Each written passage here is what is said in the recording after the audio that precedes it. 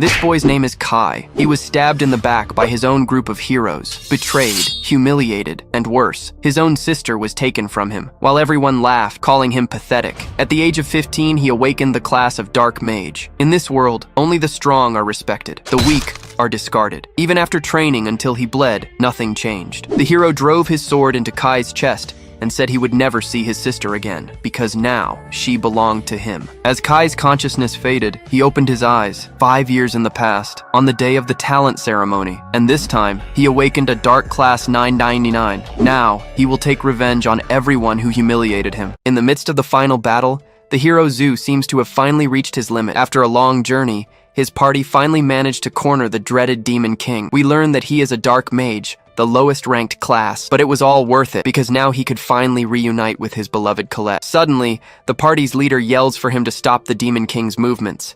The mage then focuses and casts his blood prison ability. With this, he summons red chains to bind the target with full force. The energy claws surge forward at high speed, surrounding the monster from all sides. The creature is completely immobilized by the magic, letting out a cry of agony. The mage then shouts for the warrior Ares to finish the enemy once and for all. Ares, however, just flashes a wicked smile, preparing for the decisive blow. He then stabs his own brother in the back, bidding him a cold farewell. Immediately after, the warrior also attacks the Demon King, who was defenseless. The mage is shocked, realizing he would be eliminated along with the enemy. As he was dying, he watched his brother celebrate becoming the great hero. Fallen and powerless, the mage asks why he was betrayed by his brother. Ares then reveals himself to be of the hero class, the strongest of them all. He starts laughing, saying that a nobody with a pathetic class doesn't deserve glory. The protagonist is in shock, unable to understand what was happening. The party's saint agrees, stating that a dark and vile class was never their ally, but the mage objects,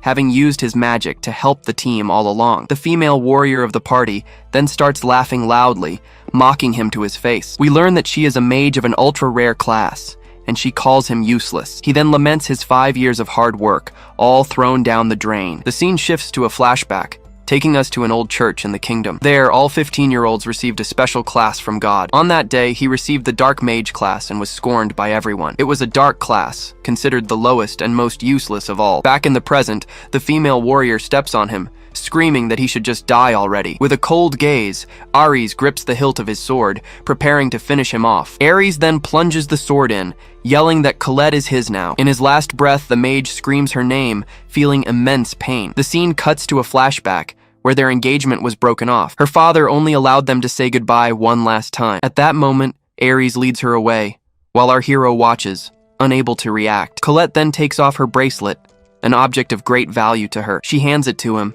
asking him to accept it as a farewell gift. The two look at each other sadly, knowing this was the end of their relationship. He is surprised as he knew how important that treasure was to her. Back in the present, the protagonist is shocked as he remembers her promise. With tears in her eyes, she says she's sure they'll meet again. Ares starts laughing, amused by his brother's naivety and misfortune. He then reveals that it was their own father who ordered the mage's execution. We learn that their father is the captain of the kingdom's strongest knights. The man said that a filthy dark mage was not needed in his family. He promised that if his son defeated the Demon King, he could return to the family.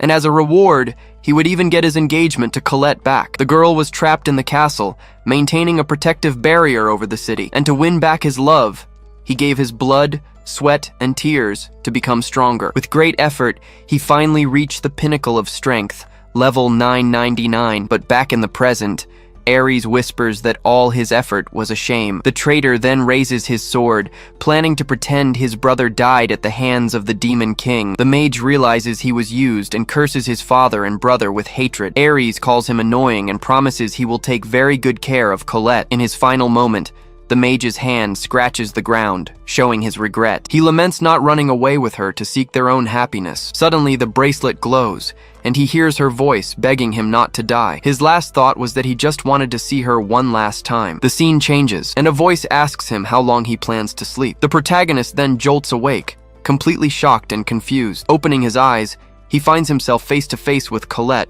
and doesn't understand how she's there. She asks what's wrong as he's in a cold sweat, but he can only stare at her. He then looks down at his body and realizes he has no injuries from the battle. The protagonist's eyes go wide as he tries to process what the hell is happening, but she just smiles warmly and wishes him a good morning as she wipes his face. He looks around the room, still trying to understand what was happening. The young man finds it strange. Colette should have aged, but she looks so young. He then apologizes, saying he was still a bit drowsy and out of it. As he turns, he faces the mirror in the room and sees a shocking sight. The protagonist notices that not only has he gone back in time, but his body has also grown younger. Colette tells him to get up quickly as they can't be late. She says she's really excited for the ceremony that will grant them their classes. He then remembers, realizing he's returned to the exact day of that fateful ceremony. Desperate, he grabs her and asks what year of the sacred era they're in. It finally clicks. He understands he hasn't received his dark class yet. Startled, he accidentally pushes her away, leaving the girl completely flustered. He apologizes, realizing he really has returned to the past and it wasn't a dream. But as he looks at his hand, a chill runs down his spine when he notices something bizarre. The mark of his former dark mage class was already there, on his skin. Colette sees the crest and asks why he already has a class before the ceremony. He's confused. If he went back in time, the class crest should have disappeared. With that in mind, he decides to use the command to open his status window. The screen shows he's still a level 999 dark mage with the same attributes, and a system note informs him that he's entered a second loop, maintaining his status. The protagonist interacts with the screen, not understanding what a second loop could be, but despite the confusion, one thing was clear. He had truly returned to the past. He remembers hearing her voice before he died and snaps back to reality. Suddenly, the bracelet he kept hidden falls from his sleeve and hits the floor. Colette is startled by the object, letting out a small gasp of surprise. She then picks it up, saying she thought she'd lost that bracelet forever. He then remembers the moment of his death and her plea for him not to die. With that, the protagonist finally understands the situation. Everything makes sense. It was the bracelet, combined with Colette's power, that brought him back to life. He starts to laugh with joy, leaving the girl confused by his reaction. With a victorious shout, he hugs her tightly, celebrating his return. Filled with hope, he thinks that with his current power, he can finally change the future. Colette gets flustered and asks what he meant by that dark mage comment. He then promises himself that he will change his destiny and never leave her again. The girl's face turns bright red, unsure how to react to the situation. She then stammers, asking what he meant by all those words. He pulls away and apologizes, saying he spoke without thinking, but she says she didn't hate it and was just surprised since they are engaged. The protagonist is shocked by her reaction and what she just said. He then plays it off, telling her not to worry because it was nothing. The hero remembers that the engagement will be called off if his father finds out the truth. His father always said that dark mages were filthy and closer to demons. Colette calls out to him, saying she doesn't think dark mages are all that different. He then remembers she was the only one who stood by his side the whole time. With this in mind, he decides to calm down and have a serious talk with her. She looks at him intently and asks what he wants to tell her. He reveals that he came from 5 years in the future, as a max-level dark mage. Colette is stunned by the revelation, unable to believe he came from the future at level 999. He then turns his back to her and says he's going to show her proof. Using his power, he begins to channel dark energy at his fingertip. The mage concentrates and summons an archdemon from the depths of the earth. The creature then appears, roaring, baring its sharp claws and teeth to intimidate. The girl is terrified by its appearance and screams in fear at the sight of the demon. The dark creature stares at her with its red eyes, ready to receive a command. He explains that he can summon high-level demons because he has a subjugation contract. This proves his magic is real and that his first life wasn't a dream. His wish to see Colette again came true, but he knows there's no time to waste. After all, today is the day of the ceremony, and also the day the Demon King is born. The protagonist then faces the creature, showing his complete control over it. Colette remains on the floor, still terrified by the presence of the demonic being. The archdemon then bows and asks its master for its orders. With a confident smile on his face, he prepares to begin his revenge. Colette calls his name,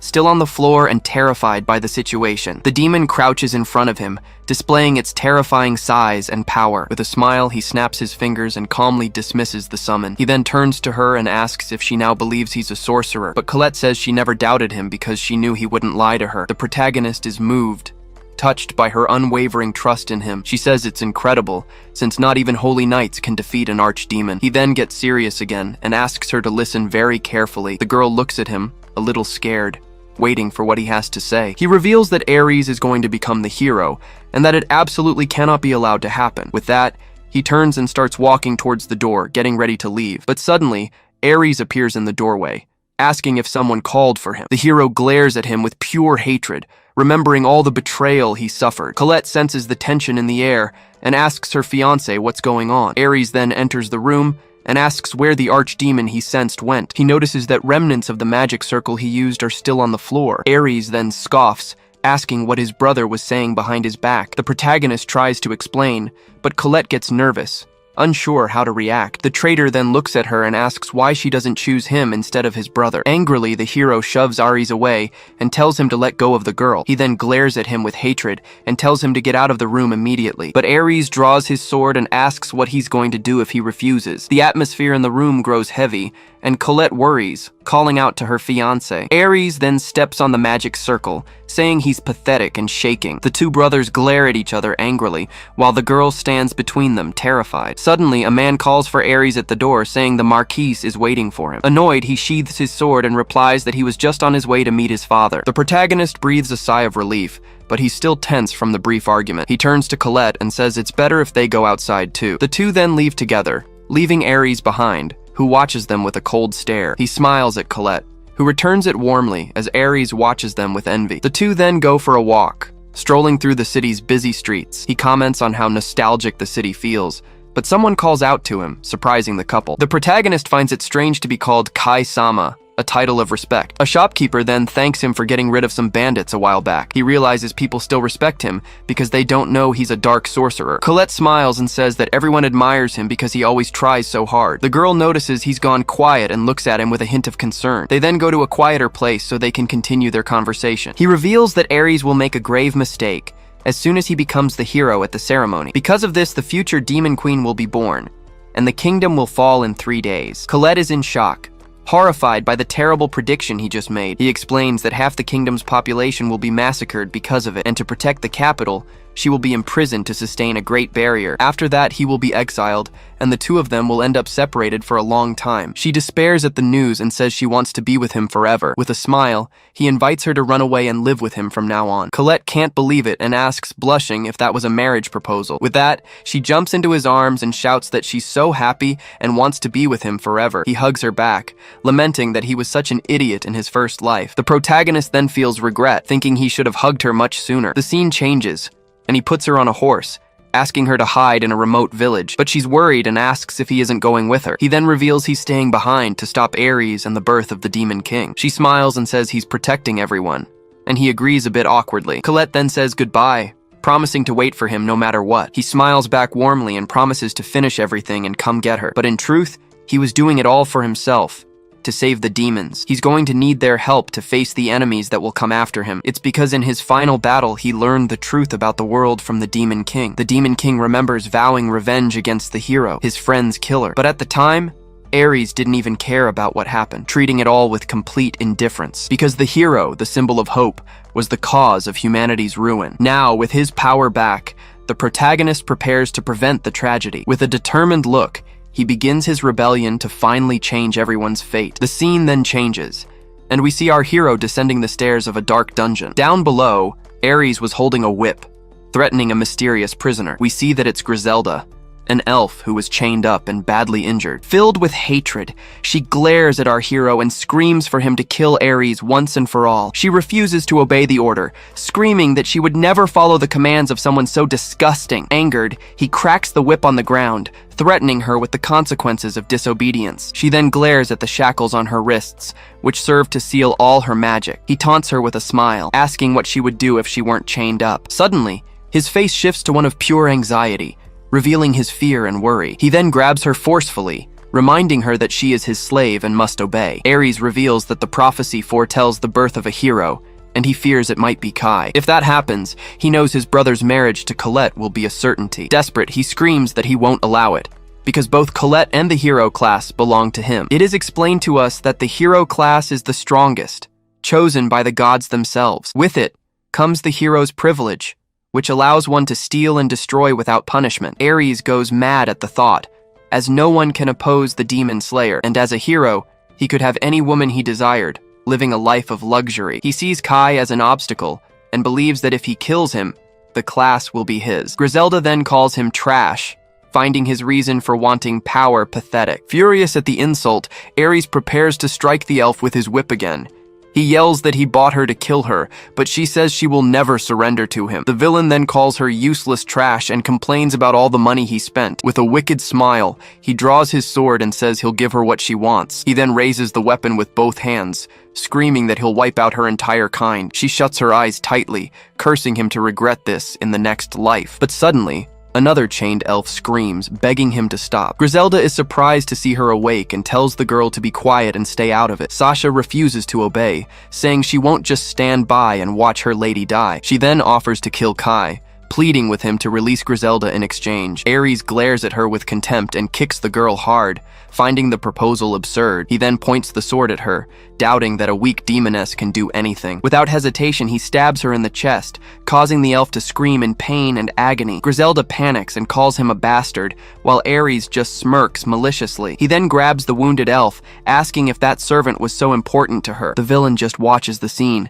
seemingly enjoying their suffering. He finds the scene touching and mocks them, saying some demons act like humans. Ares then twists the sword in the wound, saying his father used tricks like this. Griselda panics, realizing the cruelty and the danger her friend was in. With that, he gives her a chance, ordering the elf to declare herself his faithful slave. He smiles wickedly and says the order is simple enough even for a stupid demon. The elf explodes with rage, screaming at him not to mock her like that, but he threatens her, saying that if she doesn't obey, her precious servant will die. Seeing he's about to strike, she gives in and yells for him to stop, accepting the humiliation. Sasha begs her not to do it, telling her not to worry about her. But Griselda looks at her and says she needs her, showing that her decision was made. With her head bowed, she obeys his orders, surrendering completely to the villain. Sasha then despairs, yelling for her lady not to throw away her pride like that. The elf just looks back at her, her eyes filled with sadness and regret. Ares gets annoyed by the scene and asks if the two of them are ignoring him on purpose. Tired of this little scene, Ares says fine, he'll just end this quickly. He then says that since they're ignoring him, they can both just die right there. But suddenly, the cell door is struck by an incredible force and shatters. The villain turns around, completely shocked, unable to understand what just happened. Just then, our protagonist bursts in, blowing the door apart with his magic. Amidst the smoke and debris, the two elves look towards the prison entrance. They then see Kai, who is staring at them with his mage mark glowing brightly. He emerges from the dust, ready to finally confront his treacherous brother. Filled with rage, the protagonist screams with all his might, telling Ares to stop. The villain turns around, completely shocked to see his brother was there. With a flaming fist, Kai charges forward and lands a direct hit on the enemy's face. He then prepares a spell and fires a sphere of dark energy with full force. The impact is so strong that Ares flies backward and slams into the wall. The two elves stand with their mouths agape, unable to believe what they're seeing. Our hero then surveys the scene with a cold, hate-filled gaze. He turns to the two of them and says that thankfully he made it just in time. Griselda was still suspicious and asks him who the hell he was. He then recognizes her and is shocked to see that this girl would become the Demon Queen. An image of the future appears, while the elf is confused by the title she just heard. She stares at him, frightened, and asks if she was really destined to become that. He then looks at the other elf and is enraged to see what Ares did to Sasha. Griselda asks how he knows their names, but he tells her to wait. He then uses his magic and begins to heal Sasha's wounds with dark power. Griselda is shocked as Sasha's wound healed in the blink of an eye. He then says he'll heal her too, since right now she's just a slave. With that, the mage uses his dark healing, enveloping the elf in his purple energy. He also breaks the magical chains, surprising the girl with his powers. Her jaw drops as her wounds and chains vanished in an instant. The two then embrace, emotional to finally be free from that prison. They celebrate their freedom while our hero watches the scene with a smile. Sasha explains that she thought it was the end when they lost their lands to the hunter,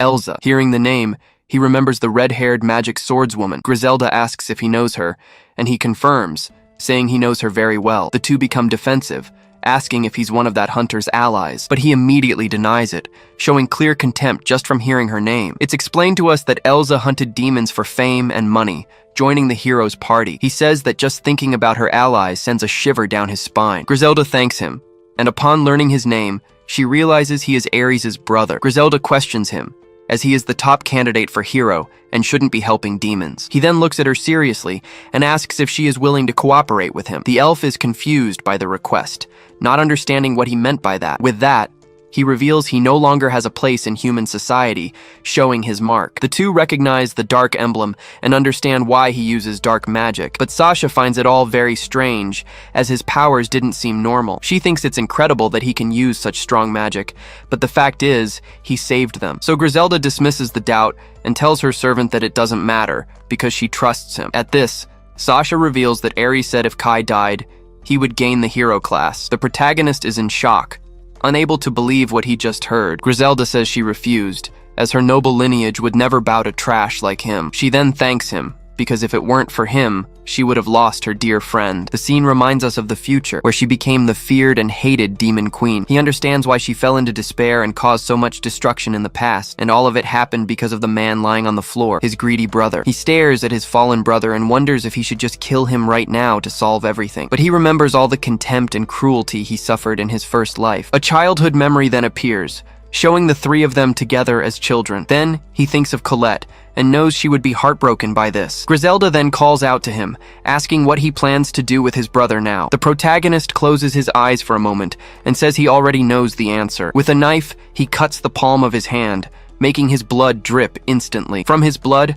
a small, bizarre creature emerges, leaving the two elves surprised. The creature then leaps towards Aries and shoves itself into his mouth. The two stand with their jaws dropped as he says that Aries swallowed the creature. Aries notices the mark on his face, and our hero confirms that it's a curse. Griselda is curious about it and asks what kind of curse he used. He then smiles and says it's one that will turn his life into a living hell. On the ground, Kai feels the curse and warns that Colette will soon understand what hell is. Meanwhile, Griselda watches from a distance, finding his curse quite impressive. Sasha is shocked, saying that not even the demons have perfected such magic. Kai then looks around, a bit lost, and starts to grasp the girls' situation. He notices their clothes are badly torn and becomes completely embarrassed. The two elves notice his gaze, feeling awkward about the state of their clothes. To solve the problem, Kai activates his dark magic and summons a shadow portal in front of him. From it, he pulls out some new clothes and suggests they change somewhere else. With that, the two head down a hallway, looking for a room to get dressed. Once in the room, Griselda asks Sasha to help her and tells Kai to wait outside. Kai promises he won't peek and remembers that Aries will soon receive the hero class. He thinks the damage is curable, but his real problem is the holy sword. Suddenly, Griselda calls out to him, revealing herself in a beautiful new maid's dress. She feels awkward in the outfit, admitting she's never worn clothes like this before, but Kai gives a sincere smile and tells Griselda the dress looks great on her. Griselda blushes at the compliment and thanks him shyly. Just then, Sasha also appears in a maid outfit, remarking how amazing Griselda looks. Griselda compliments Sasha back, saying the dress suits her very well too. But Kai interrupts them, saying he needs to explain something very important. They are shocked when he reveals he's from the future, and that Griselda will become the demon queen. He continues, explaining he was betrayed by his companions and ultimately killed by Aries. That's why he can no longer trust humanity, much less the hero's party. Hearing this, Sasha understands the story, saying his magical abilities make sense now. And the fact that Griselda becomes the demon queen seems like very reliable information. Griselda agrees and smiles, saying he is her savior and that she believes his story. She then turns to Kai and asks what their next step is. With a determined look, he announces their plan is to crush Elsa, surprising Griselda. She gets super excited by the news and shouts, asking if they're really going to do it. We learn that Elsa enslaved her people and stole all the resources from their land. Griselda sits down in distress, remembering that her people are still suffering under the tyrant. Kai pounds his chest and promises with conviction that he'll take everything back for her. With eyes full of hope, Griselda asks if he will really save her people. He just stares back at her, his serious gaze confirming his silent promise. At this, Griselda begins to cry with relief, saying she can now face her father with pride. While Sasha comforts her, Kai clenches his fist and says he has a request in return. He asks if Colette can live there too, revealing that she is his fiancée. Griselda's mood sinks a little, understanding that this is why he wants her cooperation, but she quickly composes herself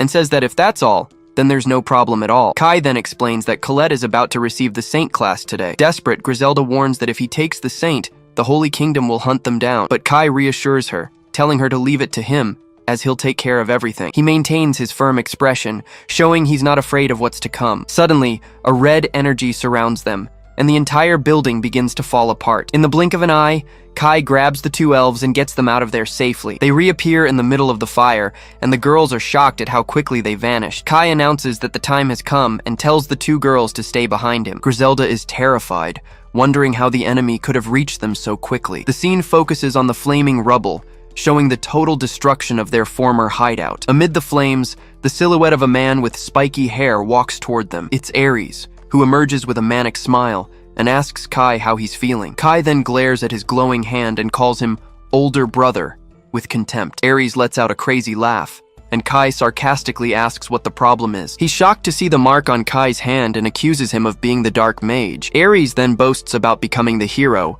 while Kai was stuck with the weakest class. Kai notices that the crest restored Ares' skills, who finally received the hero class. He screams maniacally that he's finally won, and that his time to shine has come. Seeing this, Griselda says with disgust that he's the worst kind of hero there is. Ares then warns Kai that he messed with him, and now he's going to make him pay for everything. He looks at his hand with the hero's mark, laughing that he never expected this day to come. With that, he summons his holy sword, Durandal, and bolts of energy explode around them. Ares holds the shining weapon with a smile, saying it's the proof of his justice. The girls are frightened by the sword's power, fearing that not even Kai can win. Kai then grits his teeth, remembering this was the sword that killed him in his past life. Amidst the flames, Ares tells his pathetic brother to cry and beg for forgiveness right now. But Kai is furious and asks if Ares really dares to point that sword at him. Ares scoffs at the power difference, yelling that no one can stand against him because he's the hero. Ares shouts with an arrogant smile, telling Kai to regret ever challenging the hero. But Kai simply ignores him, says enough talk, and calls him to fight. With a deathly glare, he warns that he's now going to show his brother true hell. Ares is outraged, wondering how a mere dark mage dares to challenge him like this. Then, Kai turns his back mockingly, walking calmly through the area. He taunts him, saying he'll break the sword and that Ares will never show his face again. With hatred in his eyes, Ares screams that his brother must have a death wish. He then charges forward with everything, promising to make Kai regret this bitterly. Kai observes the attack and admits the sword's magical power is truly immense, but he dodges with ease, thinking that with such swordsmanship, it's a sheer waste of power. Ares stops on the other side, surprised he hasn't landed a single hit. Annoyed, he yells for Kai to stop running and calls him a coward for dodging. But Kai knows he's only level 1, so there's no reason to be afraid of him. Suddenly, a notification appears, revealing he has the secret class Black Star. He's completely shocked by this information, as he's never heard of this class before. As Ares attacks, screaming for him to die, it's explained that this class is only unlocked by those who have already mastered dark magic. The Black Star allows one to learn dark attribute skills and accumulate points by committing evil acts. He thinks he can't do evil to learn the skills, but suddenly, a notification pops up. He gains 1,000 points for a splendid act, since helping demons is considered evil. With a smile, Kai understands that if that's the case, he can proceed without any issues. A list of skills appears before him, but one in particular catches his attention. Without a second thought, he spends his points and acquires the Demon Sword Summoning skill. Ares gets annoyed by the distraction and yells at him to pay attention as he charges forward to attack. But Kai dodges again and says he's too slow to ever hit him like that. Ares glares at him with pure hatred, unable to believe his younger brother's audacity. With his hand glowing red, Kai summons the demon sword, called Tearfing. The ground then begins to crack, and Ares is startled by the rising dark energy. A red sword emerges from the earth, and Kai firmly wields it in his hand. He recognizes the weapon and realizes it's the beloved sword of the demon queen, Griselda. It's Tearfing, a sword whose power increases according to the user's dark magic. For him, a level 999 dark mage, this is the perfect weapon for the fight. Ares is terrified by the sword's evil aura and asks what sinister weapon this is, but Kai just stares back at him with a cold, emotionless gaze. Kai feels the sword draining his magic, making him a bit tense. He turns to his enemy and comments that it's a high-maintenance weapon. Griselda is shocked and screams that it's her late father's demon sword. Confused, Ares asks what a demon sword is, not quite understanding the situation. Kai then swings the sword, launching a huge wave of energy toward Ares. Ares gets nervous and asks what Kai's objective is, but the attack flies right past him, destroying the building behind him. Completely confused, Ares stands frozen, unable to believe what just happened. Kai looks at the destruction and realizes he might not know his own strength. At this, Ares freaks out, screaming about the ridiculous power coming from the sword. Kai explains that's not quite it, and that the sword converts magic into destructive power. Suddenly, Ares understands everything and a completely crazy smile spreads across his face. He starts laughing insanely, thinking Kai is just trying to surprise him. He explains the rule of elemental opposition, where light has an advantage over darkness. To prove it, he reveals his holy sword, which begins to glow brighter than ever. Kai recognizes the holy sword, calling it the strongest of the light attributes. Ares then smirks arrogantly, warning that he's about to show the power of his holy sword. With that, he concentrates an immense aura of light, preparing to attack with full force. But Kai isn't intimidated at all and challenges him to a fight with a smile. Ares then screams with all his hatred and charges forward, sword in hand. He unleashes his final blow, screaming for his brother to die, and says, "This is the power of a hero." A massive explosion of light engulfs Kai, completely devastating the battlefield. The girls panic, because if Kai takes that hit, not even he could survive. The attack hits him head-on, causing a powerful impact that shatters the ground beneath his feet. The dust then settles, revealing a giant crater where Kai used to be. The two elves are in total shock, unable to believe Kai was defeated so easily. At this, Ares starts laughing like a madman, yelling that there's not even dust left of him. He screams that from now on, it's his era, and everything will be his in the future. With a disgusting look, he says the women, and even Colette, are his now. Hopeless, Griselda falls to her knees, mourning Kai's death. Ares smiles maliciously, telling them they should have run when they had the chance. He then warns that they're next, and Sasha fearfully protects Griselda, but suddenly Kai appears behind him, thinking this was the moment he'd been waiting for. With a confident look, he asks if Ares really thought he had won the fight. Ares turns around, completely shocked, unable to believe what's happening. It's explained that the holy sword runs out of magic right after using a final blow. Kai recalls seeing this weakness many times, as the sword's power was depleted. With that, he yells that this is his chance, and shouts for the hero's sword to disappear from this world. He charges at Ares with everything he's got, and strikes the holy sword with his blade. With the impact of the blow, the holy sword finally shatters into pieces. Ares can't believe what has happened, seeing his sacred sword completely destroyed. The force of the impact then sends him flying, making him crash to the ground. He takes a deep breath, and realizes the sword's magic consumption is just insane. He thinks that if he had tried to use it at level 1, he would have self-destructed on the spot. 2 notifications appear, congratulating him, while Griselda shouts Kai's name. Griselda yells that he managed to defeat Ares, and Sasha thanks him for being alive. Kai just gives a slight smirk and observes the dark energy in his hand. They look at Ares' body on the ground, and Kai notices he's still breathing. Griselda worries that he'll revive, but Sasha explains that the skill only works once. Suddenly, a mark appears on Ares, and Griselda screams that his curse is reacting. It's explained that if he tries to harm someone,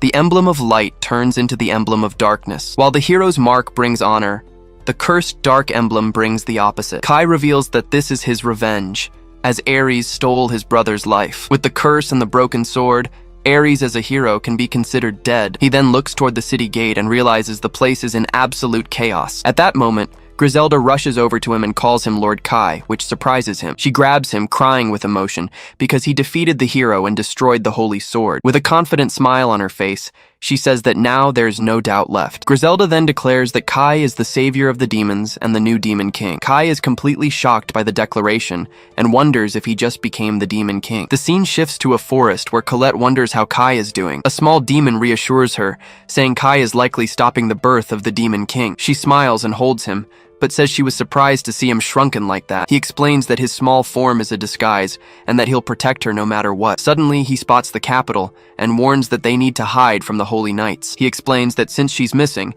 the knights will surely be searching everywhere for her. Hearing this, Colette grows worried and hopes for Kai's swift return. The scene cuts back to the chaos, with Griselda shouting that Kai is the demon king. He gets confused and grabs her, asking why she's calling him that. He asks her to calm down, but Griselda says the sword is proof that he is the king. Sasha agrees, adding that his feat makes him the strongest demon king of all. Kai stares at the two excited women, thinking this is a problem because they truly believe it. But he reflects for a moment and realizes it could be quite useful to be accepted by the demons. With a sideways glance, he starts to consider the idea of becoming the new demon king. Griselda then approaches, saying they need to form a servant's pact right away. Kai is completely lost at the idea, and Griselda asks if he doesn't know what it is. It's explained that the Servant's Pact is a skill that grants power to the Demon King's servants.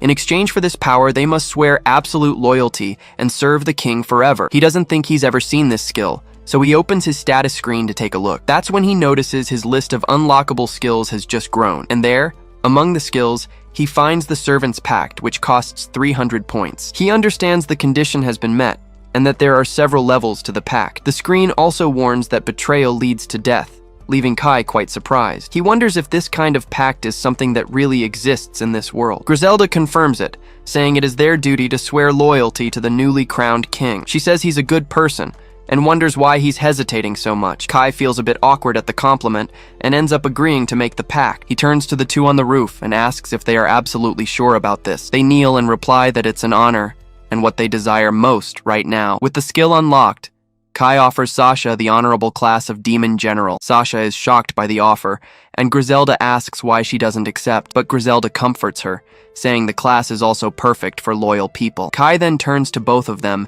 and asks what they thought of his proposal. With that, Sasha kneels and swears loyalty, asking for the Demon General class. He allows the pact and grants the Demon General class to Sasha with a spell. Sasha feels the power flowing through her, and is amazed by the new strength she's received. An immense energy overflows from her body, and a mark appears on her left hand. Griselda is impressed, understanding that this is the power of the king's servant pact. Kai is also surprised, thinking this is just the Demon General level. Then, Griselda kneels and asks to become one of his 4 heavenly kings. It's explained that Griselda has great potential and could even become the Demon Queen. He thinks that he never imagined making a pact with the future Demon Queen, Griselda. Kai then grants her request, bestowing the Heavenly King class upon Griselda. With the pact sealed, a pillar of dark energy shoots up into the city sky. Kai is speechless, and Sasha is also surprised by the emerging energy. Then Griselda begins to float in the air, a dark aura completely enveloping her. Sasha grows worried, watching Griselda in the middle of that pillar of red energy. But Griselda shouts that she did it, celebrating becoming one of the Heavenly Kings. Kai looks up, thinking that this was to be expected from the future Demon Queen. Sasha congratulates her friend,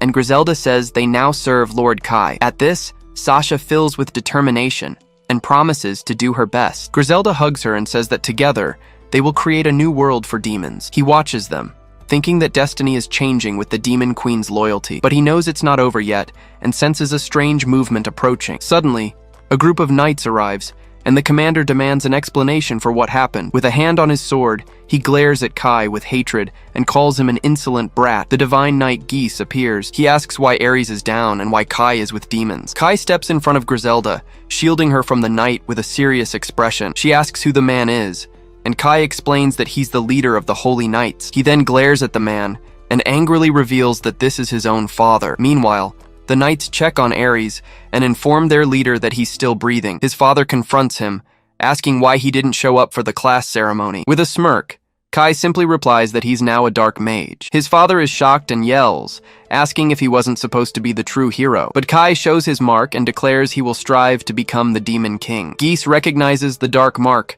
confirming his son has indeed become a dark mage. He loses it and yells at Kai, saying he's lost his pride and the heart of justice. Kai clenches his fist tightly, questioning what this so-called justice even is. He remembers his father's justice, which was always based on torture and threats. He also sent Kai into exile and ordered him to kill the Demon Queen. To him, that's just ego, and if that's justice, he doesn't mind being evil. Geese accuses him of being corrupted, of thinking he could just carry on as before, but Kai tells him not to worry, as neither he nor the family are of any use to him anymore. With a snap of his fingers, he simply says that now they are all exiled. Suddenly, a huge fire erupts right behind the knights and his father. Geese turns around, completely startled, not understanding where the massive fire came from. The scene shows the entire family mansion being consumed by the flames. A knight screams that the fire is everywhere, making Captain Geese desperate. People start running to escape as the stable also catches fire. His father turns around furiously and yells, asking what he has just done. He explains that he prepared everything beforehand and that no one will be hurt in the fire he set. With this, he earns more points and thinks that revenge works well with this system. On top of that, he even gets a skill that increases the power of his dark attributes. His father yells again, unable to believe what his son has just done, but Kai coldly states that the Austen family should simply cease to exist. With a hateful glare, he says this is his justice, and faces his father. Geese becomes enraged and screams at Kai, disbelieving what he just heard. He orders his knights to kill him, declaring that Kai is no longer his son. But with a swift move, Kai uses his magic and defeats all the soldiers at once. With a cold look, he just tells them to get some sleep and rest now. Geese is shocked by the scene and prepares to face his son alone. He yells at Kai not to get arrogant, as those men were just pawns to him. Kai says he already knows that and summons his demon sword, the mighty Turfing. He then grips the sword firmly, preparing for the confrontation with his father. father. The two cross swords, and Geese struggles to block the attack. He's shocked by the sword's power and doesn't understand where it came from. His own sword begins to crack under the pressure, slowly shattering in his hand. Kai stares at him without any emotion and continues to press the attack against his father. In the blink of an eye, Kai cuts off his father's arm, which flies through the air. His arm falls to the ground,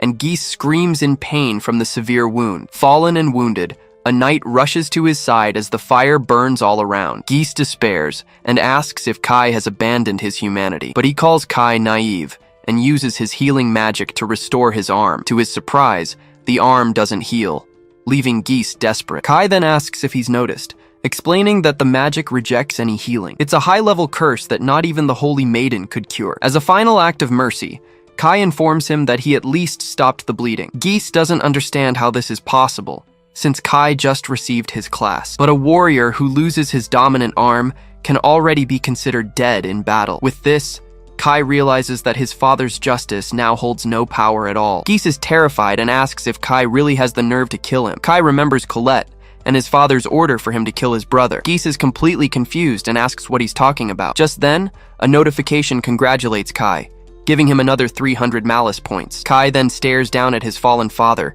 who is now surrounded by his defeated knights. But even in that situation, Geese breaks into a bizarre and completely maniacal smile. Geese then understands the situation. He realizes that if Kai isn't the hero, it can only be Ares. He shouts that Ares must have received the hero class, as Johann's prophecy is absolute. But Kai remains silent, just watching his father's desperate reaction. Geese starts to laugh and orders his knights to use healing magic on Ares to defeat Kai. One of the knights tries, but he hesitates to heal Ares, leaving the captain confused. Geese then looks at Ares' hand and is completely shocked by what he sees. He wonders if Ares also received the mark, and if Johann's prophecy was wrong. But Kai explains that the prophecy was never wrong, and that Ares did receive the hero class. It's just that his curse is camouflaging the mark of light, turning it into a mark of darkness. It is explained that Johann is the greatest threat, as his unique skill allows him to see the future. That's why Kai knows he needs to eliminate Johann as quickly as he can. Geese then stands up again, staring at his son with a look of pure hatred. Kai asks if Ares will be exiled, since the heir now has a dark class. At this, Geese falls into despair and yells that he can't let this happen. He laments the nightmare that his family's glory has become, not knowing what to do. Geese then orders Ares to be exiled, as the dark class is useless to the family. Kai just gives a slight smirk, watching the scene with a mocking look. He thinks that with this decision, Ares has just lost his noble status. With his objective achieved, he announces he no longer needs to stay and says goodbye to his father. Geese asks if he's really going to ally with the demons, unable to believe it. Kai confirms and recalls everything, saying that Colette is the only human he trusts. He then turns to the girls and tells them to leave with him. The two of them look at him with admiration, thinking that demons have a nobler heart. Kai then turns his back on his father, saying goodbye to him once and for all. They then reach the gate, and a knight on guard asks what's happening inside. Kai says there's no need for farewells and gives one last order to him. With a cold, serious look, he orders the knight to kill any pursuers. The knight is startled by the order, but agrees to do as he was told. With that, Kai uses his dark magic and vanishes from the spot in an instant. The knight is shocked by the scene, realizing that Kai simply vanished. They then reappear in a forest, and the two girls are shocked by the teleportation. Griselda gets excited by the magic and thanks Kai as they move away from the city. Excited, Griselda asks if they're now going straight to her territory. Kai agrees and smiles, but says he first wants to go to Colette's village. But then he has an idea, and decides to strengthen the two of them on the way, just as a precaution. The two are surprised by the idea, and ask if they can become even stronger. With a glow in his hand, he announces he will lend them his dark attribute enhancement. They feel an immense power, and Sasha shouts that it's too stimulating for her. It's explained that he can lend his skills without them disappearing from his own body. He gets a little embarrassed by their reaction, and the two thank him as they rest for a bit. The scene changes to the three of them resting as the sun begins to set in the forest. Kai then takes a bracelet from his pocket, which Colette gave him in his first life. Even though it's broken, he feels a magical power and suspects it's because of that skill. To confirm, he decides to spend his points and use the appraisal skill on the item. It's the Bracelet of Time, imbued with the magical power of the Saint of Time. He realizes it was her help that brought him back and remembers when he returned the bracelet. In the memory, Colette is crying as he promises they will meet again. Now, with his family destroyed, he believes the future can be changed so they can be together. He understands that she is the Saint of Time, and that she might have a hidden class like him. At this, he decides he needs to find her, leaving Griselda confused by his sudden haste. Kai announces they are leaving now, thinking that Colette just needs to wait for him. The scene changes, and Johann finds Colette, saying he finally managed to find her. With a sinister smile, he reveals his target, the Saint of Time named Colette. The scene shifts to a peaceful village, where a group of clerics arrives in the middle of the night. Johann interrogates a tied-up villager, demanding to know a girl's location with a menacing glare. After getting the information, he informs his knights that he now knows where the saint, Colette, is. The cleric then declares he no longer needs to question the other hostages, as he has what he wanted. With a fake smile, he thanks everyone in the town for their cooperation,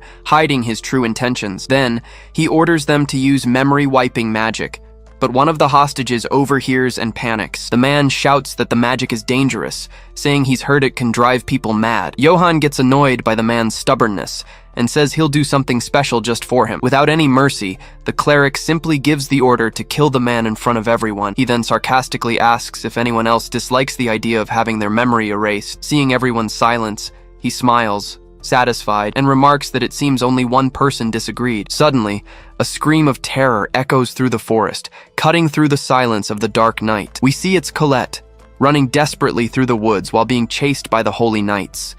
The scene cuts to Johann, who gives a speech about welcoming the saint so that everyone can be saved. And with an evil smile, he reveals himself to the world as the new saint, Saint Johann. Johann reveals he doesn't care about the Demon King, as his only desire is the future of this second loop. Meanwhile, Colette runs desperately through the forest, looking at the strange mark on her hand. A knight asks why the saint is fleeing, and Johann suspects she's hiding something. She nears a tower, but realizes she has nowhere left to run. Soon, the holy knights surround her, making her small familiar angry. Despite her fear, she tries to calm down, thinking that if she just talks to them, everything will be okay. So she comes out of hiding, and Johann bows, saying it's an honor to meet her. Colette stares at him and the mark on her hand, confirming to herself that he is Saint Johann. A close-up on the mark shows its power has activated, confirming the cleric's identity. Johann smiles, now certain that she is the Saint of Time. He explains that a prophecy revealed the Demon King's birth, and they need her to protect the capital. The cleric presses further, saying this is her duty as a saint. But Colette interrupts him,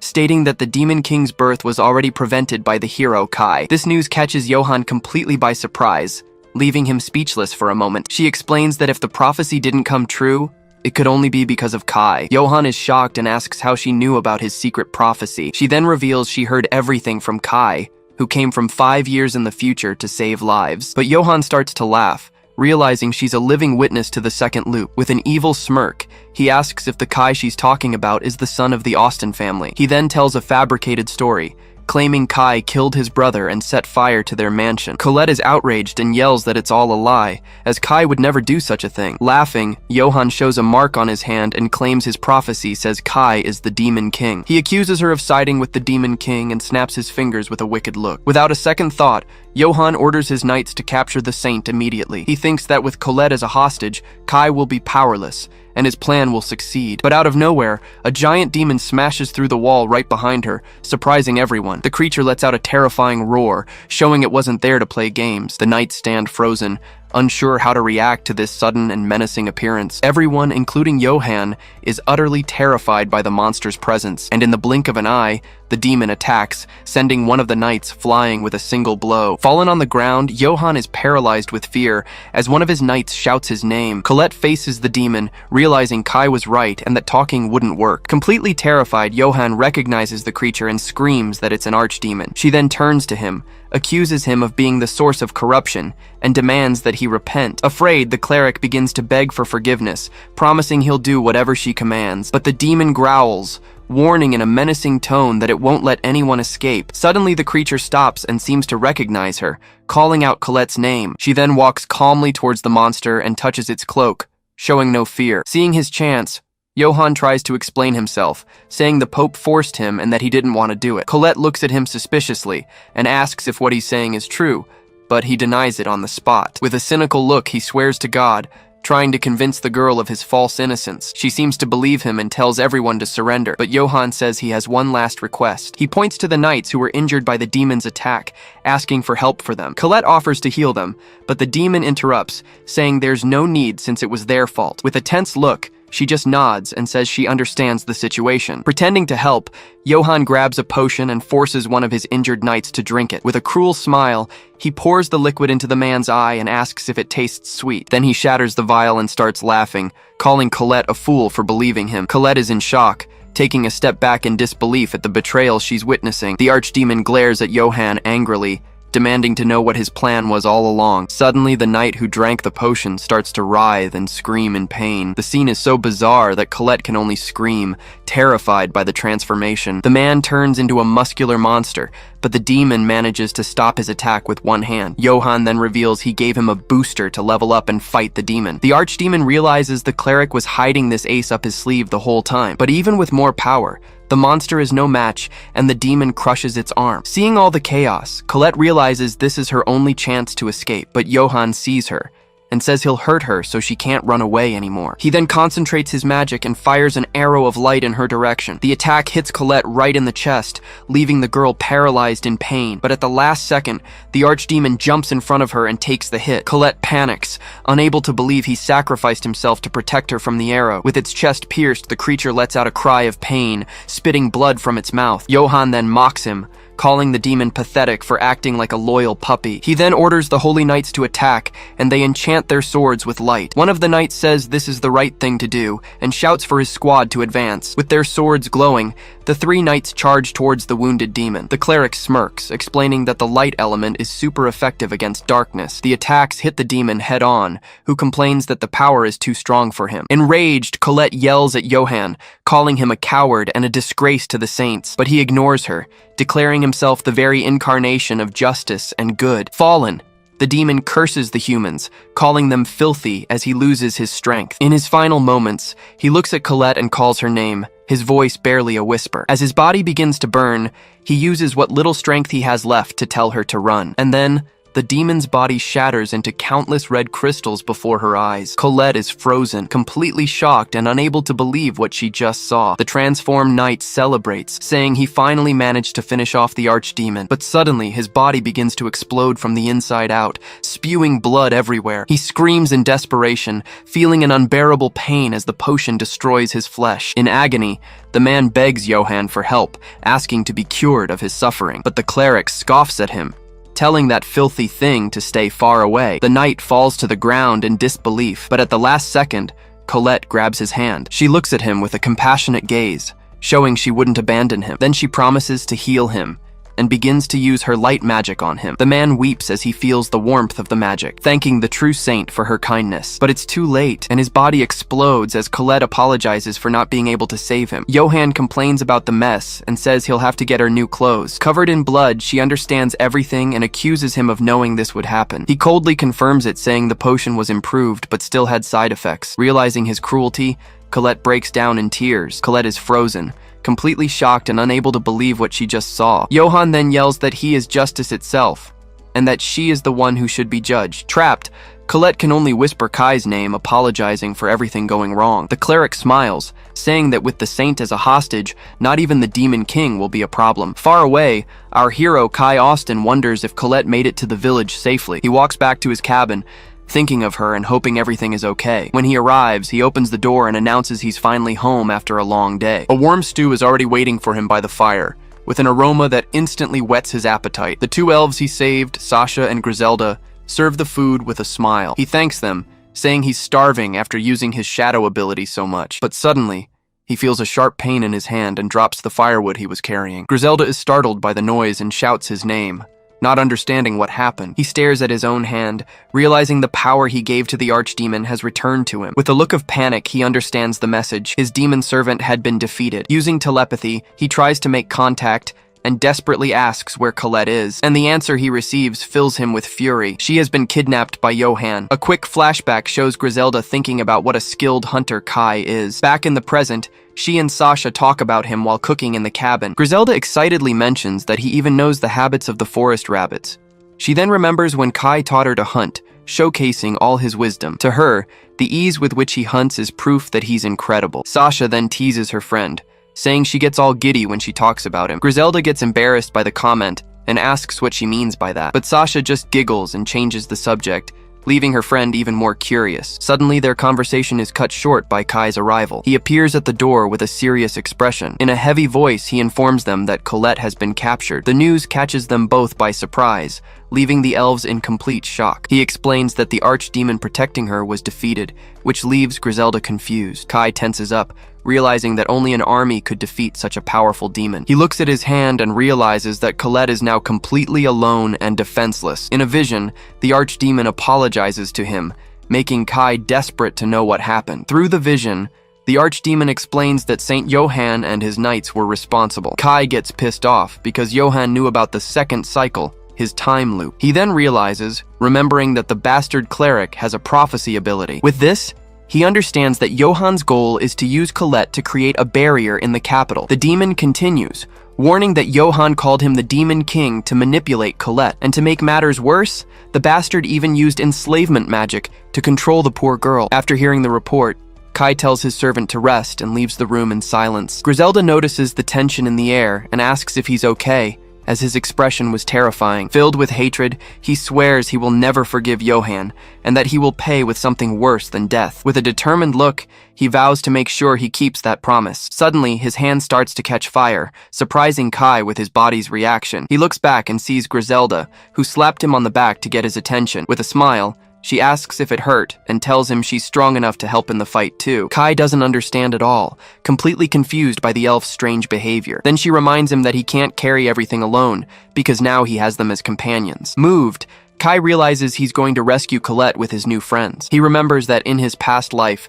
everyone was an enemy, even his own family. With a sincere smile, he finally thanks them both for being on his side. He then wonders if now, in this new chance, he has finally found true allies. With a focused gaze, he begins to devise a strategy to invade the capital and save her. Kai explains that a magical barrier will soon cover the city, preventing entry. The problem is that trying to break this barrier with brute force is nearly impossible. He reveals that not even the future Griselda could get through, leaving the elf quite surprised. Worried, the two ask how they are going to get into the capital. He then reveals the plan, saying they will send an informant inside the walls. The idea of using a spy leaves the two girls dumbfounded, not understanding. The plan is to destroy the artifacts that maintain the barrier, weakening it from the inside. But Sasha questions this, asking who they know that would agree to help with such a mission. With a smirk, Kai makes it clear he has the perfect person in mind. Griselda gets it right away, and excitedly says that he's already thought of everything. Kai confirms the plan, but warns that even if they break the barrier,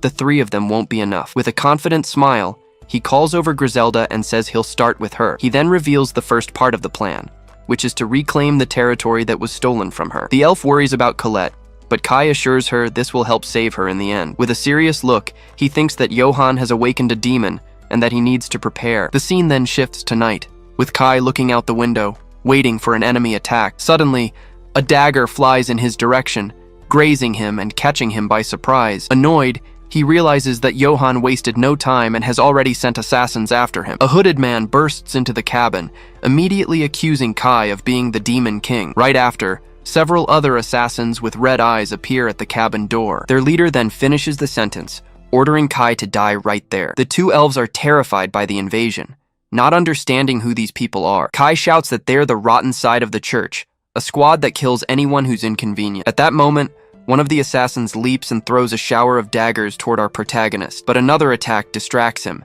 and he can't dodge in time, getting grazed. At the last second, Sasha jumps in front of him, using a plate to block the daggers. Right after, Griselda also takes a stand, showing she will fight against the Holy Church. With a swift attack, she takes down one of the assassins and runs out of the cabin. Outside, the elf tells him he's not alone, because they will fight by his side. Kai gets ready, as he recognizes the assassins as the purifiers he faced in his past life. He remembers they were an elite force, and that they were tough to beat before, but now he's much stronger, and he unleashes his dark power called Black Thunder. With a smile, he says that he has allies now, and he won't have to fight alone anymore. Sasha then jumps into the fray, throwing several plates as if they were ninja stars. She uses her special ability, Plate Storm, striking the enemies with her attacks. The assault is so powerful it shatters the plates and takes down the assassins at once. The squad leader is shocked, unable to believe the strength of a simple maid. Griselda then moves forward, using blood from a wound to create a weapon. With her power, She molds the blood into the shape of a whip, ready to attack. The elf strikes with the whip, sweeping away several enemies with a single powerful blow. She then taunts the survivors, saying this is just the beginning of the fight. One of the assassins falls wounded, unable to believe his men couldn't even fight back. But Kai shatters the illusion, telling Griselda they are actually forest rabbits. She's completely confused, not understanding how those assassins could be rabbits. In a flashback, Kai explains to Griselda that forest rabbits camouflage themselves in the shadows. He then points to the root of a tree, showing a rabbit hidden right there. Griselda gets super excited, confirming that what he said was true. Back in the fight, she gives a wicked smile and uses her blood to set a trap. Seeing the magic disappear, the assassins think she's tired and prepare an ambush, but she walks calmly, using the blood cross to spread her magic into the shadows. The squad doesn't notice the trap and rushes toward her to attack with everything they've got. Just then, blood roses sprout from the ground right under the enemy's feet. The roses explode into thorns, piercing the assassins from below and catching them all by surprise. In seconds, several bodies are impaled and lifted into the air by the elf's blood magic. She gives a victorious smile, as everything happened exactly as Kai had predicted. The two elves show that thanks to their pact with Kai, they have become much stronger. The scene shows the aftermath of the battle, with the bodies of the assassins scattered across the field. Kai admits with a smile that he had underestimated the potential of his new allies. Sasha then approaches with a prisoner and asks Kai what to do with him. Kai smiles, as this is the perfect opportunity he's been waiting for to make his move. He admits he was expecting the assassins, but he didn't think they'd arrive so quickly. Then, he proposes that the man make a contract with him and become his new servant. Griselda is shocked by the proposal, not expecting this from her master. She then asks why he wants to make a pact with a guy like that, failing to understand his plan, but with a gesture, Kai asks her to calm down, showing that he knows what he's doing. He warns the assassin that refusing the proposed deal is not an option. The only other choice would be for Griselda to use her powers to turn him into an undead. The man is terrified just imagining he would become an immortal, unholy monster. Kai already knew the answer, and with a serious look, he simply asks for the man's name. Terrified, the assassin finally replies that his name is Mateo. He warns that betrayal means death, and asks if Mateo accepts the contract. Seeing the man's decision, Kai finally allows the pact to be made. With that, he gives Mateo the class of Demon Commander using his magic. Instantly, the new servant feels immense power flowing through his entire body. Griselda is outraged, questioning why Kai made a pact with a human enemy, but Kai calmly explains that the man will now be their informant in the capital. He then reveals the plan to send Mateo back to infiltrate the church. Griselda understands everything and gets excited, asking Kai to tell her the rest of the strategy. With that, he turns to Mateo, already preparing to give his first orders. He tells the spy to inform Johann that the Demon King has a key item and has gone south. Mateo is a bit confused by the message, but agrees to deliver it exactly as told. Kai's plan is to use this bait to lure more enemies, so he can then defeat and convert them. He thinks it would be much easier if Johann himself came, but he doubts that will happen. With the informant inside, he'll finally be able to break the city's barrier at the right time. The two elves are left speechless, praising their master Kai's incredible strategy. He gets a little embarrassed by the praise and says they're exaggerating. Just then, a system screen pops up congratulating him, but it also notes that he gained no experience. He then wonders if what he's doing isn't also a kind of evil act, but he focuses on the plan, because if everything goes right, he'll gain much more than just an informant. With Colette's image in his mind, Kai reinforces his goal of rescuing her soon. But suddenly, Sasha shouts for Kai, as something strange appears in the forest. They approach and see a sheep demon lying on the ground, covered in wounds. Griselda rushes to the demon and shakes him, wanting to know what happened. Worried, she yells that they need to treat him immediately, but it seems to be too late. With difficulty, the demon warns that his territory has been lost, and that they need to run. With difficulty, the demon warns that his territory has been lost, and that they need to run. The group watches the scene, with Griselda begging him to hold on, not understanding the warning. Kai, however, seems to understand the situation, his expression turning tense. With his last breath, the demon only manages to say the name Elsa before he dies. The scene shifts to a quiet village, with a blue butterfly glowing in the grass at dusk. Kai suggests they rest there,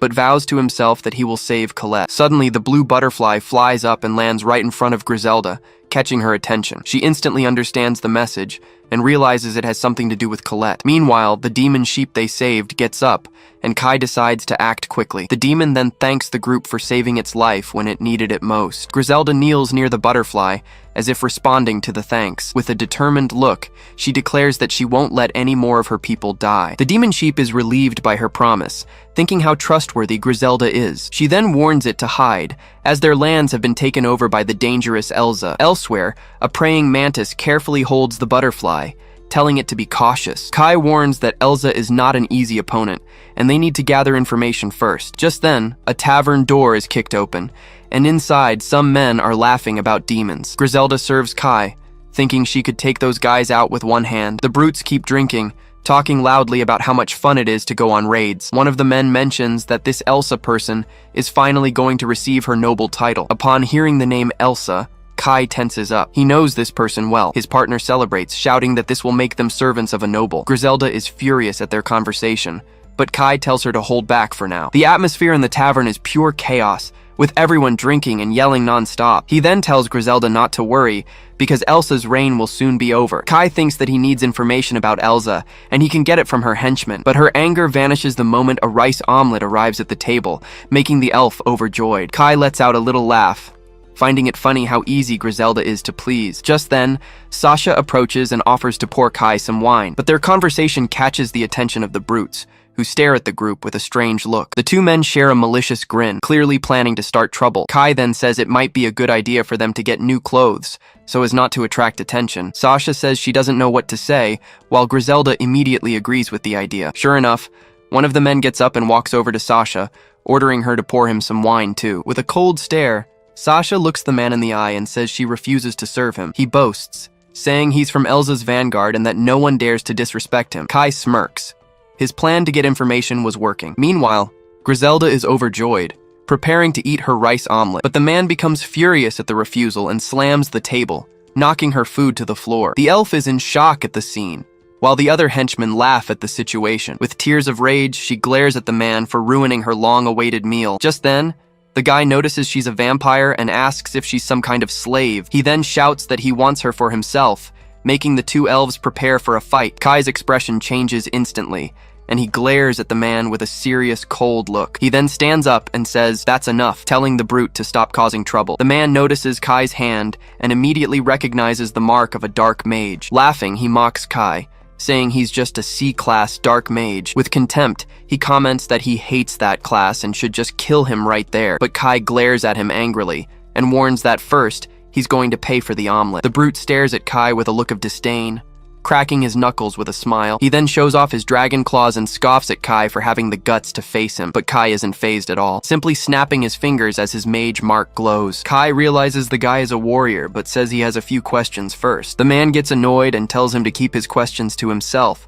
as he wasn't in the mood to talk. With that, he charges forward, yelling that he's going to kill Kai and then take the women for himself. The henchmen laugh at the scene, while the rest of the bar is terrified by the commotion. Without moving, Kai watches the attack, and the man ends up punching the table instead of him. The brute smirks, proud of the strength he just displayed. He then turns to Kai and warns him that he misjudged his opponent, but out of nowhere, the man takes a surprise blow to the stomach and spits up blood in pain. He staggers backward, completely shocked and confused about where the attack came from. Kai stands in front of him and even wonders if maybe he hit him a little too hard. While everyone in the bar is stunned, Sasha and Griselda laugh, finding the scene hilarious. The henchmen can't believe it, and Kai understands they are also servants of this Elsa. He then calmly reveals that he's level 999, leaving the henchmen shocked. They can't believe what they just heard, but Kai explains that he's much stronger than them. With a serious look, he warns that now they're going to have a talk and tell him everything. Terrified, the men stammeringly ask why he's so interested in their boss, Elsa. He warns them that dark mages have torture spells and invites them outside for a chat. Afraid of getting roasted, they immediately agree to tell Kai whatever he wants to know. After their conversation, he understands the situation and comments that the group's economy seems to be doing well. He then finds out they're making money by using demons as slave labor. The two henchmen look at each other, confirming the whole story with a nod, still afraid. Just then, Kai walks back into the bar with a bag of money and announces that the night is on him. The crowd cheers at his generosity, and the elves realize he's using the henchman's money. Sasha even questions if the money couldn't be used for something better, thinking it's a waste, but he explains that if the noise attracts attention, Elsa might get suspicious of the activity. Griselda recognizes the memory-wiping spell and gets worried, knowing it's dangerous. But he calms her down, explaining that the spell will only make everyone forget they were ever there. Griselda asks what they're going to do with the money, and Kai tells her they'll use it for travel. Meanwhile, the tied-up henchmen cry in a corner,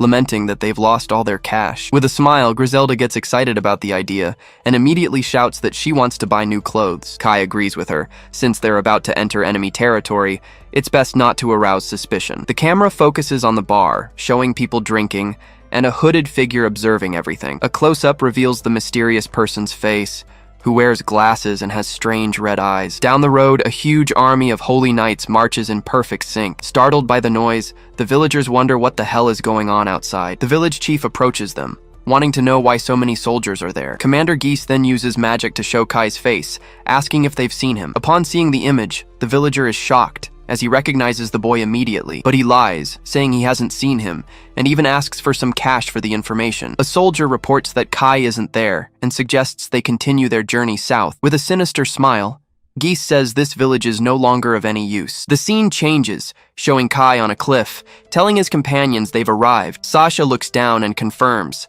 commenting that the number of soldiers is huge. She notices their flag and warns that they are the church's elite Knight Templars. Kai isn't surprised, as his demon spy had already reported this exact information. It's revealed that Johann sent a warning, explaining about the 300 knights that were coming. Sasha is worried, as this scale means the entire Holy Church has been mobilized. But Griselda smiles confidently, telling Kai not to worry, as they will handle them. Kai smiles, finding the girl's confidence very reassuring at that moment, but his expression quickly turns serious, as he won't forgive the knights for touching Colette. He then turns to Griselda and Sasha, saying he has a request for them. With a serious look, Kai orders them both to kill absolutely every single enemy. The elves face the order with determination, ready to carry out his command. He continues, but asks them to do it without damaging any of the bodies. Griselda is confused by the order, wondering why he wants something so specific. Sasha, however, believes that if Sir Kai is asking, he must have a good reason. Noticing their hesitation,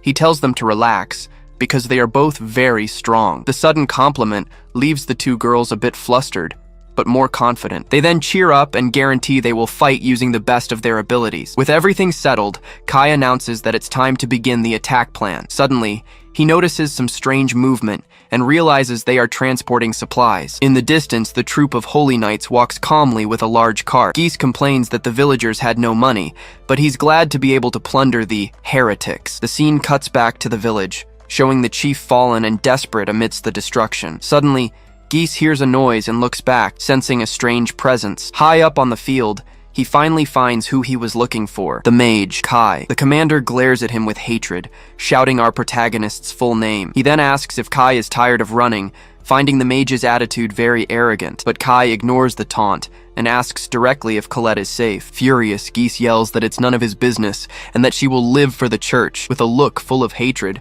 Kai says that's enough, calling the knights scum. At that moment, an explosion erupts in the middle of the troop, catching everyone by surprise. The commander is left confused, shocked by the attack that came out of nowhere. His soldiers begin to scream in pain as they are thrown in all directions. That's when Sasha appears in the air, spinning and attacking the enemies with agility. She throws daggers of dark energy, hitting several knights at once. Unable to get a clear look at the enemy, Geese shouts, wondering what the hell is happening. Amidst the chaos, the soldiers panic and yell to capture the enemy. One of the knights screams in pain, hit squarely by a dark magic attack. With fury in her eyes, Griselda also jumps into action, unleashing her full power. Geese can't believe his elite troop is falling, while Kai realizes he won't even need to fight. Taking advantage of the distraction, Sasha lands a devastating blow to a soldier's head. Griselda uses her blood magic to create an orb, easily finishing off another enemy. The dust settles, revealing the result of the massacre, with bodies scattered all over the field. Suddenly, Sasha appears behind Geese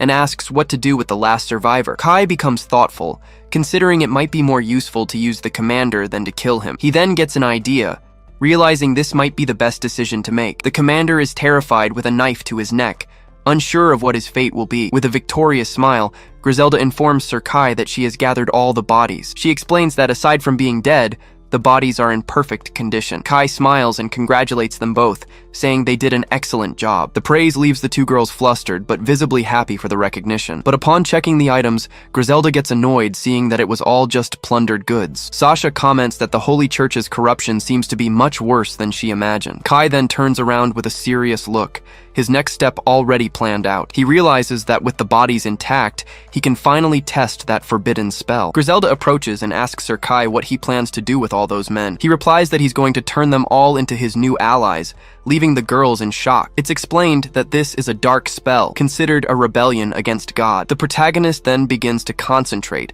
preparing to release his magic. The girls feel the pressure of the energy, and Kai remembers he never used this in his first cycle. Griselda is terrified by the power, commenting on what an enormous spell it is. From above, we see the gigantic magic circle Kai has created, but he knows it's necessary now. A dark energy begins to emanate from the pile of Holy Knights' bodies. They scream in pain as they are reanimated, their eyes glowing an intense red. In an instant, the entire army rises again, now under our hero's control. Griselda panics and shouts that this is high-level necromancy. Surrounded by the undead, she finally understands why he wanted the bodies intact. Geese falls to his knees, screaming in terror as he sees his own men surrounding him. The knights now possess synchronized commands and a courage that does not fear death. The commander is completely terrified, unable to believe what he's seeing in front of him. Because they are the bodies of elite knights, they form an incomparable fighting force. Kai then looks upon his new and powerful army of the undead with a satisfied gaze. In despair, Geese shouts that God will never forgive such an atrocity, but Kai simply ignores the plea, questioning the existence of this so-called God. He remembers that if God existed,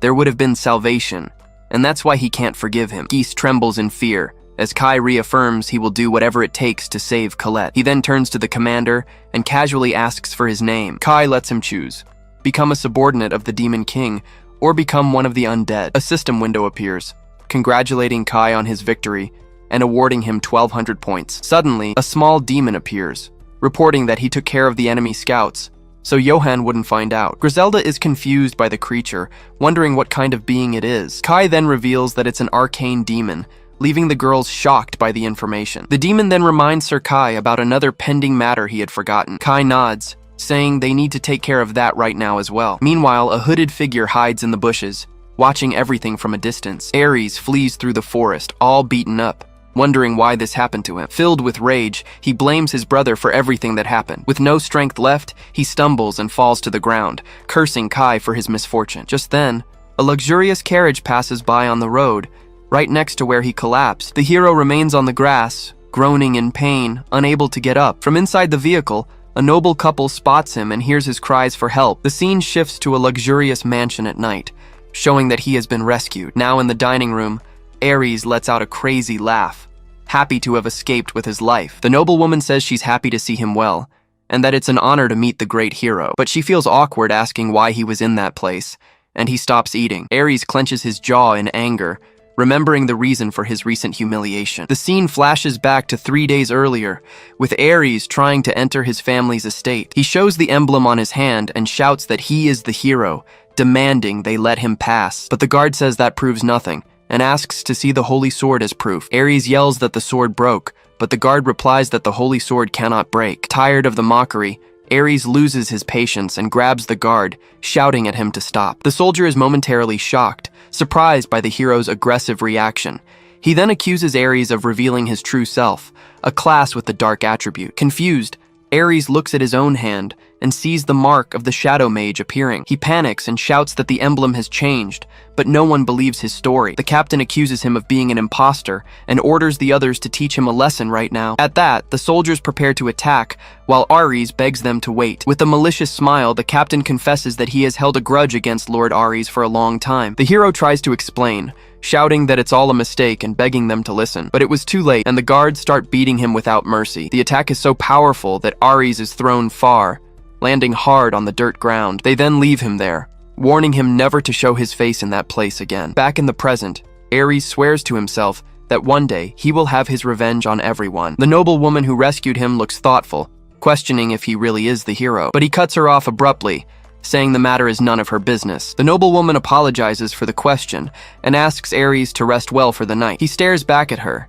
and she thinks he is quite handsome with impressive assets. She then wonders just how far the privilege of a hero like him extends. At that, the young woman says she is tired from her journey and will be retiring to her chambers. Ares repeats the word relax, a malicious smile already on his face. With a sinister look, he agrees and says he will do exactly as she asked. The noblewoman then walks away with the butler, asking him to take good care of their special guest. The servant bids her farewell politely, wishing his mistress a good night. But as soon as she leaves, Ares lets out a maniacal scream and demands all the money in the mansion. The butler freezes, completely shocked by the order he just received. He asks what the hero is talking about, not understanding the sudden change in attitude. Ares shouts at him to stop stalling and threatens to kill anyone who doesn't cooperate with the hero. Desperate, the butler accuses him of madness, saying that this is a robbery, but the hero retorts, reminding him that his mistress authorized him to do whatever he wanted. He looks at his hand and sees the emblem is still glowing, thinking he can do anything with it. With a wicked smile, he says that now he finally feels like a real hero. Outraged, the butler accuses him of being an imposter and orders the guards to remove him. The captain of the guard confirms the order, shouting that he will carry it out, but Ares faces him with a smile, telling the guard to calm down and wait a moment. He then reminds everyone that defying the hero's authority is a very serious crime, and he threatens to execute the family of anyone who disobeys, leaving the guard utterly terrified. With a maniacal laugh, Ares orders them to drop the money and line up the women. With no other choice, they hand over bags of money, finding the situation unbelievable. Suddenly, the lady of the house appears at the door and asks what all the noise is about. She then comes upon the bizarre scene with the maids and money in the middle of the room. The noblewoman is completely shocked by the situation, unable to believe what she's seeing. Nearby, the maids stare at the floor, visibly frightened and deeply ashamed. The butler tries to protect her, desperately asking her to go back to her room, but Ares shoves him and yells at him to get out of the way, demanding to go to the noblewoman's room with her. Furious, the woman shouts, asking what he's saying, and lets out a terrified scream. Ares arrogantly asks if she too will have the courage to defy the great hero, but the noblewoman notices the emblem on his hand and questions if he is the real hero. He shows the mark to intimidate her, but is shocked to see it has changed again. Panicked, the hero can't believe the symbol of darkness has appeared once more. Everyone in the room becomes furious, wondering why his emblem has turned dark. Ares is terrified, realizing his deception has been completely exposed. The noblewoman then orders the guards to capture him, and he runs off to avoid being caught. As he flees, he shouts that he is the hero, not understanding what's happening to him. Much later, he walks down the road, badly injured, complaining that they tried to kill him. Ares doesn't understand why the emblem keeps changing, since the curse was supposed to be permanent. For now, he decides he needs to leave Austin territory and regroup elsewhere, but upon reaching a town, he sees a crowd looking at a wanted poster on the board. Someone in the crowd recognizes him,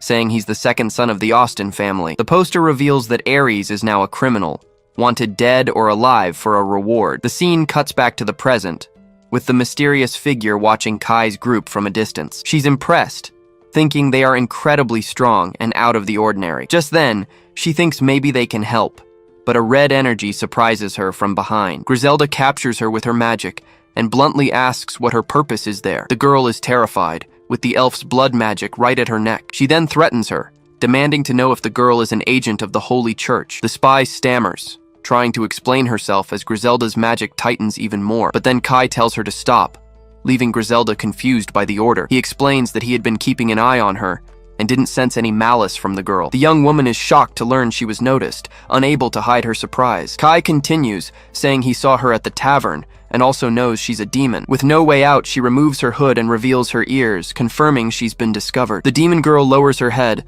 a little ashamed of being caught so easily. Sasha asks why she did it, and the girl apologizes for scaring them. She introduces herself as Mia and asks if, by any chance, they are also after Elsa. Mia turns to Kai and says she needs to ask him a very important favor. She explains that her sister was captured by Elsa and begs him to save her. Kai remains silent for a moment, carefully considering the girl's request. Griselda then approaches and asks her to share more details about this story. The scene shifts to the former Demon King's territory, in a dark mithril mine. Inside, several demons are forced to work as slaves without rest. Hidden, Griselda is horrified by the sight, finding it all unforgivable. Kai asks Mia if she was also a slave there, and she confirms it. She says the mine collapsed and many demons were buried alive in the accident. Mia recalls that she barely survived, and that's how she managed to escape from someone named Edgar. The name catches Kai's attention, who immediately asks who this man is. She explains that he's the supervisor, and Kai concludes he must be one of Elsa's subordinates. He then asks if she knows anything else,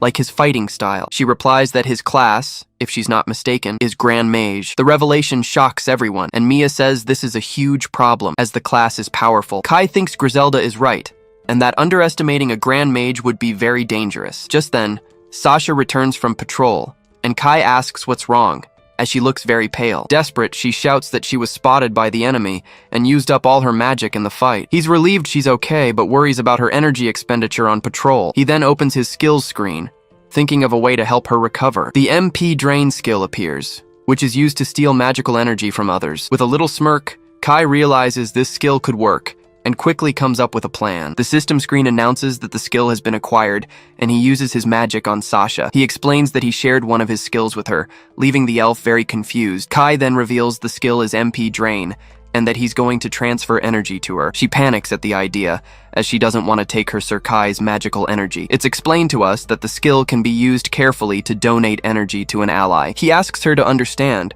as it serves for both recovery and strategy, but the protagonist thinks to himself that there's actually another purpose for this. Sasha then sits down and is surprised to feel the magical energy begin to flow. Sasha uses MP Drain, pulling Kai's magical energy into a red aura. Impressed, she feels her energy surging and says she's fully recovered. Kai is happy she's okay, and thinks that at this level, the skill doesn't affect him at all. He then changes the subject and asks her how the patrol in the area went. She explains she saw a caravan near the mine, filled with caged demons. The scene shows demon children trapped, who would likely be sold as slaves. Furious, Griselda yells that they need to rescue those people immediately. But as she's about to act, Mia stops her, desperately asking her to wait. The girl warns that the caravan probably belongs to Edgar, and it would be dangerous to go without a plan. Griselda calms her down and promises that as the former lord, she will save her sister and everyone else. Mia is moved by the promise and asks hopefully if she's serious. At this, Griselda swells with pride, remembering her former title and her duty. Shocked, Mia realizes she is the famous Griselda and begs Sir Kai to go at once. With a confident smile, he agrees and says they will save all the prisoners. But before they leave, he suddenly grabs Griselda's neck, to everyone's surprise. Kai explains that he's going to share a skill with Griselda as well, using his magic on her. She understands it's MP Drain and says the ability will be very useful. With the team prepared, Kai announces that they are now ready to face the Grand Mage. We are shown that to save Colette, they need allies, and this is the first step. The plan is to free the oppressed demons and make them their new battle companions. A cruel guard whips a cat girl, as she swears he will pay for this. The man lets out a horrible, sadistic laugh, enjoying the prisoner's suffering. A lone carriage crosses a desolate land, pulled by a young slave girl. Suddenly, the cat girl stumbles and falls to the ground, too weak to continue the journey. From the carriage, the great mage Edgar questions her, asking why she's stalling. With a face full of fear, the girl can only whisper an apology, but he doesn't accept it. And with a sadistic look, he asks if she wants more of that treatment. Then, the mage unleashes an electric shock on her, and she screams in pain from the jolt. The girl's body lies on the ground, smoking after the cruel punishment. He then yells that if they don't reach their destination, her younger sister will be sold. Desperate, she begs him to hurry, pleading for her sister to be left alone. With that, the girl gets up and starts running again, pulling the carriage with all her strength. The mage Edgar just watches the scene with a wicked, satisfied smile on his face. It's revealed that her sister is already dead, but he uses the lie to keep her in line. While he laughs at his plan, a guard inside the carriage warns him to be careful. Edgar turns around irritated, asking what the guard named Walter just said. Inside, we see Kai sitting, who asks if they really want to transport the demons safely. Kai explains that Elsa seems suspicious of the so-called Demon King, and they might end up running into him. But Edgar scoffs at the idea, saying no one would be foolish enough to fight Elsa's group. Meanwhile, inside the carriage, Kai and the other guards just wait in silence. Edgar then brags about his magic barrier, saying it's impenetrable and no one can get close. Kai just rolls his eyes, tired of the mage's arrogance. The journey continues with the carriage jolting along the deserted dirt road. The slave stops again, and Edgar immediately threatens her, asking if she wants another beating. But as he's about to use his magic, he realizes something is very wrong. The magical energy at his fingertip simply vanishes, leaving him confused. Desperate, he tries again, and realizes he can't use any of his spells. From inside the carriage, one of the guards shouts Edgar's name, sensing that something has gone wrong. The man then runs out, asking what happened to the protective barrier. Edgar panics when he realizes his powerful magic barrier has simply disappeared. He warns everyone to stay alert, as the situation has suddenly become very dangerous. At that moment, Kai leaps out of the carriage with a serious look, ready to face the threat. One of the guards yells Walter's name, and at the same instant, Edgar is thrown from the carriage. He hits the ground hard, screaming in pain and not understanding what caused the impact. With that, The catgirl finds herself free from the reins, staring in fear at the chaos. Edgar struggles to his feet, complaining about the pain and wondering what's happening. Just then, a blonde elf appears with a bow in her hand and asks if he's the Edgar she's heard about. He's startled by her strength and deduces that she was the one who attacked their carriage. The mage curses his bad luck, as they were attacked just when they couldn't use magic. One of the guards runs to him in a panic, warning that the situation is terrible for them. He explains that all their magic has been completely drained, leaving Edgar in shock. Edgar can't believe his mana is gone, until a red blur suddenly attacks him. He turns in fear toward the attack, unable to see who was responsible. Just then, the elf Griselda runs by and rescues the catgirl, hoisting her onto her shoulder. She looks back with a smile, saying that the plan seems to have worked perfectly. Edgar despairs when he sees they've taken the slave and wonders if there are more enemies. The scene shows Kai, who tells Griselda that the girl is safe, and now they just need to finish the job. Edgar becomes furious when he sees Kai, wondering where another human came from to mess things up. He then screams at his guards, ordering them to stop the invaders at once. But one of them replies in a panic, explaining that they can't use magic right now. At that, Edgar remembers that the only one there who can fight without magic is the swordsman, Walter. The man then approaches the blonde elf, carrying his giant sword on his shoulder. He turns to the women and apologizes, saying this is just his job. With that, Walter charges forward and attacks the elf with a swift and powerful strike. The girl is shocked by his speed, realizing the enemy is quite strong. He then taunts her, asking with a sadistic look if she can dodge the next one. Walter unleashes a precise horizontal slash, forcing the elf to dodge at the last second. Edgar celebrates, thinking she was hit, while the elf looks ahead with a frightened expression. But suddenly Kai appears in front of her, blocking the attack with his magic sword. The swordsman is in disbelief and asks how he managed to stop his blade and who they are. He recognizes the dark magic sword and wonders if Kai could be the real Demon King. Edgar yells for Walter to finish him off,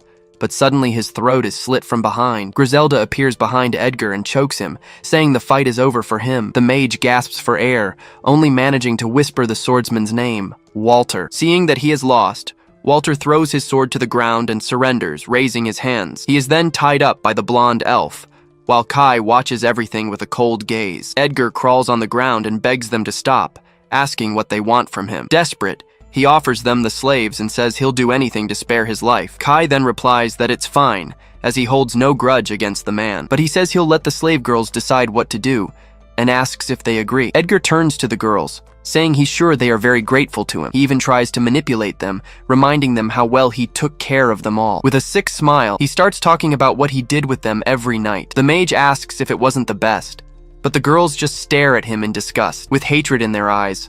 All the slaves shout in unison that he must die. Some of them can't believe the man's audacity, finding it all unbelievable. Lying on the ground, Edgar repeats the word, shocked that his fate has been sealed by his victims. Hearing the girl's verdict, Kai simply says that it's all decided then. Edgar cries on the ground, lamenting that he still had so much he wanted to do with the cat girls. But suddenly, a skeletal red hand touches his shoulder, terrifying him. A dark creature emerges from the shadows, ready to claim the cruel man's soul. Edgar's soul leaves his body, which falls lifeless to the ground, ending his reign of terror. Kai claps his hands clean, remarking that seeing the man's cruelty disgusted him. Just then, the two elves approach him, overjoyed with the outcome of the rescue mission. Griselda celebrates excitedly, saying their plan was a huge success in the end. But Kai gives them the credit, saying everything worked out thanks to the two of them. The scene shifts, showing Kai's hand glowing with the ability he shared. In a flashback, it's revealed that the sharing was completed, and Griselda confirms she can now use Mana Drain. Kai then explains they need to proceed with the plan,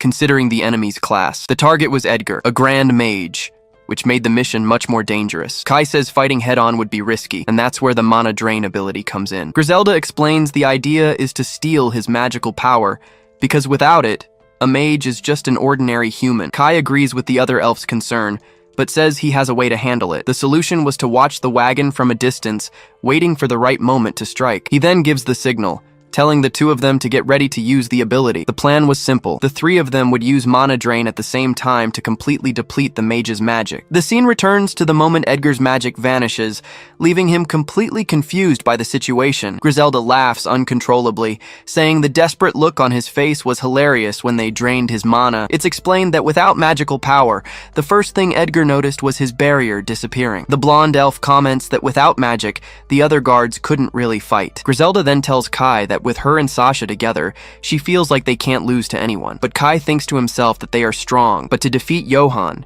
he'll need even more power. With his goal in mind, he says it's all right, and that now they will free the demons. The group then takes the carriage to a more secluded location to free the prisoners. They open the cage, finally granting freedom to all the demons who were enslaved there. Griselda asks if everyone has been found, and the other elf believes so, that no one is missing. But she comments that they all seem very exhausted, and wonders what they should do now. Far away, the captured guards realize all their weapons and equipment have been stolen. One of them says that even if they got loose, he doesn't think they could escape from that group. Walter silently concludes that staying put means they'll eventually be killed. Hiding nearby, young Mia wonders if it's safe for her to come out now. One of the guards smiles wickedly, already planning a way to escape the situation. Noticing their exhaustion, Kai says everyone there needs some good healing. A purple aura then envelops the girls, restoring the energy of all who were mistreated. He thinks that he needs to find strong demons to be his allies in rescuing Colette. Suddenly, young Merle appears, shouting that Kai and Griselda are finally safe. The cat girl who was pulling the carriage shouts her name,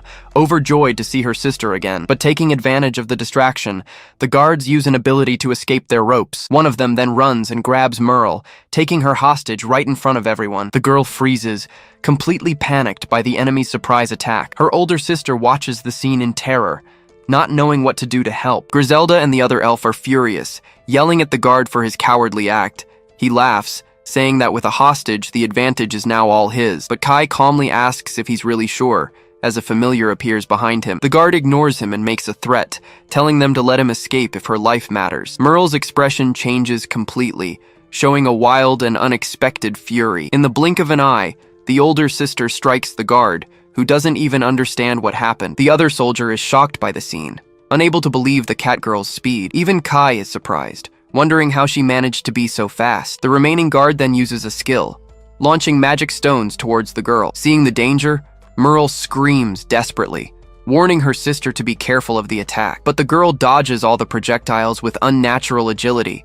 Without being hit, the guard is furious, wondering how she managed to escape all the stones. Suddenly, a beam of light hits him head-on, defeating him before he could react. Griselda celebrates excitedly, praising the girl for finishing them off without a scratch. Kai is impressed by her movements, thinking that with this, his plans can move forward. At this, Walter grumbles that one should never underestimate the dormant power of the cat tribe. The scene focuses on Merle, who looks at her older sister with eyes full of tears. She runs and hugs her sister, apologizing for coming to rescue her only to get caught. But the older one comforts her, saying it's okay, as long as she's safe now. Kai watches the reunion with a smile, happy that the two sisters could be together. The two sisters approach, and the older one thanks Kai from the bottom of her heart for everything he's done. He smiles and tells her to thank Griselda, who gets flustered by his praise. But she quickly gets excited, saying it's time to show everyone the new Demon King. Kai looks at her with a serious, focused gaze and simply agrees that she's right. He then turns to the demons, saying the church treats them like loveless monsters. Everyone is confused by the statement, and one of the girls questions the loveless part. The sisters also wonder if what the church says about them is really true. Kai opens his arms and begins his speech, saying that those who have hearts and love. He turns back to the group of demons and completes his sentence, saying that in reality, they are the ones. With that, Kai reveals his grand plan to create an ideal nation in the demon realm. The revelation leaves everyone speechless, and a tied-up Walter repeats the word nation in shock. Kai then says that their demons will live without prejudice, and that he will be the new Demon King. Walter is stunned by the young man's ambition and asks what he just said. Griselda looks at him full of admiration, shouting her new master's name with pride. With a smile, Kai announces their next step is to reclaim the mithril mine. The freed demons stare at Kai, still half disbelieving what they've just heard. He then asks all who can fight to prepare themselves, because they are going to reclaim their nation. Walter lies there tied to the ground, completely shocked by the young man's ambition. Meanwhile, the elf Sasha looks at him with admiration, finding it a wonderful sight. Griselda turns her face away, flustered, with a mix of embarrassment and pride for her master. Sasha tells her not to mind it, as she was just very happy about the speech. With the speech finished, Kai turns to decide what to do with the prisoner. He then approaches Walter and says he needs to decide his punishment. The swordsman just closes his eyes in silence, accepting his fate without complaint. Then, he opens his eyes and says he has no attachment to life, telling Kai to just get it over with. Kai is surprised by his attitude and says that in that case, He has already made a decision. But suddenly the older sister runs up to him, asking him to wait a moment. With a serious look, she begs him to please spare the man's life. Kai is confused and asks Melty why she's defending the swordsman Walter. She explains that the man actually ended up helping all the prisoners. We're shown that he gave them food and even treated the girl's wounds. Melty says he protected them from Edgar's cruelty, and that's why he's not a bad person. Intrigued, Kai asks Walter why a human like him would help demons. The man replies it was just out of pity, making Kai even more curious about his answer. He questions if they deserve to be oppressed just because they were born as demons. Walter then says that's ridiculous, since no one chooses how they're born. With disgust, he finishes by saying, "This whole prejudice situation is simply sickening." At that, Kai asks what his class is, and Walter reveals he's a dark knight. He explains that because he has a dark attribute, his class was the worst for a holy knight. It was all the fault of the god-chosen class, which dominated the knightly order. Filled with hatred, Walter recalls that because of this, he lost someone precious to him. Kai seems to understand the man's pain, listening silently with an empathetic look. In a flashback, a superior humiliates him, saying he'd never be promoted with that kind of power. The superior laughs maliciously, saying that if he had just stayed quiet, the woman wouldn't have died. Walter is shocked and utterly furious as he remembers that tragic moment. With rage, he grinds his teeth and screams, as all the blame fell on him. Kai then asks who this precious person was that the knight had mentioned earlier. With a sad look, Walter reveals that the woman was his fiancée, who was killed. Hearing this, Kai remembers Colette, and finally understands the man's pain. He realizes they are the same, and so he asks if Walter would agree to serve him. Walter is surprised, and asks if he's being asked to betray Elsa, but Kai denies it. The young man then explains that the invitation is to betray the Holy Kingdom alongside him. Kai repeats his dream of creating a free nation where everyone could live without prejudice. After listening, Walter gives a slight smile, finding the whole idea quite interesting. Just then, a knife cuts the ropes binding him, finally freeing him to fight. The Dark Knight then stands up and swears total loyalty to the new Demon King. The scene shows Walter now as a new and powerful ally for Kai's group. Melty smiles, knowing he will be a very strong asset for Lord Kai. Kai announces he will also give Melty the Demon General class, leaving her in shock. He explains that she is strong, and to retake the mine, they'll need a lot of firepower. Sasha then gets excited, already imagining her new master's next move. At that, Kai says he will use the subordinate demon contract to increase their strength. With the preparations complete, the battle at the mine would be much more favorable for his group. The scene then shows us the Dark Knights guarding the location, ready to fight. Melty declares with conviction that she will prove her worth to repay Kai's kindness. He's a little surprised by her attitude, but he understands her strong determination. Thus, Walter receives the Demon General class and Melty the Demon Captain class. Kai then turns and asks with a serious look if they are both ready for the plan. She replies yes, and that the lives he saved are prepared to fight by his side. Walter adds that his sword now belongs solely to the new Demon King. With a glow in his hand, Kai finally consents and seals the contract with his new generals. The scene shifts to the Mithril Mine Fortress, heavily guarded by enemy knights. Walter arrives in the cart, shouting for them to open the gate, claiming something terrible has happened. One of the guards asks what happened, while Walter yells for them to hurry up and open it. Up above, the fortress guards just watch the scene, not understanding the urgency, but their leader gets irritated with the delay and shouts for them to open the gates now. At that, the huge wooden gates of the mine finally begin to open. Walter and Melty exchange a look, maintaining the tension to make their disguise work. The cart then enters the fortress, passing through the main entrance without any issues. The guard leader continues to watch everything from above with a very suspicious look. They take the cart inside a shed, as if they were bringing in new prisoners, but the leader comes down and stops Walter, ordering him to stop right where he is. Hidden in the cart, Kai and Griselda prepare themselves, sensing the fight is about to begin. The man then asks with a serious look, wanting to know where the mage Edgar is. Walter just looks away in silence, letting the suspicion in the air grow. The guard finds it all very strange and orders his men to search the inside of the cart. Walter says he understands, and with a gesture tells one of the guards to go check the cargo. The soldier then approaches the cart's door with no idea what awaits him. The guard opens the door, boasting that no one dares to challenge Elsa's faction. But as he looks inside, he sees Kai and the elves sitting on the body of an unconscious guard. With a cold and determined look, Kai simply announces that the operation is finally beginning. Just then, the cart door flies off, hitting the guard in front of it head-on. The captain doesn't even have time to react and is hit by an attack that sends him flying. Furious, he realizes the betrayal and orders the troops to assemble and set up barriers. The soldiers then prepare for battle, with archers already positioned on the walls. The captain screams with hatred, ordering his men to kill all the invaders now. Walter then charges forward without fear, rushing his former captain with his axe, and with a single, precise strike, he finishes off the guard leader, who falls dead to the ground. The soldiers panic upon seeing their captain defeated instantly. Walter tells the Demon King that they'll handle everything, and that he can move on. With a smile, Kai thanks him, and says he'll leave the rest of the fight in their hands. The group then advances through the fortress as the guards try to stop them from reaching the prison. But Walter and Sasha stay behind, ready to hold off any enemies that appear. With a confident smile, Walter declares that no enemy will be left to tell the tale. Meanwhile, Kai's group runs through the fortress towards a building with an intense glow. They finally reach their destination, the dreaded prison where all the demon slaves were kept. Melty gets closer and realizes it's a magical barrier, and that brute force won't work. But Kai isn't fazed. He just draws his sword and attacks the barrier with all his might. The energy shield shatters into 1,000 pieces, and the group invades the area without any trouble. The two girls are in shock, as the barrier vanished in an instant due to Kai's power. He then announces that he and Melty will take care of the area and tells Griselda to move forward. The elf runs ahead while Kai faces the guards who were trying to protect the prison entrance. One of the captains gets up and yells at the boy not to get cocky just because of that. With a malicious smile, he warns that even if they free the slaves, it won't do any good. It's revealed that the mine's main forces will soon return from their hunting expedition. And leading the army, we see a man with the rare Dragon Knight class. The scene focuses on the knight's hand,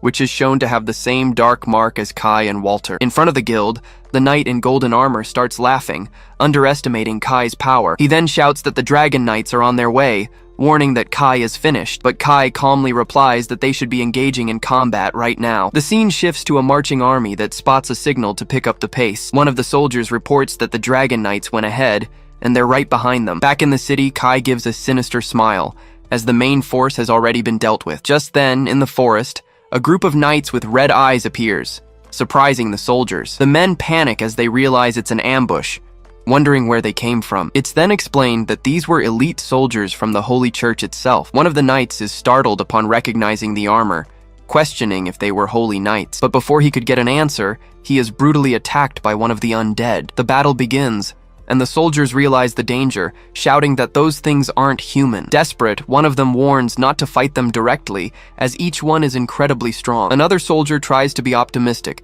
saying they have the advantage, but is cut down immediately after. The commander is in shock, as his soldier died from just a superficial scratch. It's then we discover that Kai gave the undead the Reaper's Touch skill. In a panic, the soldiers start screaming and retreat, unable to fight back. Back in the city, Kai realizes the enemy's main force is done for, and now all that's left is... He then turns with a serious look, ready to handle the rest of the problem. The scene shifts, and we see the enemies moving towards the demon prison. With just one blow, the Golden Knight finally falls to the ground, completely defeated. Inside, little Melty says she won't let them pass, showing the mark on her hand. She then feels a different energy, realizing she's grown stronger because of the contract, but suddenly, the girl is startled by an overwhelming presence that appeared out of nowhere. From the rooftop, a knight mounted on a giant red dragon appears by surprise. It's revealed that he is a dragon knight, an extremely rare and powerful class. The knight then orders his dragon to turn that demon into a pile of ashes. To escape the attack, the girl leaps high, narrowly dodging the fire. The power of the breath attack destroys everything,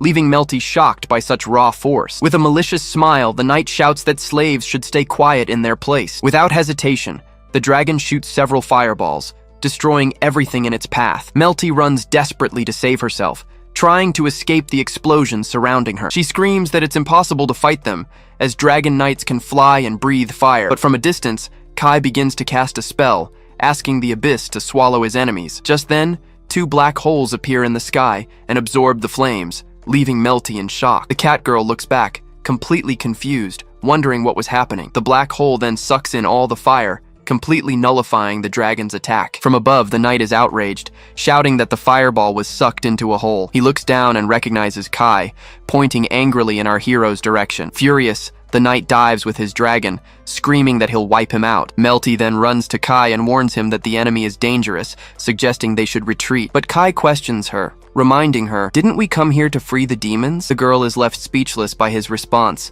staring with a surprised expression. Annoyed, the knight decides he's had enough of long-range attacks and prepares for a direct assault. He then charges straight at Kai, ready to end the fight once and for all. Meanwhile, in the prison, Griselda breaks her chains, preparing to free everyone. The Beastman is impressed, as she broke the shackles with just her bare hands. Then, Griselda shouts for everyone to run, taking the chance they had to escape. But suddenly, a dragon's shadow in the window frightens the prisoners, sending them into a panic. The elf realizes the Dragon Knight has returned, and the others lose all hope of escaping. Outraged, Griselda shouts for everyone to be silent, as they came to reclaim their nation. She then says that their time of submission is over, and the time has come to win back their freedom. Outside, the knight gets angry, and warns that Kai will deeply regret challenging him. But before he could attack, a giant fireball appears, heading straight for him. Kai then returns the attack, launching a powerful blast of hellfire at the dragon. The hit is a direct one, causing a massive explosion that lights up the entire night sky. From the impact,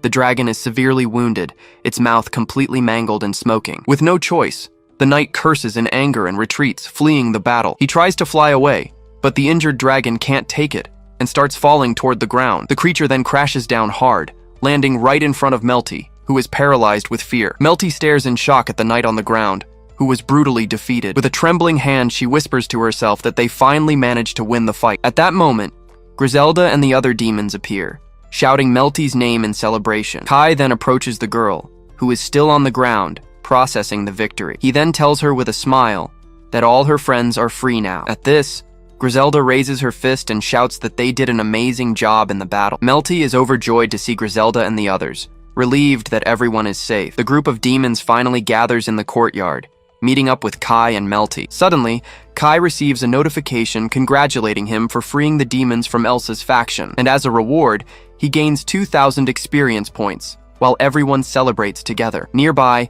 the enormous red dragon remains fallen and unconscious amidst the wreckage. With a smile on her face, Melty closes her eyes, thankful that everything turned out well. But from a distance, Walter observes everything with a smile, wondering what Elsa would do. Kai agrees with him, saying that knowing Elsa, she would definitely flip out. The two exchange a knowing look, as Kai seems to have a very risky idea. He then tells Walter that his suggestion is actually a great idea. Then, Kai looks at the dragon and asks if they shouldn't provoke Elsa just a little bit. The scene changes, and we see a knight reporting to Elsa, who is relaxing in a golden bathtub. He informs her that the Holy Knights will grant her a noble title and a spot in the heroes' party. Upon hearing the news, Elsa breaks into a smile of pure satisfaction, clearly pleased. She then celebrates, shouting that everything is going exactly according to her plan. It's then revealed that Elsa is an ultra-rare class magic swordswoman, and she can't stop smiling. She thinks about how attached she's become to the castle, feeling it's too good for Griselda. With that, Elsa stands up and gets out of the tub,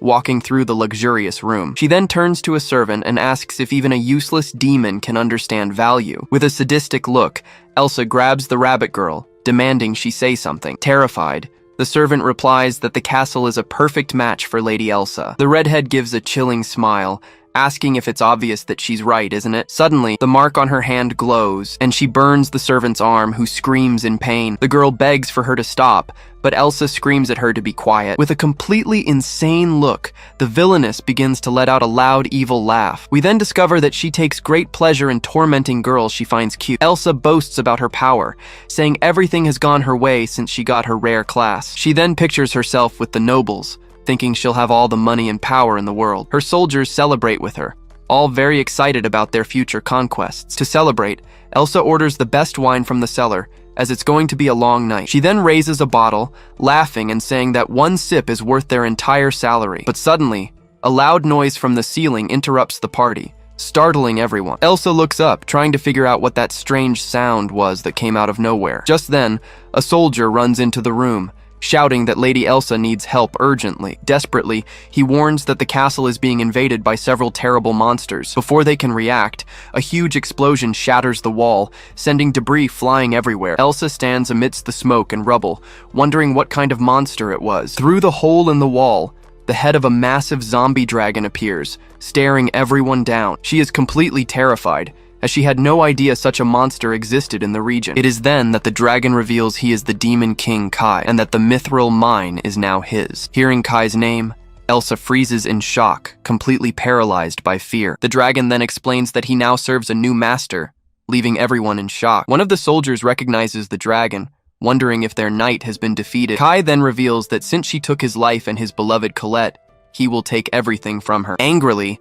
Elsa yells that she has no idea what he's talking about, refusing to believe it. She then says she hates it when people take her things, and she can't wait to show them what happens. The dragon prepares to attack, warning that he has a special little gift for her. He then fires a blast of dark energy, so that she may suffer an infinite pain. The technique's name is revealed as Cursed Breath, a deadly magical attack. Elsa panics, knowing she can neither dodge nor touch that curse. Without a second thought, she shoves one of her soldiers in front of her to act as a shield. The man screams in despair as he realizes Lady Elsa has betrayed him just before being engulfed by the magic. Elsa screams from a distance as the dragon continues its attack without mercy, but filled with rage, Elsa grabs her sword and engulfs it in powerful flames. She then unleashes her special technique, the powerful Crimson Flame Slash. The blow cuts through the floor with a wave of fire, showcasing the swordswoman's incredible strength. Even after the attack, Elsa can't believe the mithril mine has truly been taken. Filled with hatred, she decides she will finish the Demon King,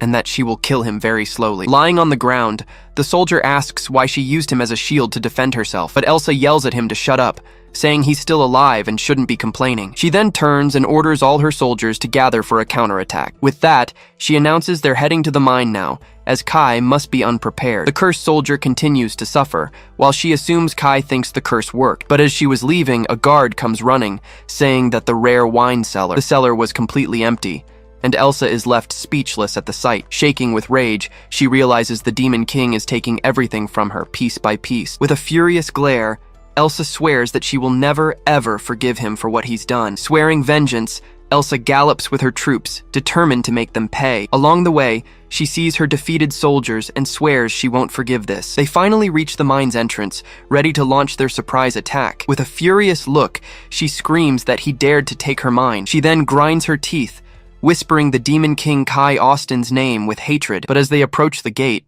they hear the sound of a party coming from inside. One of the soldiers is confused, wondering what that noise is in the mine. Another asks if they're actually daring to throw a party in there. Elsa goes ballistic, wondering how far they'll go to mock her. She then raises her flaming sword and orders her men to finish them all. With a single strike, the redhead blows the gate open, clearing the path for her revenge. She then shouts for them to pay with their blood, leaving no woman or child alive. But upon entering, she finds only two demons, who seem surprised by her presence. The two then run off desperately, leaving Elsa confused by the whole situation. Suddenly, Walter appears in the air, saying she had finally arrived. Without warning, Walter attacks Elsa with a powerful strike from above the gate.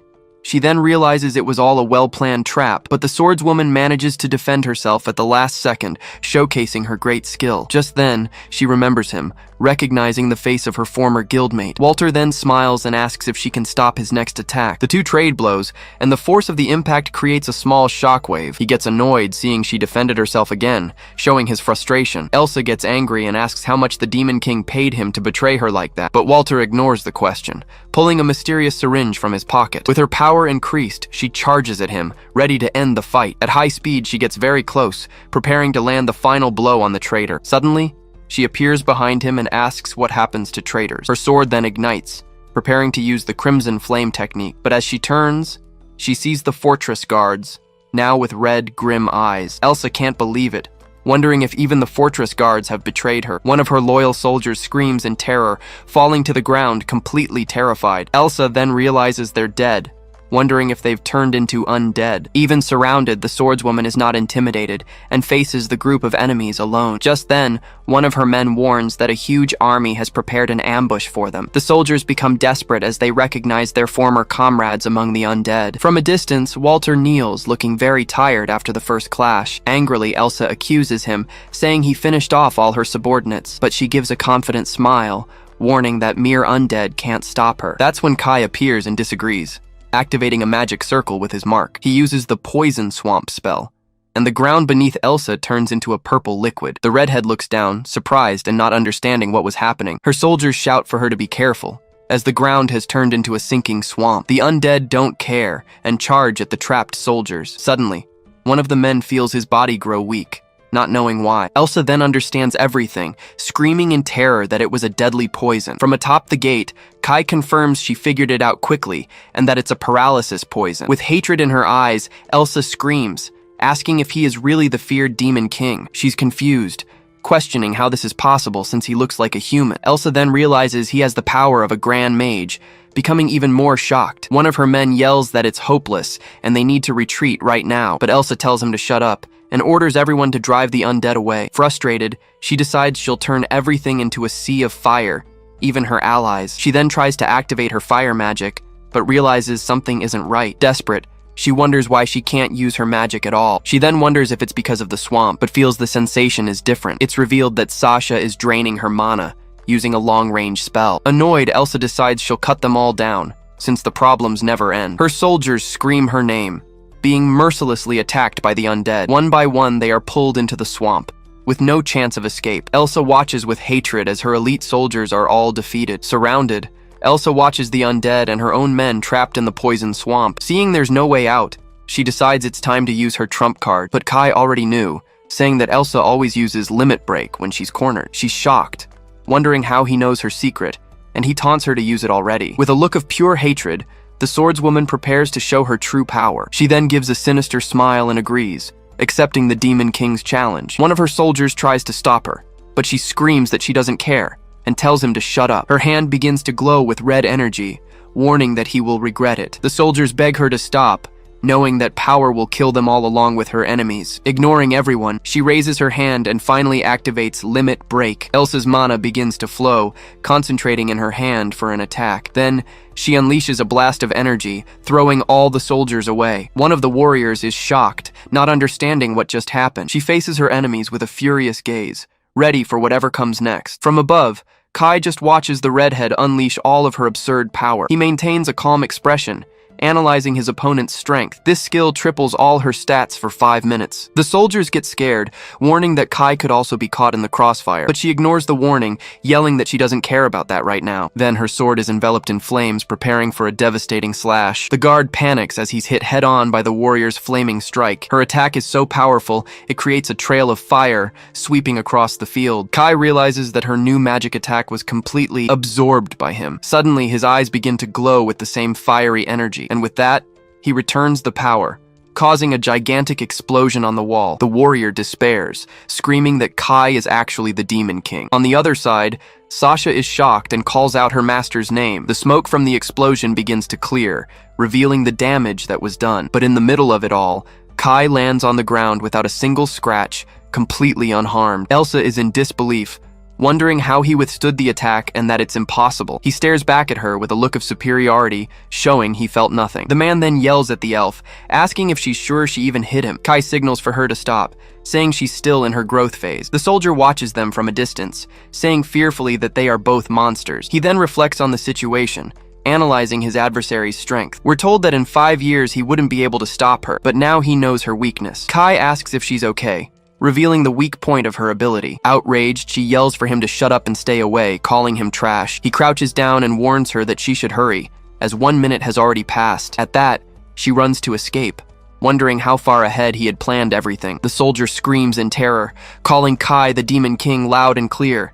With that, the warriors surrender and ask to switch sides, as they can't take it anymore. Elsa is furious at the betrayal, cursing them all as bastards. Kai then agrees to the deal, but warns that they will have to prove their loyalty. The soldier accepts the order immediately, even if it means attacking his own comrade. She is shocked by the scene, trying to make them stop this madness. But ignoring her, the warriors advance on Elsa, who now has to defend herself. She manages to block the blow, asking if they thought they would get away with this unscathed. Suddenly, her body weakens, and she realizes the poison has finally taken effect. Kai reveals that her skill resisted it, but the poison swamp is finally working. The soldier grabs her by the neck, saying she's no longer a threat, but Kai orders him to get away from her, and the man obeys the command instantly. The redhead's hair begins to sink into the poison swamp on the ground. He thinks the poison could be useful, and that he didn't expect to see her crawling so pathetically. And with her body paralyzed, Elsa finally faints, collapsing to the ground. Even on the ground, Elsa continues to glare at him with hatred, refusing to give up. She manages to move,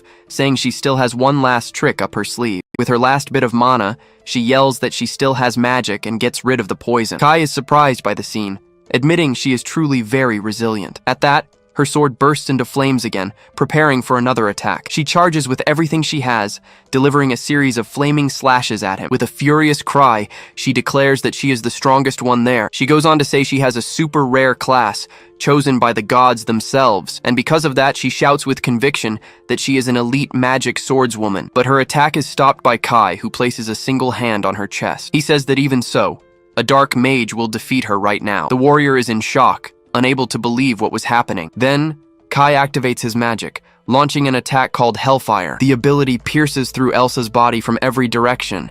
With that, she screams in pain and spits blood, finally defeated. Completely finished, Elsa falls to her knees, spitting blood non-stop. She turns to Kai and asks what the hell he is, not understanding anything. She also asks what he has against her to do something like this. He then responds seriously, saying he made a promise a long time ago. She gives a small smirk, stating she has no idea what he's talking about. But one thing becomes clear to her. The girl admits she cannot defeat him. Kai doesn't understand the sudden change, not knowing what she's going to do. Then Elsa wipes the blood from her mouth, making an important decision. She tears her own clothes, ripping off the bottom part of her outfit. Then she turns to him with a new look, ready to make a proposal. And with a smile on her face, the redhead asks him to make her his woman. He remains silent, just staring at the woman after her unexpected proposal. From a distance, Walter and Sasha are shocked, finding Elsa to be a very audacious woman. The soldiers are also surprised, unable to believe their former commander's attitude. Kai continues to process the situation, thinking about what to do next. She boasts,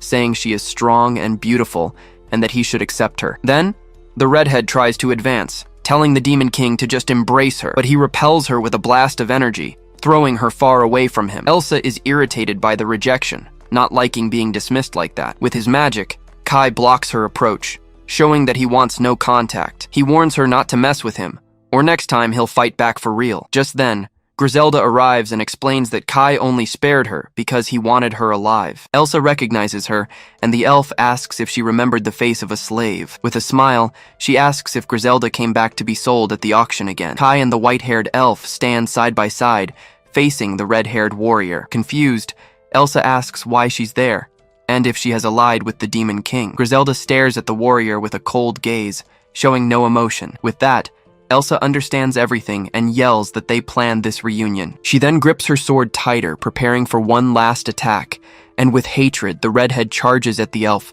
screaming that she's going to kill her now. Walter and Sasha worry, surprised that she can still move in this state. Kai notices that even injured, Elsa is still a very formidable opponent, but it's explained to us that Griselda is now one of his 4 heavenly kings. The warrior is terrified, feeling the power difference between them. Griselda says that she would normally kill her, but today will be different. Then, she launches an attack with her mana, heading towards her opponent. The magic traps Elsa, who screams, asking how she got so strong. The elf then orders her to swear loyalty to Lord Kai if she wants to live. Being choked, the redhead is in shock, unable to believe what she just heard. She feels her power release starting to fade away, and as her transformation ends, the warrior is left completely powerless. Griselda clenches her hand tighter, increasing the spell's pressure on the warrior. With the magic around her neck, Elsa screams in pain, being slowly suffocated. With no choice, she yells that she swears, that she will swear loyalty to him right now. Kai then gives a condition, telling her she will hand over her entire fortune to him. The redhead is outraged by the demand, gritting her teeth with so much hatred, but in the end, she accepts the deal, saying it's fine with her. The scene then changes, taking us to a castle that the group has taken over. Inside, Griselda celebrates enthusiastically, shouting with a smile that they did it. She sits on the throne, remembering she never thought she would sit there again. Mia asks if a shorty can be the Demon King, which irritates Griselda, but Sasha defends her, saying Griselda will serve as Kai's representative. Elsewhere, Elsa pressures Mia, asking how to break the contract she made. The cat girl gets scared, replying that she has no idea how. Just then, Kai appears and asks Elsa where she thinks betrayal begins. With that question, her collar tightens, making the redhead feel immediate pain. He names her as one of the 4 heavenly kings, placing a magical seal on her. Kai just clenches his fist, feeling her anger but not caring about it. But she swears to herself that one day she'll have his head. She just has to wait. He then explains that this is a servitude contract, and if she betrays him, she will die. The warrior panics at the revelation, screaming in disbelief at what she heard. Defeated, she falls to the floor cursing, while the cat girls watch the scene from a distance. Kai then turns around, thinking that he needs all of this to rescue Colette. It's revealed to us that he needs Elsa and her power to save his beloved. Her ability is the only thing strong enough to break a great barrier. We see that this sacred barrier is so powerful that not even a demon can break it. Kai explains that not even Griselda could do it, so the rest of the plan depends on him. He thinks it's almost time to act, and that Colette needs to wait a bit longer. Just then, Griselda finds him, informing him that the envoy from the Red Scorpion group has arrived. He is surprised by their speed and invites her to the negotiation with the demons. She says she doesn't mind, but asks if he's leaving right after the conversation. He confirms that he is, that he'll get out of there as fast as he can. Griselda looks at him, noticing his hurry to get things done. She then comments that he must really like that girl a lot. Kai keeps a neutral expression, thinking about what she just said, but soon he breaks into a smile, confirming that yes, he really does like her. With his answer, the elf turns and starts walking ahead of him. She says she'll go on ahead then, and that she'll be waiting for him there. But on the way, Elsa stops her, shouting and looking for the Demon King. From a distance, a hooded man observes their interaction on the balcony. He hides in the bushes, unable to believe what's happening right there. The man wonders if the powerful Elsa really lost to the Demon King. With that, he decides he needs to report this to Lord Johann immediately. But suddenly, Mateo appears in his demonic form, blocking his escape. He informs him that by Kai's order, the spy will now also be an informant. The man screams in terror, being attacked by a high-ranking demon. The spy screams for his master, but is captured with no chance of escaping. The scene then shifts, showing us the details of an elegant dress. Johann laughs, saying the new outfit suited the girl very well. It is then revealed that this woman is Colette, the saint taken hostage. At that moment, a magical necklace glows on her neck, while laughter echoes in the background. The scene flashes back to a few days ago, in the kingdom's holy capital. One of the maids compliments Colette, telling her she looks wonderful in the dress, but the girl remains with a sad expression, ignoring the compliment. We see her being captured, screaming for the guards to let her go at once. She refuses to return to the capital, shouting that she is with Kai now. Johann then questions her, asking if she means she's with the Demon King. With a cold gaze, he informs her she will never see her beloved again. We return to the castle, where she is now being held as a prisoner. Night falls over the kingdom, the full moon shining brightly in the dark sky. Johann lets out a laugh, watching the saint from afar with an air of superiority. He says she looks splendid, praising the girl's beauty in the dress. With a smile, he thinks to himself that she is a saint, the perfect match for him. But Colette cuts him off, asking what he is trying to do to her. Suddenly, another girl runs in, desperately shouting Colette's name. She says she was worried because she heard the saint had been kidnapped by the Demon King. Colette is surprised to see the girl, calling out to her as Princess Angelica. Angelica asks if the Demon King hurt her, but the saint tries to explain the misunderstanding. From a distance, Johann watches their conversation with a malicious look. Just then, an older man appears, worriedly asking if Colette is all right. She is surprised to see him there, calling him father, with a tense expression. Johann then intrudes, claiming the Demon King has cursed and brainwashed her. The two are shocked by the revelation, unable to believe what they've just heard. The saint screams that it's a lie and that Kai would never do that, which activates the curse. Magical chains immediately bind her, and she realizes they are the same ones from before. We are shown that the chains are actually a spell to silence her. Johann just gives a slight smirk, seeing that his plan is working. The princess and her father are terrified, thinking this is the curse he mentioned. Even while bound, she tries to say that Kai is a hero who saved them all. She falls to her knees and weakly asks Angelica what happened with Johann. The princess is confused, asking what she means by that. The princess's eyes widen, completely shocked by what she's seeing. Johann then tells her not to listen to Colette,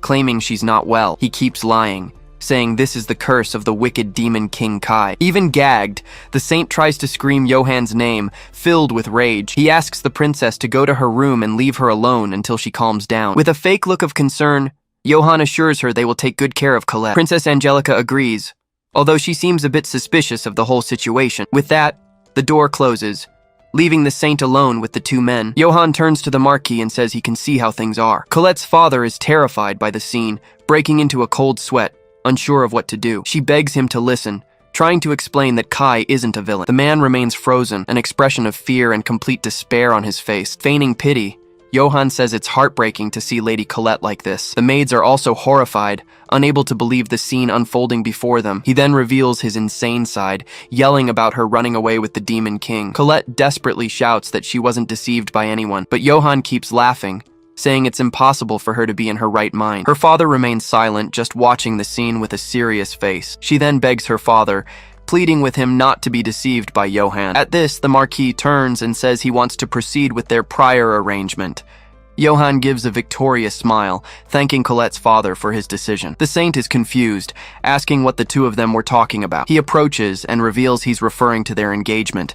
To her shock, she is completely frozen, in a state of shock from the news she just heard. Johann explains that as the Holy One, he is destined to be with Lady Colette. Her father agrees, saying that for someone so tainted, this is the best outcome. But Colette refuses to accept it, screaming that she actually belongs to Kai. Outraged, her father yells that Kai has fallen to darkness and attacked his own father. She has no reaction to the news, completely stunned by the revelation. Johann then thanks him for his kindness and asks the Marquis to leave them alone now. Johann lowers his head, beginning to reveal his true plan to her. He boasts that he now has authority over the entire church and its armies. In a threatening tone, he warns her to think carefully if she wants to help the Demon King. He then questions if a true saint would really resort to threats to get her way, but Johann laughs, saying that threats are only natural when it comes to divine justice. It is explained that the prayer room only works with a saint and a holy relic. With a cynical look, he thanks her for her cooperation in activating the barrier. He compliments her, saying that even in this situation, she is still very beautiful. Colette thinks that living with him wouldn't be so bad, but there was a catch. Johann then reveals his ambition, saying that he actually desires everything, and that includes her power as the powerful and unique Saint of Time. He tells her not to worry, because in the next cycle she will still belong to him. But the saint screams in despair, saying that will never happen. With tears in her eyes, she glares at the man with hatred, refusing to accept. Her only thought is that she wants to be with Kai, not with him. She stares at Johann with contempt, saying she would rather die than accept the engagement. He is completely shocked by her answer, unable to believe what he just heard. Then she warns him that if he tries to force her to obey, she will choose death herself. The man becomes furious with her stubbornness, finding the whole situation ridiculous. At this, he grabs her forcefully, yelling that if she does that, the Demon King, but she cuts him off, shouting that Kai will never lose to someone like him. Johann then backs down, saying that's fine, as he has all the time in the world. At that moment, one of his subordinates appears at the door, looking very concerned. The man enters the room, informing Lord Johann that he has an urgent report for him. Irritated,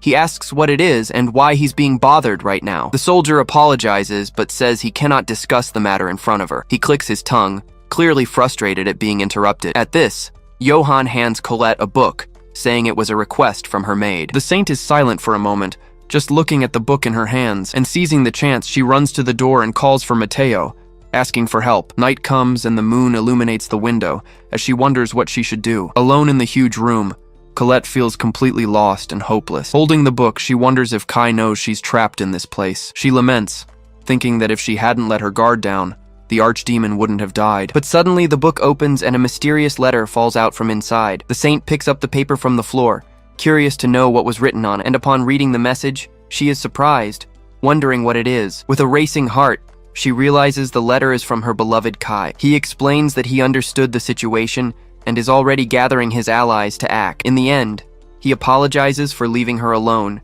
and promises to rescue her. Colette holds the letter dearly, thinking of Kai and filling with hope. With a determined look, she tells herself that she will wait for him. The scene then changes, taking us to a more remote room inside the castle. There, Johann scolds Matteo, asking what he was thinking by acting so rashly. He shouts that the purifiers are shadows and shouldn't expose themselves like that. The man sighs, wondering if this is about the mission to subjugate the Demon King. We see Kai thinking that this is already his enemy's second life, but Matteo reveals it was an annihilation, and he is the sole survivor. Johann is completely shocked by the news, as two guards appear behind him. He can't believe such a strong purifier was defeated so easily. With that, he orders the alert level to be raised and the troops reorganize. Matteo lifts his face and agrees, his eyes glowing a shade of blue. Johann walks towards a giant door, watched by two castle guards. He then pushes the heavy gates with his hand, revealing what's inside. He reports to the church council, who congratulates him on his good work on the report. The man remains silent for a moment, just listening to his superior's orders. The elder orders them to gather the hero candidates,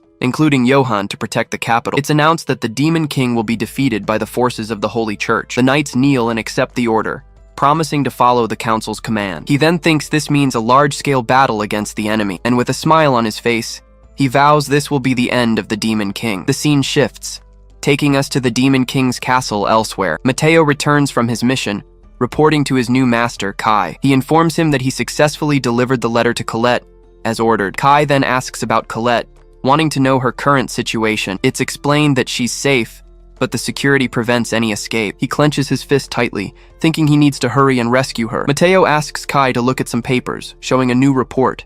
He reveals it's confidential information about the Holy Capital's defenses. Kai is surprised, because besides the barrier, they have a device that drains mana. We see that these devices are lined up all along the wall. He realizes that even if they break the barrier, they would fight with no magic at all. With that, he becomes thoughtful, understanding the situation is more problematic than it seemed. He tells Mateo to continue the preparations, while he thinks about what to do next. Suddenly, Kai gets an idea.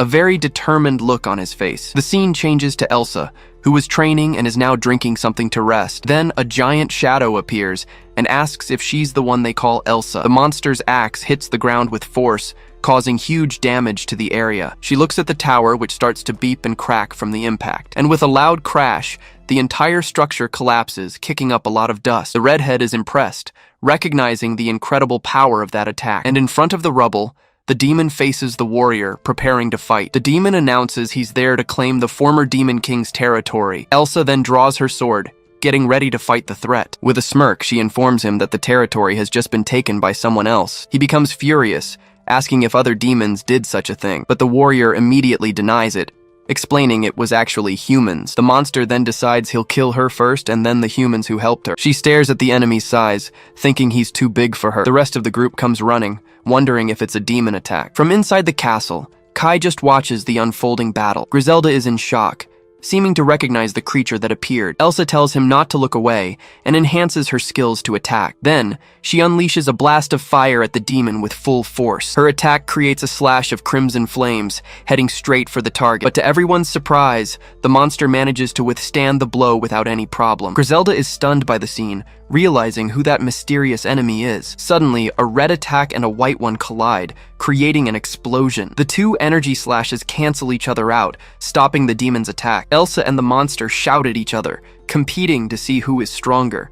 The impact of their powers generates white smoke, covering the entire battlefield. The demon is confused by the scene, not understanding what just happened. It's revealed that Kai was the one who stopped the blow, absorbing all the damage into his body. With a serious look, he says it landed right there, showing he predicted the move. Elsa is speechless, unable to believe he managed to stop all that power. The monster is shocked, asking if he really managed to stop his attack. Kai then questions him, asking who he is to cause all this trouble. Just then, Griselda shouts Balrog's name, recognizing her old companion. The demon reveals himself, overjoyed to see his princess is still alive. Elsa and Walter are speechless, looking at him with blank expressions. Kai is confused by the situation, wondering why he called her a princess. Balrog gives a huge grin, celebrating and thanking that she's safe and sound. With a big grin, he yells that the princess has grown so much since last time. Elsa asks if Griselda knows him, thinking his voice is way too loud. But the elf happily greets him, asking where he's been all this time. He explains he was on a warrior's journey, but came back when he heard about the castle. Kai grows thoughtful,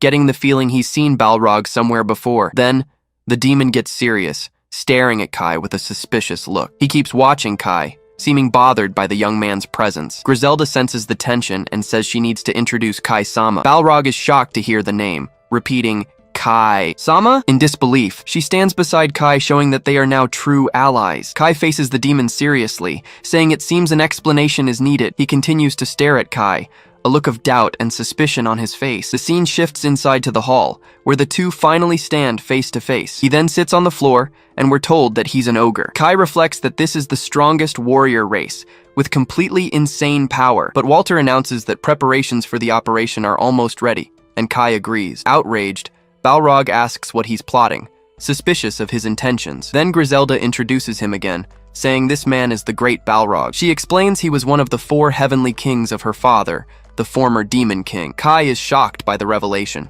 shouting the name of the famous elite group, and with that, he remembers facing him 5 years later in his other life. Balrog says he doesn't understand the situation, and why demons and humans are together. We are shown that the castle is now a place where everyone lives in peace. He gets closer to Kai, continuing to ask what's going on. The ogre questions why he has turfing, the legendary sword of the Demon King. Kai falls silent for a moment, preparing to give his answer, and with a serious look, he reveals it's because he himself is the Demon King. Balrog becomes furious, asking what he just said, in utter disbelief. It's explained to us that it's natural for him not to accept Kai's answer. Kai thinks it's obvious, since a human just declared himself the Demon King. But Griselda and Sasha defend him, saying they owe their lives to Kai-sama. Balrog is confused, wondering why they've sworn loyalty to a human. Suddenly, he clenches his fist tightly, shattering a stone pillar. With a roar, he destroys the entire column, showing all his fury. He asks Sasha if she's forgotten the last words of the former Demon King. The elf gulps,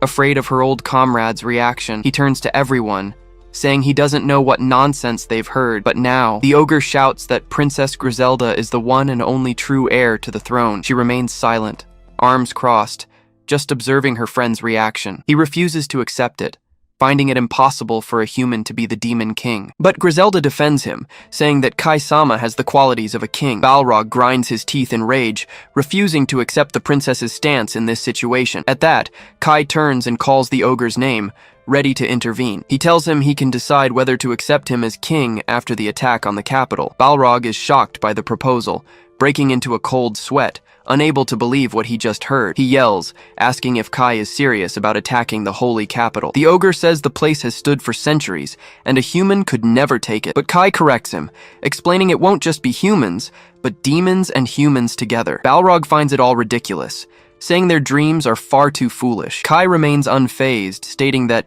in any case, this isn't the time for this conversation. He orders everyone to start preparing for the great siege of the holy capital. With a serious look, he informs them all that they leave the next day. Enraged, the ogre raises his axe and yells at Kai, ready to attack. But Griselda steps in front of him at that very moment, blocking Balrog's advance.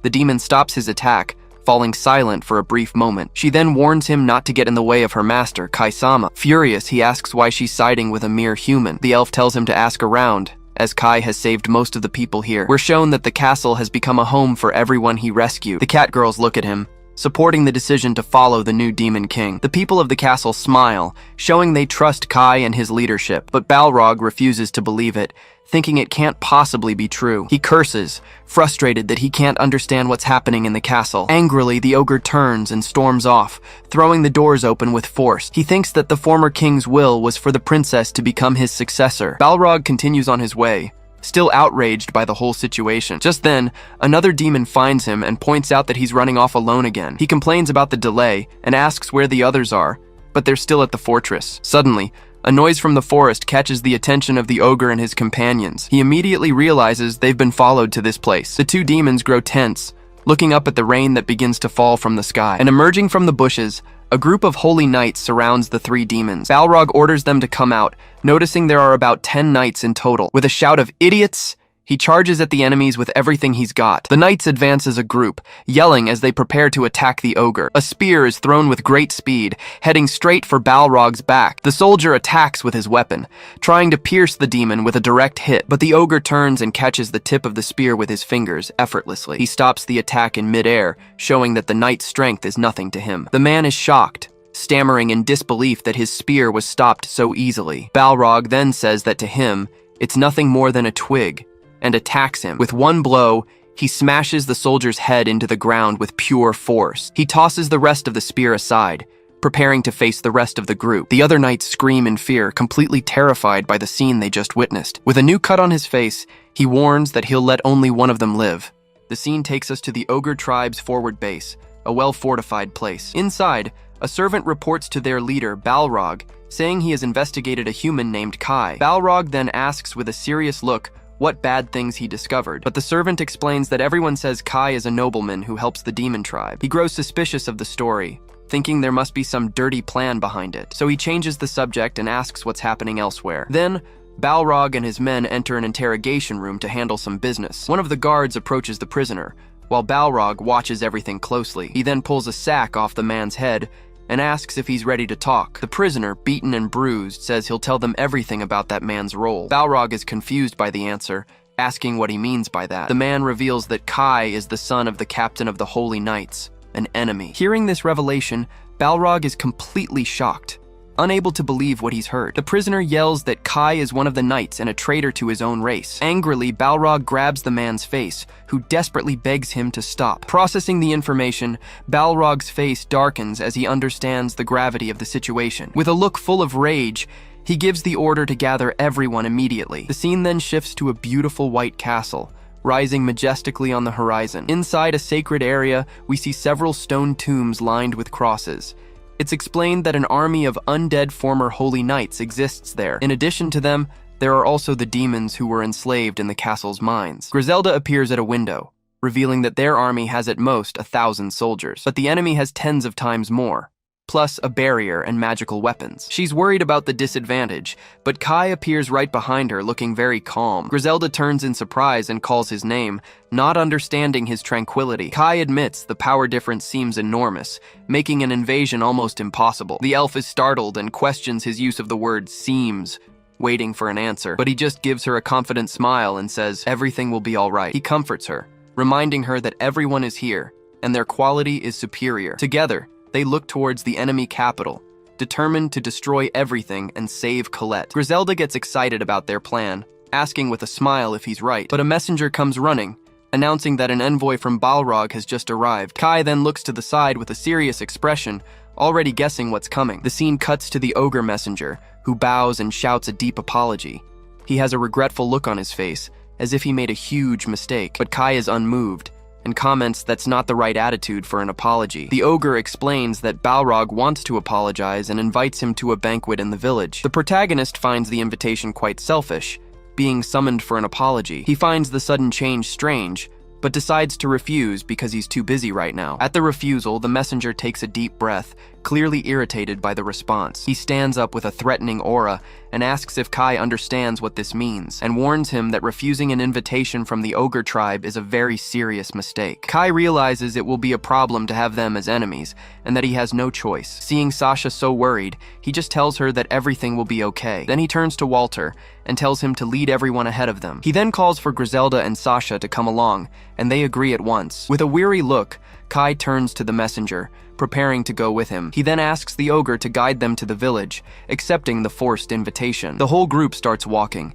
led by the enormous ogres to their village. Upon arriving, Griselda says it's also her first time visiting this place. She's impressed by the size of everything, finding the structures there gigantic. The trio stands in the middle of the village, observing the ogre's rustic environment. Kai then comments that there are barely any structures that look like real houses, but the ogre replies that they don't need them, as they have no enemies to challenge them. Kai listens in silence but continues to analyze the place with a suspicious gaze. The camera focuses on an ogre's arm, showing how gigantic they are next to Kai. He then questions why they wear armor if they truly have no enemies. The messenger gets a bit flustered by the question, awkwardly turning his face away, and makes the excuse that they were just returning from a battle, that it's just a coincidence. Kai stares at him with a look that makes it clear he didn't believe the answer. A purple aura appears, and Kai instantly realizes that something is very wrong. The ogre messenger gets nervous and asks if the excuse he gave was sufficient. Kai finds it all very strange, since the ogre tribe isn't supposed to have magical power. The guide then hurries the group along, saying that leader Balrog is waiting for them. They finally arrive at the entrance of a giant cave,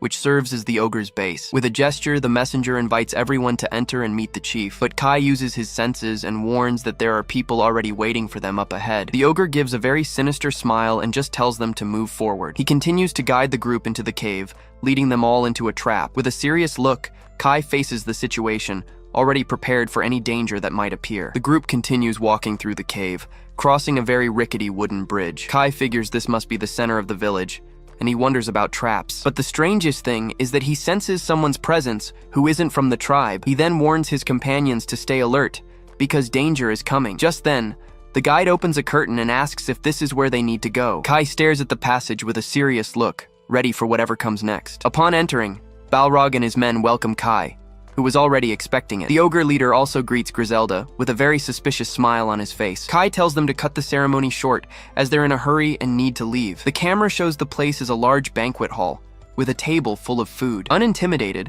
the protagonist sits down, staying on high alert the entire time. Balrog comments that he's being a bit cold, ignoring their whole reception. He invites him to a meeting about the future, telling him to enjoy the banquet. Griselda gets excited about the food and immediately starts devouring everything in sight. The table is truly lavish, with several dishes that look delicious. Seeing the food, Kai's eyes widen as he instantly realizes what's happening. But Griselda doesn't even notice, and shouts happily that the food is delicious. She and Sasha feast on the rare foods, while Kai remains serious and thoughtful. Balrog laughs and says he's happy for her, but soon turns his attention to Kai. He points out that the protagonist hasn't eaten anything yet, creating a tense atmosphere. Then the ogre leader asks what's wrong, with a very suspicious look. Kai just closes his eyes and replies that it's nothing, trying to hide his concern. Even so, he scoops up a bit of food with his spoon, preparing to taste it. And then he finally eats the first bite, under the watchful eyes of everyone there. Balrog's eyes glow red, waiting for something to happen to the young man. But Kai surprises everyone,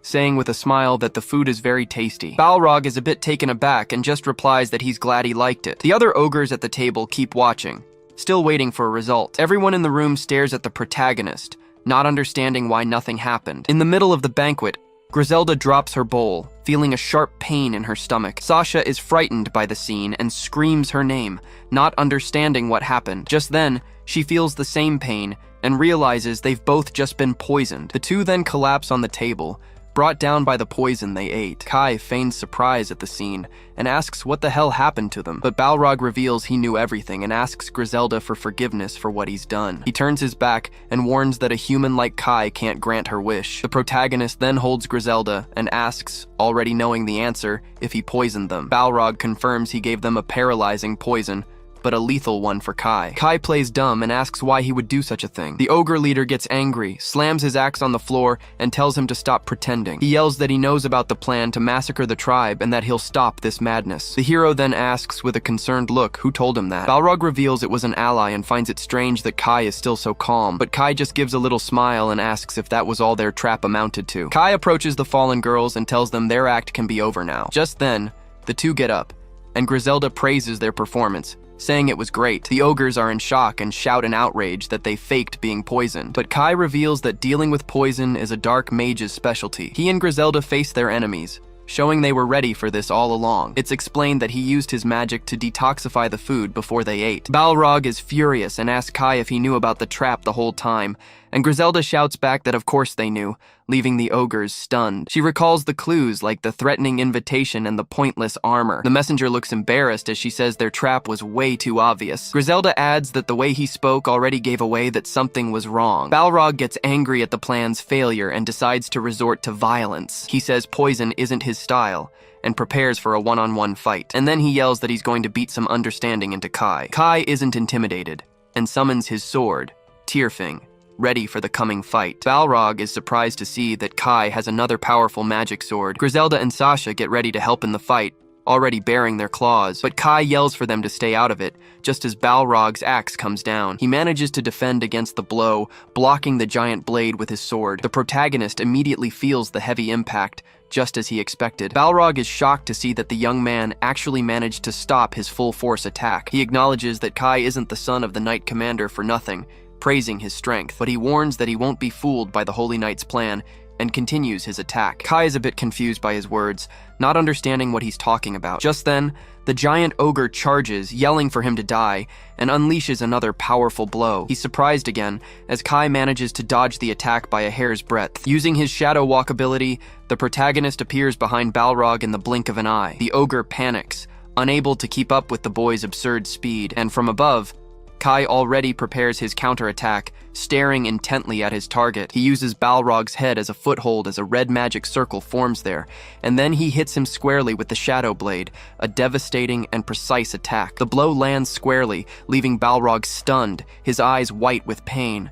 But he remains standing, releasing a dark aura, while Kai recovers on the ground. Griselda and Sasha watch the scene in silence, clearly worried about the fight's outcome. The other ogres panic, desperately screaming their lord's name. Kai then gets up, telling himself that this should be enough. In immense pain, Balrog can barely believe he was wounded by a single blow. The protagonist then glances to the side, his expression serious, preparing his next move. Suddenly, a shower of light arrows appears from nowhere, flying across the hall. The arrows strike the other ogres dead on, and they scream in pain from their injuries. To protect themselves, Kai and the girls create a wall of darkness, blocking the projectiles. The hero is surprised by the unexpected attack and wonders what the hell that is. More ogres are hit, and they wonder where so many surprise attacks are coming from. Balrog becomes furious watching his men fall, and he yells in anger at those responsible. Just then, one of the light arrows hits his face, grazing past his eye. He trembles with rage, a vein popping on his forehead from so much anger. Kai understands everything. He realizes the magical presence is his own father's. Then Geese, the leader of the knights, appears with his men, calling his son's name. The camera focuses on his gauntlet, which glows with a powerful red energy. He scoffs, saying he expected this, since Kai was the one who tore off his arm. We see that the Holy Knights have already easily defeated all the ogres in the hall. Geese complains, saying he hoped the fight would have worn Kai out more, but he concludes that demons have no intelligence, looking at Balrog's body on the floor. And he's still annoyed because they couldn't even kill a single dark mage. Kai is in shock at the scene, unable to believe what's happening. He then realizes his father deceived the ogre tribe just to kill him. Geese just gives a smirk, saying that fools believe what they want to. Angrily, Kai asks if he also plans to slaughter the entire ogre tribe. The knight stares back with a serious gaze, showing not an ounce of compassion, and he coldly confirms that yes, he will kill them all without any problem. Hearing this,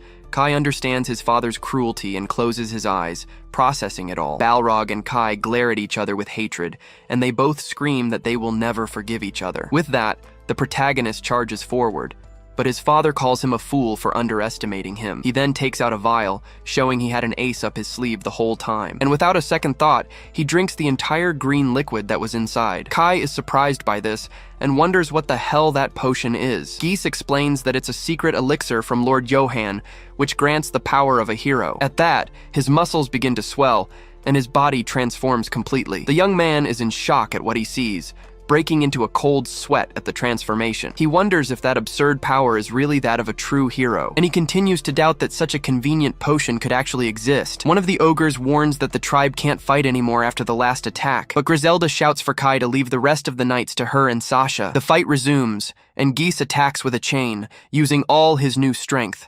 He strains with all his might, his face filled with rage, ready to crush his son, but Kai just stares down the attack, waiting for the right moment to counter. Geese doesn't like the delay in the fight and lets out a grunt of pure rage.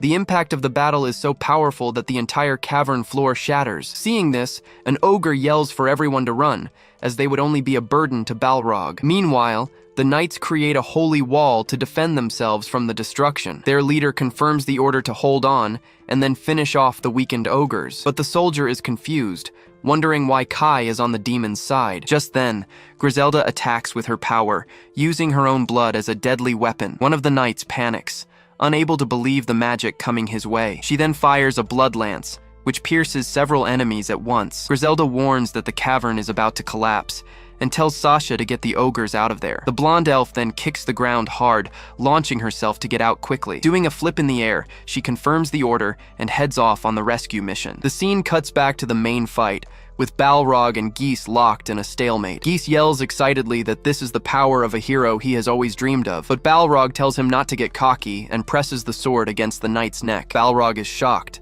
not understanding what absurd power he is feeling. Geese then mocks him, asking why his face is contorting. With that, he takes the chance and shoves his sword deep into Balrog's chest. The ogre leader feels the terrible pain, letting out a final groan before falling to the ground. But Kai acts quickly and casts his magic, trapping both opponents in place. He uses the demon binding ability, focusing all his energy on the two targets. His father doesn't understand, observing the magic circles that appear around them. With that, blood claws erupt from the ground and bind them both, leaving them immobile. Geese yells furiously, saying he won't be caught by a filthy mage's trick. He refuses to be captured and uses all his strength to try and break the spell. The knight then releases a sacred power, using his sword to cut the chains. And he still mocks Kai, saying it's foolish to challenge his father with such a useless class. With a cry of absurd, he launches a wave of energy towards Kai. The protagonist barely dodges, feeling the power of the attack graze past him. He agrees that it's an absurd power,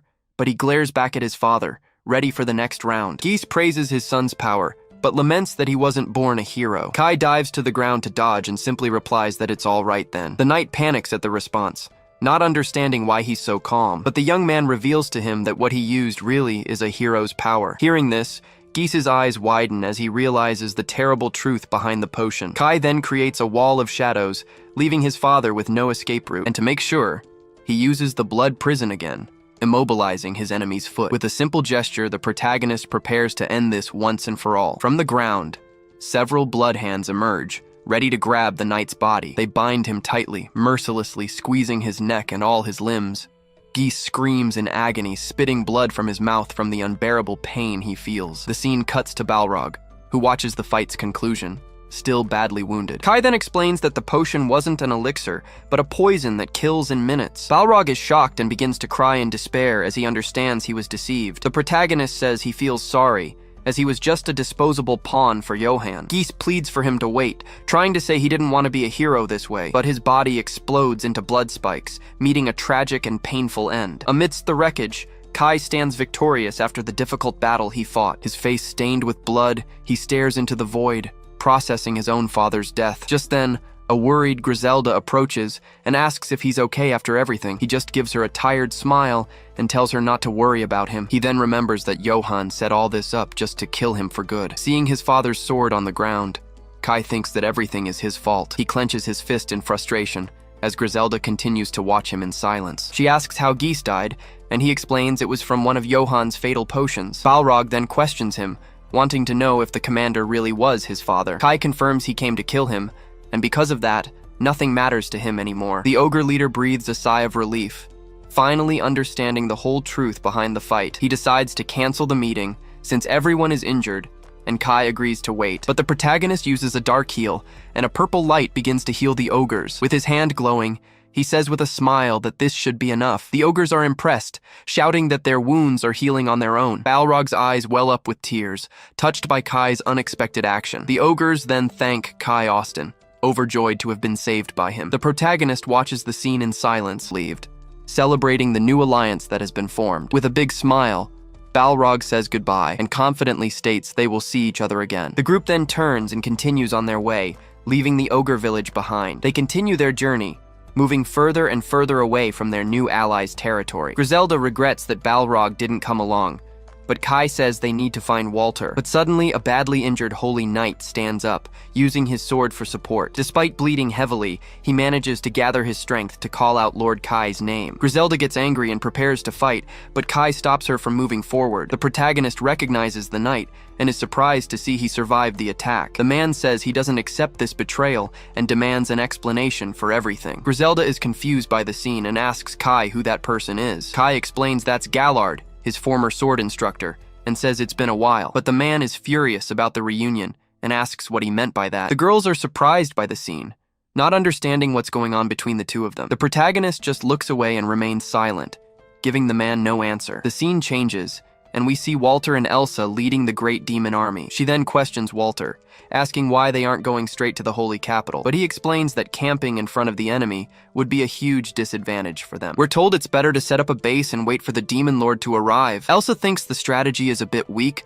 but Walter asks her to call it cautious instead. Suddenly, a giant shadowy creature appears in the sky, frightening everyone there. But the creature turns into a cute little demon, leaving Elsa completely confused by the transformation. Walter tells her not to worry, as it's just a messenger from the demon lord. The small demon announces that he has a message, and that the mission's course has changed. Walter then asks the messenger what new destination they should head to, and it's revealed they must go to Austin Fortress, near the holy capital. Elsa is completely shocked by the revelation, not understanding their new destination. She yells that Austin is the demon lord's name, and Walter confirms it. Then she remembers that attacking his family would be a betrayal, breaking the contract they made. Walter is at a loss for words, clearly shaken by her reprimand, but the small demon tells them not to worry and to just move forward. With that, the army finally arrives at the gates of the great Austin Fortress. She still suspects it's a trap, but Walter says it should be fine. Just then, the large wooden gates begin to open, kicking up dust. The warrior asks if there are no traps, and he agrees, still a bit suspicious. The demon army then begins to march inside the open fortress, but Walter doesn't seem so sure, and replies that there's probably a trap. And inside, Gallard and his holy knights were already waiting for their arrival. The two are shocked by the ambush, and Walter confirms that it's them. The knight then shouts with all his might, ordering them to drop their swords now. The entire demon army is speechless, surprised by the trap they fell into. Walter then grits his teeth, showing a look full of hatred for the enemy before him, and Elsa gives a sinister smile, clearly excited for the battle about to begin. Walter and Elsa prepare for battle as he orders all units to form up. Suddenly, the swords and shields of all the soldiers simply drop to the ground. Elsa's eyes go wide, completely shocked by what just happened. Beside her, Walter is also frozen, unable to understand the bizarre situation. On the other side, Gallard tells them they've misunderstood, and that they should be the ones to approach. But in the next moment, he surprises everyone, shouting that his army surrenders. Elsa and Walter are in disbelief at the news, shouting in total confusion. She then questions what's going on, unable to comprehend their surrender. Just then, someone's footsteps calmly approach the group of knights. Gallard just turns his head, already expecting the person who was about to arrive, and the one who appears is Kai, who walks past him and comments that he's late. With a smile, he says he's just kidding and that he used magic to get there early. Walter stares at him, frightened, wondering if this could be the Demon Lord. Outraged, Elsa yells that this is treason, refusing to accept what she's seeing. Kai then explains that he spoke with the vice captain since Geese is now dead. Gallard explains that as an order of knights, they cannot cooperate, but they are now prisoners. Elsa, Walter, and the other demons are left speechless, not understanding that logic at all. Then Gallard declares that they will follow Lord Kai, who simply thanks him for the decision. The scene changes, showing Gallard injured on the ground, but still holding his sword firmly. Kai explains that he told the commander that Johann had been using him all this time. He asked for cooperation with the demon army in exchange for saving the surviving members. The hero also reveals he told him about the first cycle,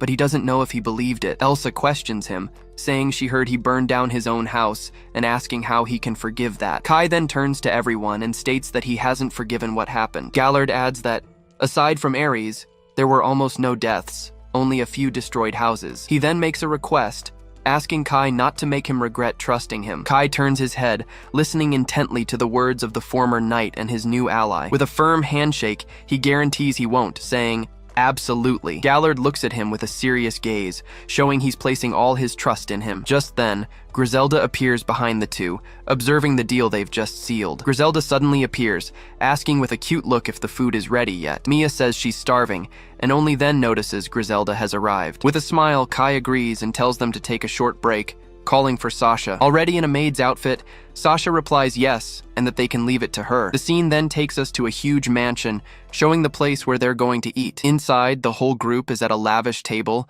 enjoying a luxurious banquet. Griselda makes a cheerful toast, announcing that tomorrow are the finals and for everyone to eat up. With that, everyone raises their glasses, celebrating the festive moment together. Some of the demons are seen singing and having a great time at the celebration. In another corner, Elsa dances on the table, leaving Walter very embarrassed. Sasha comments to Griselda that it's touching, as it's been a while since she's seen everyone smile. Griselda then looks to the side, saying that all of this is thanks to Lord Kai, but her gaze focuses on Elsa, who is already drinking straight from the bottle without a care. The warrior turns around with a smile, already looking quite drunk. Walter then approaches the two, asking Griselda what happened. Walter tells her not to worry, as everything was going well thanks to the Demon Lord's cleverness. Griselda agrees with a smile, but says she wasn't worried about that at all. He stares at her, completely confused, not understanding what she meant by that response. Just then, Elsa grabs him from behind, yelling that he's an idiot and so dense. She then whispers in his ear, telling him that the Demon Lord is going to help another woman. Griselda asks what she means, but Elsa plays dumb about the situation. But she soon turns around, saying she'll explain to them what was going on. With a teasing smile, she shouts that Griselda is in love with the Demon Lord. Sasha becomes furious and yells at her, while Griselda hides, completely embarrassed. The elf tells Elsa to mind her own business, leaving the warrior speechless. After the scolding, Elsa runs off, fleeing the chaos she herself started. Griselda takes a sip of her drink and asks Walter not to mind what happened. He and Sasha look at her, and Walter asks if she's really in love with him. The elf turns bright red and is speechless when asked about Lord Kai. But suddenly, Kai himself appears nearby and asks if it was true. Kai stares at her with a serious look, catching everyone by surprise with his question. Griselda turns completely red and starts to break out in a cold sweat, not knowing what to say. Just then, Mia appears and announces that the Demon Lord was calling her for a talk. The elf stammers in surprise, asking if Lord Kai really wanted to speak with her. Without a second thought,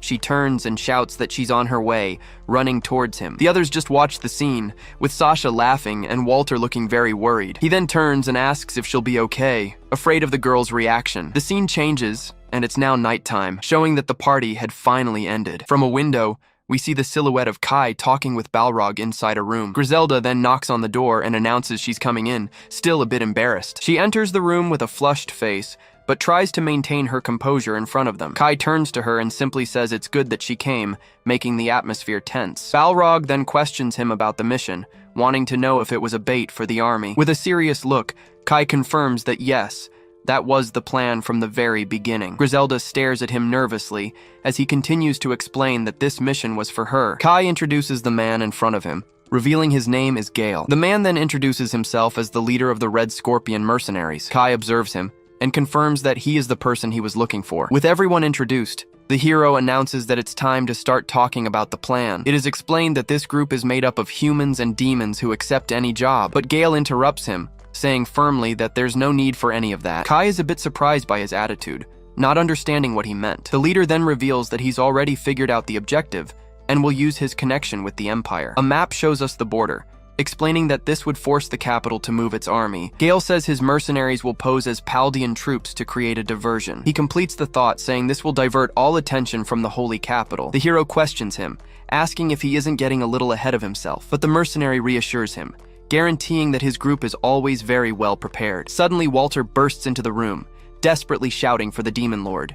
He then breaks the news, announcing that a giant army from the capital has just arrived. Kai is completely shocked by the news, unable to believe what he just heard, but Gale is unfazed, saying with a smile that they've finally made their move. Griselda and Walter remain tense, facing the situation with great worry and fear. The hero then turns, processing the information that the army was already here. With a dark look, Gale announces that the real negotiation starts now. Just then, someone calls out to Kai, who turns with a serious look, ready to act. We see the imposing army of the sacred capital marching in formation, ready for battle. Gale reveals that tens of thousands of soldiers came straight from the capital to this very spot, and then he confesses that it was his mercenaries who lured the enemy army to them. Kai glares at him angrily, questioning what he's trying to do with this madness. But Gale tells him to calm down, as this was just a business negotiation. He says an army of this size wouldn't come all this way without proper preparation. The scene focuses on the city's buildings, showing that the area is now completely surrounded. Gale explains they wouldn't go to the border for a war that doesn't even exist. With that, he warns that he can change the tide of the battle and asks what Kai's choice will be. The hero doesn't like his tone and asks if that's supposed to be a threat. The mercenary then explains that he'll use any advantage he has in this situation. Kai thinks that Gale is smart, but now he wonders what he'll demand in return. Then he makes his proposal, asking for the absurd amount of 30 million gold. Griselda is outraged, saying they couldn't pay even if they sold the mansion. With a smile, Gale pressures them, asking what's worth more, their lives or their money. Walter says that if an army surrounds them, they'll be annihilated in an instant. Kai just listens to the offer, but then a very confident smile spreads across his face. Gale pressures him, telling him to think it over, but that he might not have time for that. With a simple gesture, the hero raises a finger, getting the mercenary's attention. Gale is confused by his attitude, not understanding what he's trying to say. Kai stares back at him, keeping his finger raised in a very serious expression. With a victorious smile, he makes a counteroffer, 100 million gold. The mercenary leader is dumbfounded, unable to believe what he just heard. He asks if he heard correctly, if Kai really offered him 100 million. Then Kai asks if he's perhaps not satisfied with the new offer. Gale stammers, that's not it, but asks if he can really afford such a high amount. Griselda whispers that not even the national treasury could cover that, but Kai tells her to relax. He then explains that Elsa's assets are available, and that she has hundreds of millions. Griselda and Walter are shocked, but they finally understand where all the money would come from. The scene cuts to Elsa, surrounded by gold, saying that all of it gives her the creeps. Kai tells him not to do anything else without authorization, and Gale agrees to the condition. But before closing the deal, the hero says he'd like to ask one last question. He then questions if it's true that this whole war is over a woman. Griselda and Walter are surprised and nervous at the question, looking at Kai. With a serious look, the Demon Lord simply confirms that yes, it was all true. Gale stares at him for a moment, processing the answer he just received. Suddenly, he starts laughing out loud, finding the situation amusing. He grabs Kai by the shoulder and yells that he thinks it's great, that he loves the idea. Then, he extends his hand, saying he trusts him more than the greedy people of the kingdom. Kai gives a slight smile, seemingly pleased with the mercenary's trust, and with a firm handshake, the two finally seal the deal. The scene changes, showing a giant golden barrier protecting the entire city. A soldier shouts orders, warning that the Paldea Empire has mobilized an army on the border. Desperate, Johann orders them to send 3 divisions as reinforcements immediately. He then thinks that the attack was sudden, and they haven't even dealt with the Demon Lord yet. Johann observes the barrier, thinking that with it, they should be safe for now. Still, he decides it's always better to be safe than sorry. So, he orders everyone to prepare their weapons and keep the defenses on high alert. The Holy Knights obey, getting into formation and ready for any enemy attack. A warrior reports that they have already selected 12 members for the Demon Lord Subjugation Squad, and he also reveals they have a secret weapon, a powerful level booster. Johann adjusts his glasses, stating with certainty that there's no problem with the plan. But suddenly, the guards bring a captured man to speak with him. The prisoner struggles violently, shouting for them to release him as quickly as possible. Johann turns around, looking with contempt at the noise the man was making. Then, the soldiers throw him to the ground, causing the man to scream and cough in pain. Lying on the ground, he curses in anger, frustrated at being captured like that. The cleric then asks what's wrong with the man and what he did. A guard explains that they caught him stealing and that he claims to be a hero named Ares. Johann stares at him, finding it very bold of him to call himself a hero. Johann is shocked, asking if the guard really said the name Ares. He remembers that this was the name of the Austen family, the same family as Kai. On the ground, Ares glares at him with a defiant look, unafraid of the situation. Then, the cleric composes himself and demands that the prisoner show his crest now. He remembers a prophecy that said the hero would come from that noble family, but Ares refuses, shouting angrily and asking who he thinks he is. The cleric tenses up, not expecting such an aggressive reaction from the prisoner. Then, a guard tries to restrain him, but Ares furiously screams not to touch him. The soldier throws him to the ground with force,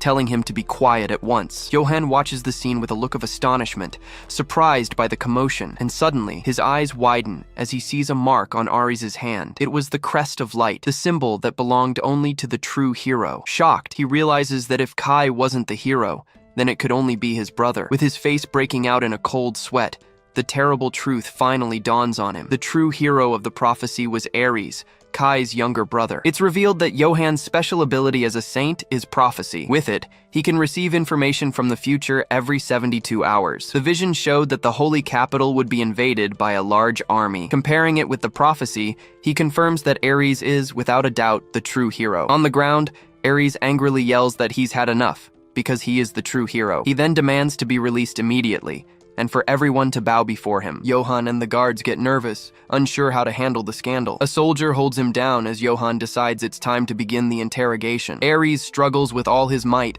but can't break free from the guard's grip. With a serious expression, the cleric orders them to take him to the military base. He becomes desperate, shouting that they saw the crest and will regret this. Johann pays him no mind, simply telling the guard to get a move on and take him away. Outside, he spots the group of hero candidates approaching him. The group's leader announces he has brought the candidates for the hero's official team, and he guarantees that if the capital is attacked, they will also fight to protect it. A warrior explains that the 12 hero candidates are well-tested elite warriors. He adds that their power is comparable to Elsa's, making them valuable. Johann then names them the Subjugation Squad, saying he's counting on them. But the knight questions him, wanting to know if the barrier artifact isn't unprotected. At that, Johann turns to Matteo and orders him to reinforce the guard on the sacred artifact. Matteo just nods, accepting the mission he's just been given. The cleric warns that the task is critical, as the barrier depends on the saint and the artifact. Matteo then looks at his hand, remembering the pact he was forced to make with Kai. Even so, he assures Johann that he can be counted on for this important mission. The scene then changes, and we see Johann walking through the dark corridors of a prison. He calmly descends the stairs, heading towards one of the dungeon cells. Inside, Ares shouts that his father will not forgive what they're doing. The cleric tells the other guards to leave the area. With a smile, Johann says he wants to have a private conversation with him. Ares glares at him with hatred, asking what the hell he wants to talk about. Johann asks if it's true he's from the Austen family, and Ares confirms with arrogance. But then Johann reveals that if he's talking about Lord Geese, he is unfortunately already dead. Ares is shocked by the news, shouting that it has to be a big lie. The cleric then confirms it, stating it's a verified report from the Holy Knights. With a cold gaze, he regrets to inform him that his father was killed by his own son. Desperate, Ares asks if it was his brother, Kai, who committed the crime. With a cruel smile, Johann asks who is going to protect him now that he's all alone. Ares gulps and breaks into a cold sweat, left speechless by the truth. The cleric watches him with superiority, savoring the prisoner's moment of despair. He then concludes that there's no one left to help him, leaving Ares hopeless. Johann starts laughing, shouting who would believe the nonsense about him being a hero. Fallen on the floor, Ares whispers to himself that he really is the true hero. He is speechless, with a blank stare, unable to believe what's happening. Then, Johann lets out a strange laugh, a sinister look on his face. He kneels and says he knows, that he is the hero, leaving Ares completely confused. Johann extends a hand to him, offering help after all the confusion. Ares is completely paralyzed, not understanding the cleric's change in attitude. But Johann looks at him with a sinister smile, revealing his true intentions. He explains that thanks to his ability, he is the only one who can see the truth. A red curse mark appears on Ares' face, startling the young hero. Johann says that apparently, he was cursed to hide his true class. The hero panics, questioning if that was really a real curse. At that, he remembers when he was betrayed and left for dead by his own brother. He then realizes everything, shouting that it was his brother, Kai. Filled with hatred, he yells that Kai must have cursed him back then. Johann then understands the curse, as Ares picks up a sharp object from the floor. With a smile, he manipulates him, asking if he doesn't want revenge for everything. Ares trembles with rage, slowly turning his face towards the cleric. All the memories of suffering and escape flash through his mind at that moment. With a look full of hatred, he stands up and confirms that yes, he wants revenge. Full of hatred, Ares grits his teeth and swears he will kill Kai himself. Johann cracks a victorious smile, satisfied that his manipulation plan worked. Ares then grabs the bars, begging the saint to break the curse right now. The cleric gets annoyed by his audacity, calling him a bastard in his thoughts. But he hides his anger and replies that of course, he will help him with that problem. The hero celebrates wildly, shouting that he's finally getting rid of that curse. However, Johann suddenly interrupts him, warning that there is one condition. Ares stares at him, confused, as he wasn't expecting to have to do anything in return. The two fall silent for a moment as the cleric explains his condition. With sweat on his face, Ares accepts the deal, responding with a "very well." Now outside the cell, he yells, "Great!" feeling powerful next to the guard, and he immediately starts making demands, asking for a royal suite and first-class women. The guard asks if he should do it, but Johann tells him to obey without question. The soldier is in shock, wondering if that man was really the hero from the prophecy. Ares calls him trash, while the guard thinks he will be useful despite his personality. The knight is in shock, asking Johann if that was really the hero, but he says that either way, their combat force is now assembled. Suddenly, a guard comes running, carrying an urgent report about Saint Colette. Johann tells the guard to lower his voice, not realizing someone was already listening. At that moment, Ares, who was nearby, hears the name and discovers that Colette is in the city. At an outpost, the guards scoff, thinking no one would be crazy enough to attack. But hidden in the trees, Kai watched the capital from a distance, waiting for the right moment. With a focused gaze, he prepares to put his plan of attack into action.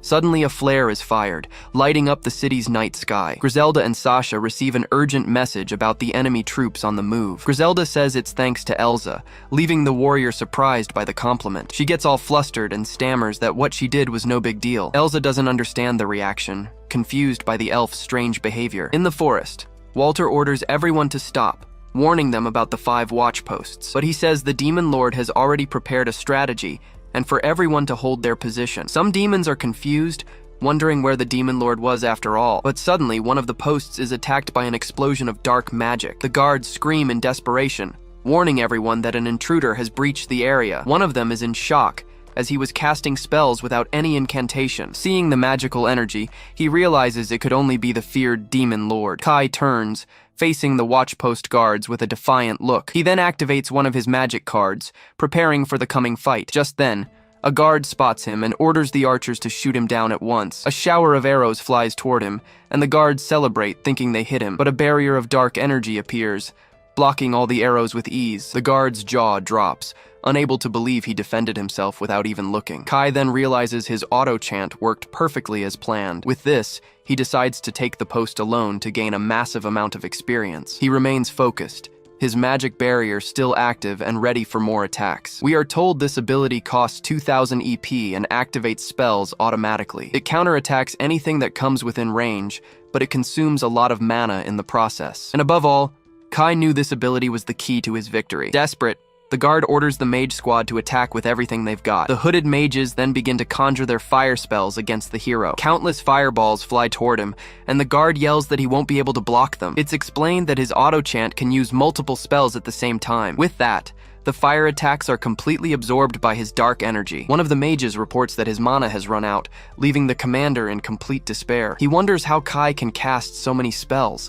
thinking his mana must be infinite. But in reality, Kai was draining his enemy's mana to annihilate them. With a smile, he reveals he has become a perpetual motion machine. The guard is terrified by the sight, realizing he doesn't stand a chance. Suddenly, a dark bolt strikes one of the soldiers, who screams in pain. Soon after, Kai deactivates the ability, Seeing that no one is left at the post, a system message congratulates him on his victory and awards him 500 experience points. In the distance, one of the demons praises him, while Kai already thinks about how to use his points. But suddenly, a small bat demon appears flying toward our hero. Kai calls him Archdemon and asks why he didn't just use telepathy to speak. The creature explains he came as a bodyguard, but Kai tells him to get straight to the point. The demon then gets closer and reports that he has just received new information. The scene focuses on the dark sky, setting the mood for the coming revelation. It is revealed that Johann is now engaged to Saint Colette, shocking the entire kingdom. Kai is completely stunned by the news, unable to believe what he just heard. A red aura of hatred begins to emanate from him, showing all his fury. The demon is startled by his reaction, fearfully calling out Lord Kai's name. The dark aura rises to the heavens as the hero processes this information. With a cold gaze, he finally understands what must be done from now on. Under the moonlight, he orders them to take the capital before the moon sets. The demon agrees with the order and flies off to inform the rest of the army. Walter, Elsa, and the other demons appeared to be in an abandoned village. They arrive at a completely destroyed place, not understanding where the watch posts were. Some of them comment that the whole thing seemed like a big lie. Sasha then smiles and says that this is the path Lord Kai cleared for them. With an excited shout, Griselda orders the entire army to advance to the final battle. The demon soldiers cheer, shouting excitedly as they march toward the capital. The army finally reaches the bridge, and up above, Kai is already waiting for them. A dark and powerful aura emanated from his body, showing his sheer determination. Griselda looks up at him from below, calling out Lord Kai's name with great seriousness. Beside her, Walter says the moment has finally come,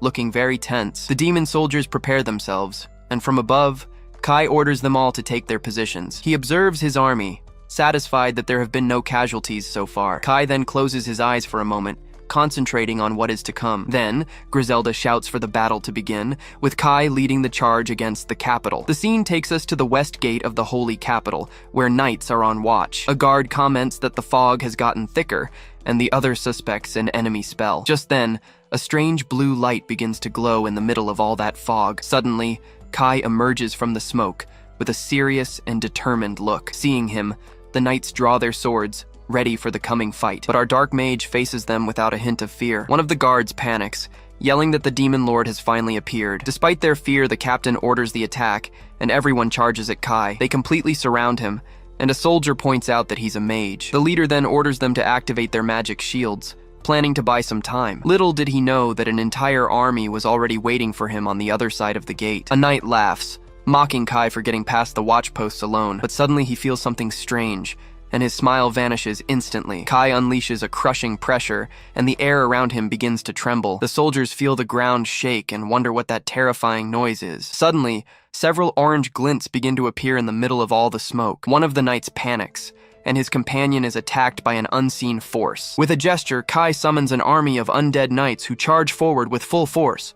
The first victim falls quickly, stabbed in the back with no chance to defend himself. Chaos erupts, with the undead attacking the soldiers from all sides. A soldier notices the enemies are wearing the armor of holy knights, hidden in the fog. He's terrified when he realizes Kai has used the bodies of their fallen comrades. Seen from above, the knights are being massacred, their formation completely broken. The captain shouts in desperation, saying the defensive line fell in an instant. The undead army gives no quarter, violently pushing the knights back. With no other option, the leader orders everyone to fall back to the barrier immediately. But as they flee, a mysterious man appears and blocks their path. He announces he's joining the fight and threatens anyone who tries to run. Then, two more leaders appear, ordering them not to retreat until victory is won. Now surrounded, the knights are stunned, unsure of what's happening. Without mercy, one of the knights is struck down by a fatal dark blow. Seeing this, the mysterious warrior charges with his sword against the army of the undead. With a confident smile, he asks if the monsters have ever tasted the light attribute. He then unleashes a devastating slash of light,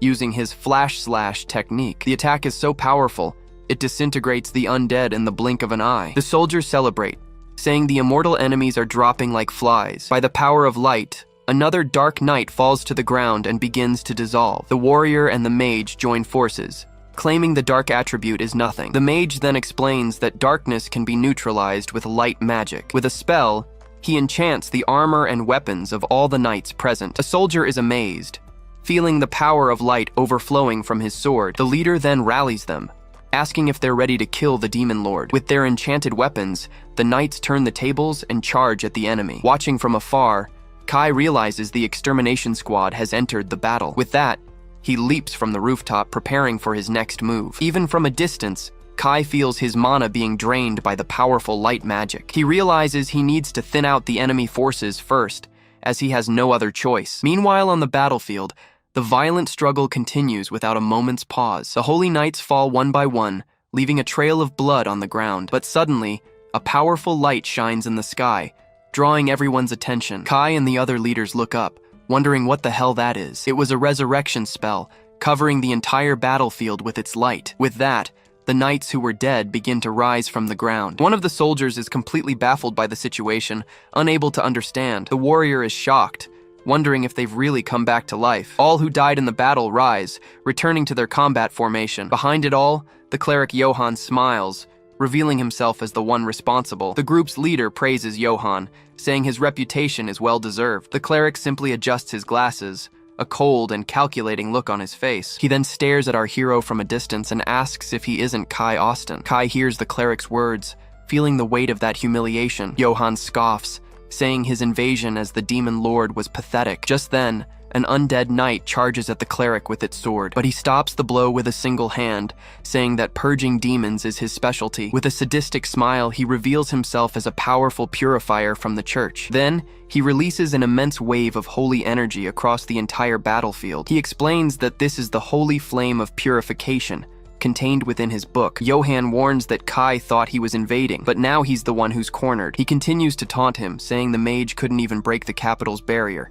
And with that, the army of undead he created vanishes in an instant. The scene shows Colette from behind, watching everything from a window. To make matters worse, Johann reveals that even the woman Kai loved now belongs to him. Filled with hatred, our hero glares at the cleric who calls him a wretch. But to everyone's surprise, Kai begins to laugh mockingly. The cleric is confused by his reaction and asks what's so funny. Kai then apologizes and reveals that this was never his real plan. At this, the extermination squad goes on alert, not understanding what he meant. Suddenly, Johann senses the danger and desperately screams for everyone to fall back now. But it was too late, and a gigantic explosion erupts right in the middle of the city. With a furious look, the warrior Elsa prepares to go all out. She charges with her sword, screaming and unleashing an explosive attack against the barrier. With that, a part of the city is hit head-on by another giant explosion. Johann's group realizes they're surrounded, and that the barrier is under attack. He panics, knowing that area is weak and the plan could fail. Desperate, Johann declares it's all over and leaves the demon lord to them. But the group's leader gets angry, shouting and asking where that coward thinks he's going. Without a word, the cleric uses a spell and simply vanishes into the smoke. The warrior realizes it was just an illusion, as Johann would never go to the front lines. The smoke begins to clear, revealing the path that was opened amidst the chaos. From a distance, Kai watches everything with a cold gaze, seeing his real plan come to fruition. The scene shifts to the Chamber of Relics, where two guards hear the sound of the explosion. Then, young Matteo asks his partner to check it out, saying he'll be fine alone. The guard agrees and leaves, falling right into his partner's trap. Alone, Matteo reveals that Kai's real objective is to destroy the sacred relic. In a flashback, we see Johann ordering the use of more test subjects, with no regard for their lives. Matteo is horrified as he witnesses his superior's cruelty. Back in the present, he thinks about faith, but realizes he has already lost his. With that, he unleashes his power and destroys the sacred relic in an explosion. The scene returns to the gate,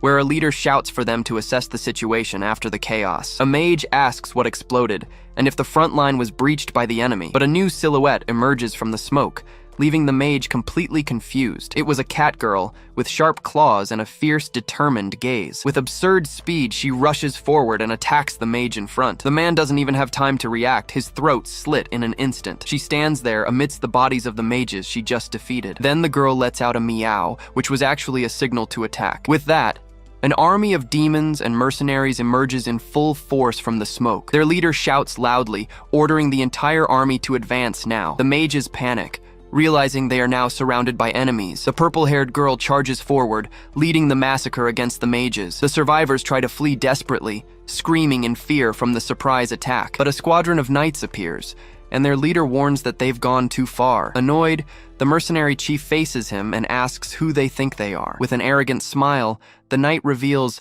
they are the subjugation squad. The mercenary then yells at Elsa, complaining that the barrier hasn't been broken yet. She replies with a smile, telling them not to interfere and to attack again. The mercenary leader agrees instantly, ready to continue the invasion. He then orders his men not to let the knights interfere with the plan. At that, one of the knights laughs like a madman, saying he'll finish them all right there. But the mercenary blocks the attack, and the shocked knight asks if he's even human. Seeing that absurd strength, the knight becomes furious and calls him a traitor. The mercenary is confused for a second, not understanding the accusation. Then he uses an enhancement ability, and his sword glows with full power. With a smile, he recalls that it was the humans who betrayed him first. With his empowered sword, the mercenary attacks and easily defeats the knight. Elsa watches the scene from afar, a victorious smile on her face. Seeing the defeat, one of the leaders desperately shouts to regroup the rest of the squad. Then, the knights surround Elsa and the mercenary, trying to stop their advance. The situation in front of the city gate grows increasingly chaotic and violent. Far away, Johann runs in terror, unable to believe Kai was just a decoy. He then sees Elsa and realizes that dangerous woman is also from the demon tribe. The cleric grows tense, understanding his plan is spiraling out of control, but the warrior spots him from a distance and yells, telling him to watch what she's about to do. With that, she boosts her sword's power using enhancement and a dark attribute. With a frightening smile, Elsa warns that she won't be holding back now. The mercenary points out she's using a demonic sword, and Johann panics at the sight of the weapon. Then she releases her limiter, and a red aura explodes from her body with full force. Johann panics, knowing that with this power, the Great Barrier will fall. Desperate, he screams for her to stop and unleashes a holy arrow with all his might. The holy arrow flies forward, taking the warrior Elsa completely by surprise. With a crazed smile, Johann screams for her to just die already. But suddenly, a wall of shadows appears and blocks the holy attack. It was Kai, who appeared out of nowhere to protect his battle companion. He glares at the cleric with a serious expression, showing he's not playing around. Johann panics, asking how the demon lord got there so fast. Calmly, Kai replies that he simply defeated everyone in his path. On the ground, we see the bodies of the entire squad that faced him earlier. The cleric is terrified by his strength, saying that this is insane. Seeing Kai's power, Elsa says with a smile that she understands how he feels. Then Kai shouts her name, giving her the signal to finish the plan. With a wicked smile, Elsa confirms she got the message loud and clear. Johann grows even more desperate, screaming and begging for them to stop. Far away, Matteo uses black flames and finally destroys the sacred relic. With that, Elsa unleashes her black flame slash attack with full force. The blast of dark energy hits the Great Barrier, causing a massive impact.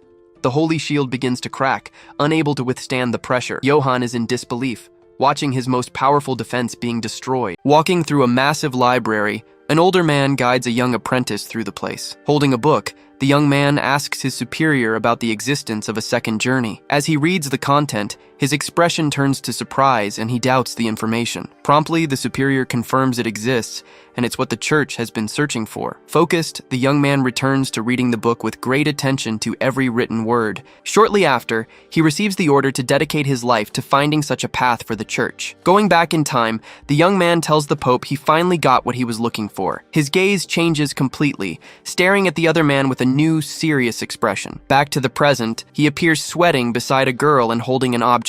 At this moment, a young man appears and questions him about his obsession with the second journey. Surprised by the question, he's left without reaction, not understanding how the other knew. Seen from afar, the young man says they don't need to pretend since they're completely alone there. Getting clearly nervous, the man with glasses starts to sweat and is left speechless. Without hesitation, the other young man extends his hand and simply creates a portal on the wall. In response, Johann concentrates power in his hand, preparing for a possible confrontation. Pointing to the portal, he asks the other not to be so defensive like that. Then he reveals a golden bracelet, asking if this is what the young man really wants. Holding the girl, Johann doesn't understand, just observing the entire scene with confusion. As he approaches, he faces the object and asks out loud what that is. At this, the golden bracelet with a blue jewel is shown in more detail in the hand. Right after, the young man holds it firmly, questioning if Johann understands the meaning. Using an ability, his eyes shine as he evaluates the properties of that strange item. He then confirms that even though it seems broken, that was without a doubt the original item. Soon, the description shows it to be the bracelet of time, which allows a second journey. With a shocked look,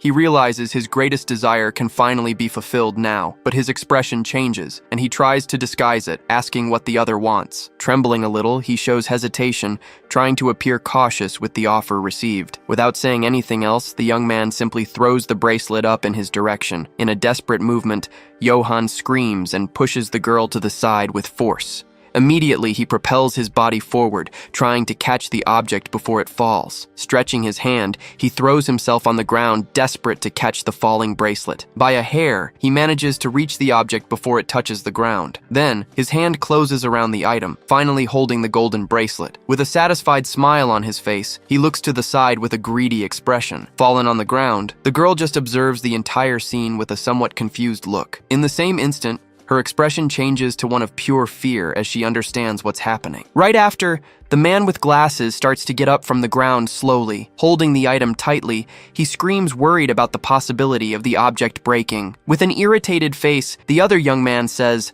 "That's enough," and proposes a truce. Adjusting the glasses on his face, Johann seems to recompose himself after all that confusion. Then Kai reveals that his only objective is simply to live in peace beside Colette. Looking at him, the girl's face gets a little flushed and she calls him. Next, he explains he doesn't want more bloodshed and proposes peace. Completing the sentence, he says he doesn't want to see Colette sad, but he'll use force. With a smile on his face, Johann only responds that all of this is great foolishness. Facing the man, Kai and Colette await a response to the peace proposal. Laughing madly, Johann says it's now too late for any kind of negotiation. Right after, he screams that he got the key he wanted so much for the journey. Fallen on the ground, the girl calls him by name with an expression of shock. Next, she questions him about what his true objective with all this is. Turning to the girl, he states he'll tell everything to the foolish princess now. With his back turned, he starts to say that the country, the people, and the church. At this, he screams to the side, saying that none of that really matters to him. With a frightened face, the girl is left speechless hearing that terrible revelation. Revealing his plan, he says everyone was stepping stones for him to achieve everything alone. Then,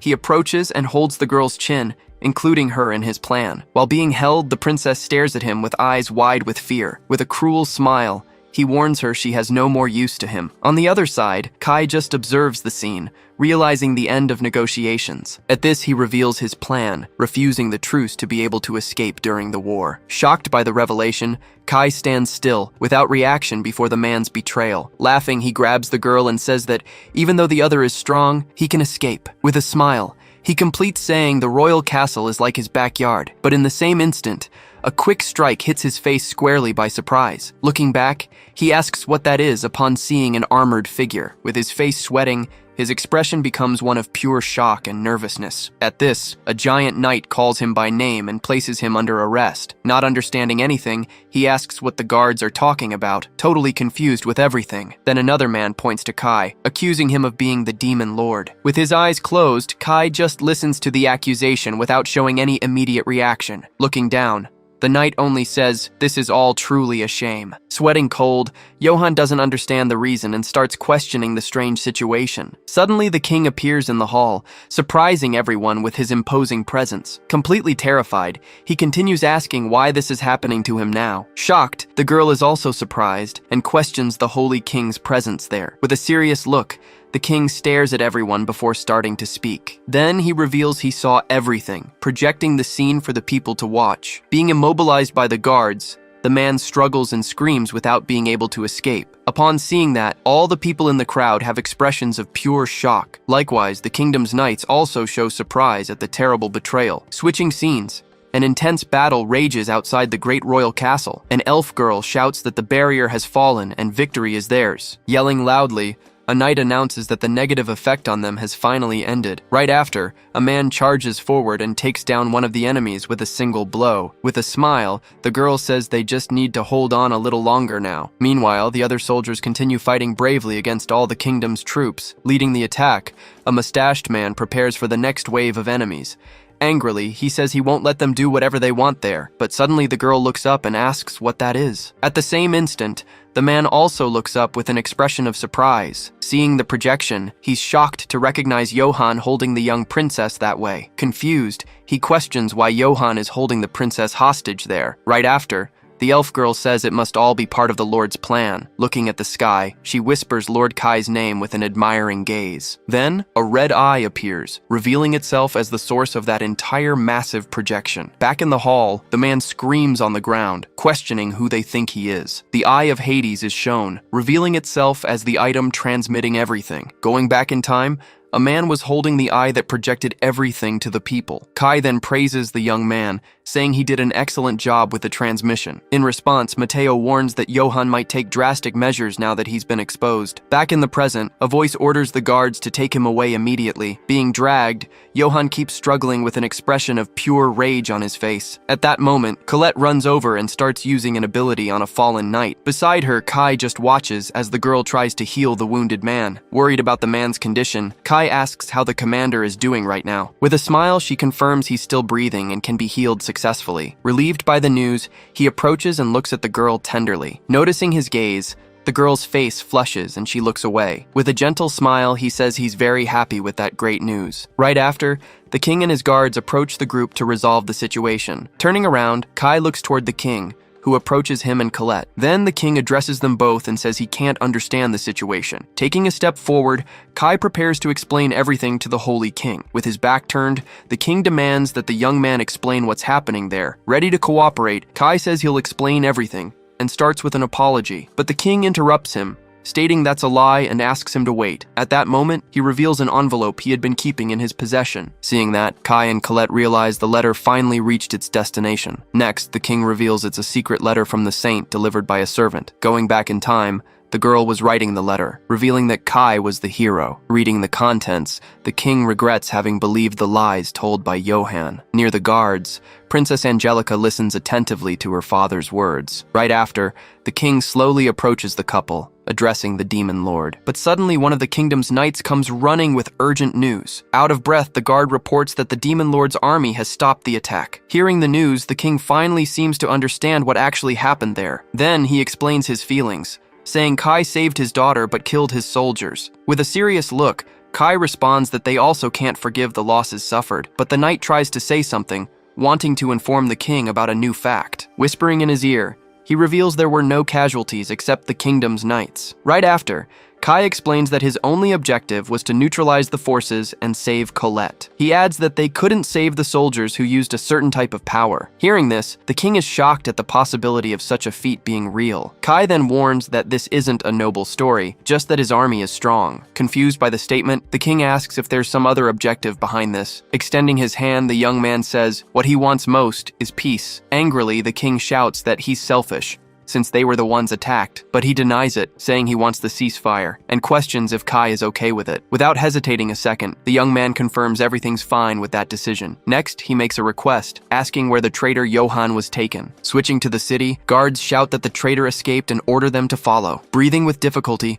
Johann hides in an alley to throw off all his pursuers, but right after, he ends up surrounded by the knights, who warn him he can't escape. Facing the men, he says he wanted to prepare, but now has no other choice. Holding the bracelet, he declares he'll go to the world of the second journey right now. At the same instant, the knights raise their swords, preparing to advance against the traitor.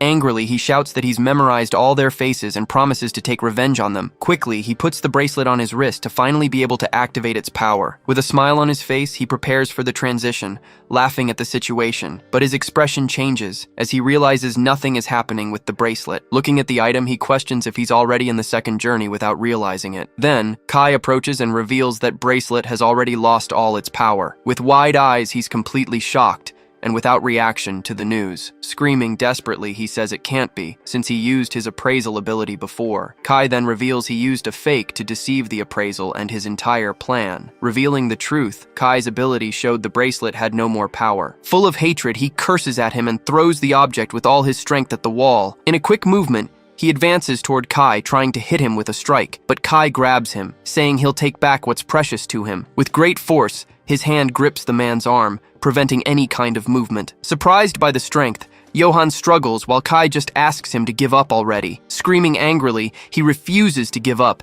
and swears he'll go to the journey. In desperation, he grabs a flask and drinks all the green liquid at once. Seeing that, Kai's face fills with anger and surprise at the action. Beside the guards, Colette realizes that might be a level booster. Then, Kai questions if he's willing to die just for a bit of power, but his body starts to change, and he questions the number the other mentioned. With a smile on his face, he reveals that's a much stronger version. He then shouts that it puts him at level 900 and has no side effects. With an insane look, he says that now no one in the world can stop him anymore. Wrapped in energy, Johan's body grows and becomes much stronger. Seeing the transformation, Colette and the guards are completely terrified by the scene. Remembering the past, he recalls his promise that he would kill the demon lord. Meanwhile, Kai just stares at the enemy with a serious expression, showing no fear. With a smile, Johan says he'll take the saint on the second journey. Watching the enemy, Kai and his men prepare for the inevitable confrontation to come. Remembering earlier, Kai realizes that Colette is still under Johan's spell. He then understands that he needs to find a way to break that containment spell. Shortly after,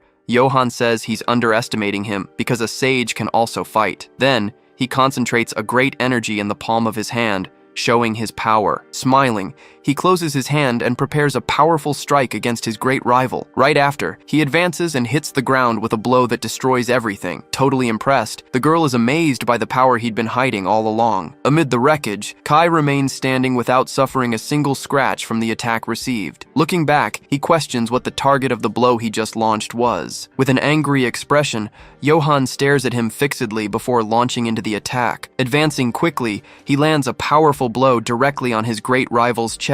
The impact of the blow pushes Kai's body backward with great violence. Pulling back his arm, he shouts that he finally made him wait for that great moment. Right after, Kai is thrown with speed, hitting a distant tower of the great castle. Desperate at the scene, the girl screams Kai's name out loud. Running at high speed, Johan says he'll make an example of him for all the others. Then, he leaps across the rooftops, chasing his enemy who was thrown far away. With a smile on his face, he continues running toward his great opponent. As he approaches, he lands another blow, saying he's a very cautious person. Right after, he fires several energy projectiles toward the boy who fell. The attack hits the tower, causing enormous destruction to its entire structure. Fallen in the rubble, Kai sits amid all that great smoke. Worried, the guard says Kai is in danger and asks for immediate help. With her hands on her chest, Colette watches everything with a clear look of concern. Approaching, he says the other boy is known as the Demon Lord. Sitting on the ground, Kai just stares at him without saying a single word in response. Angrily,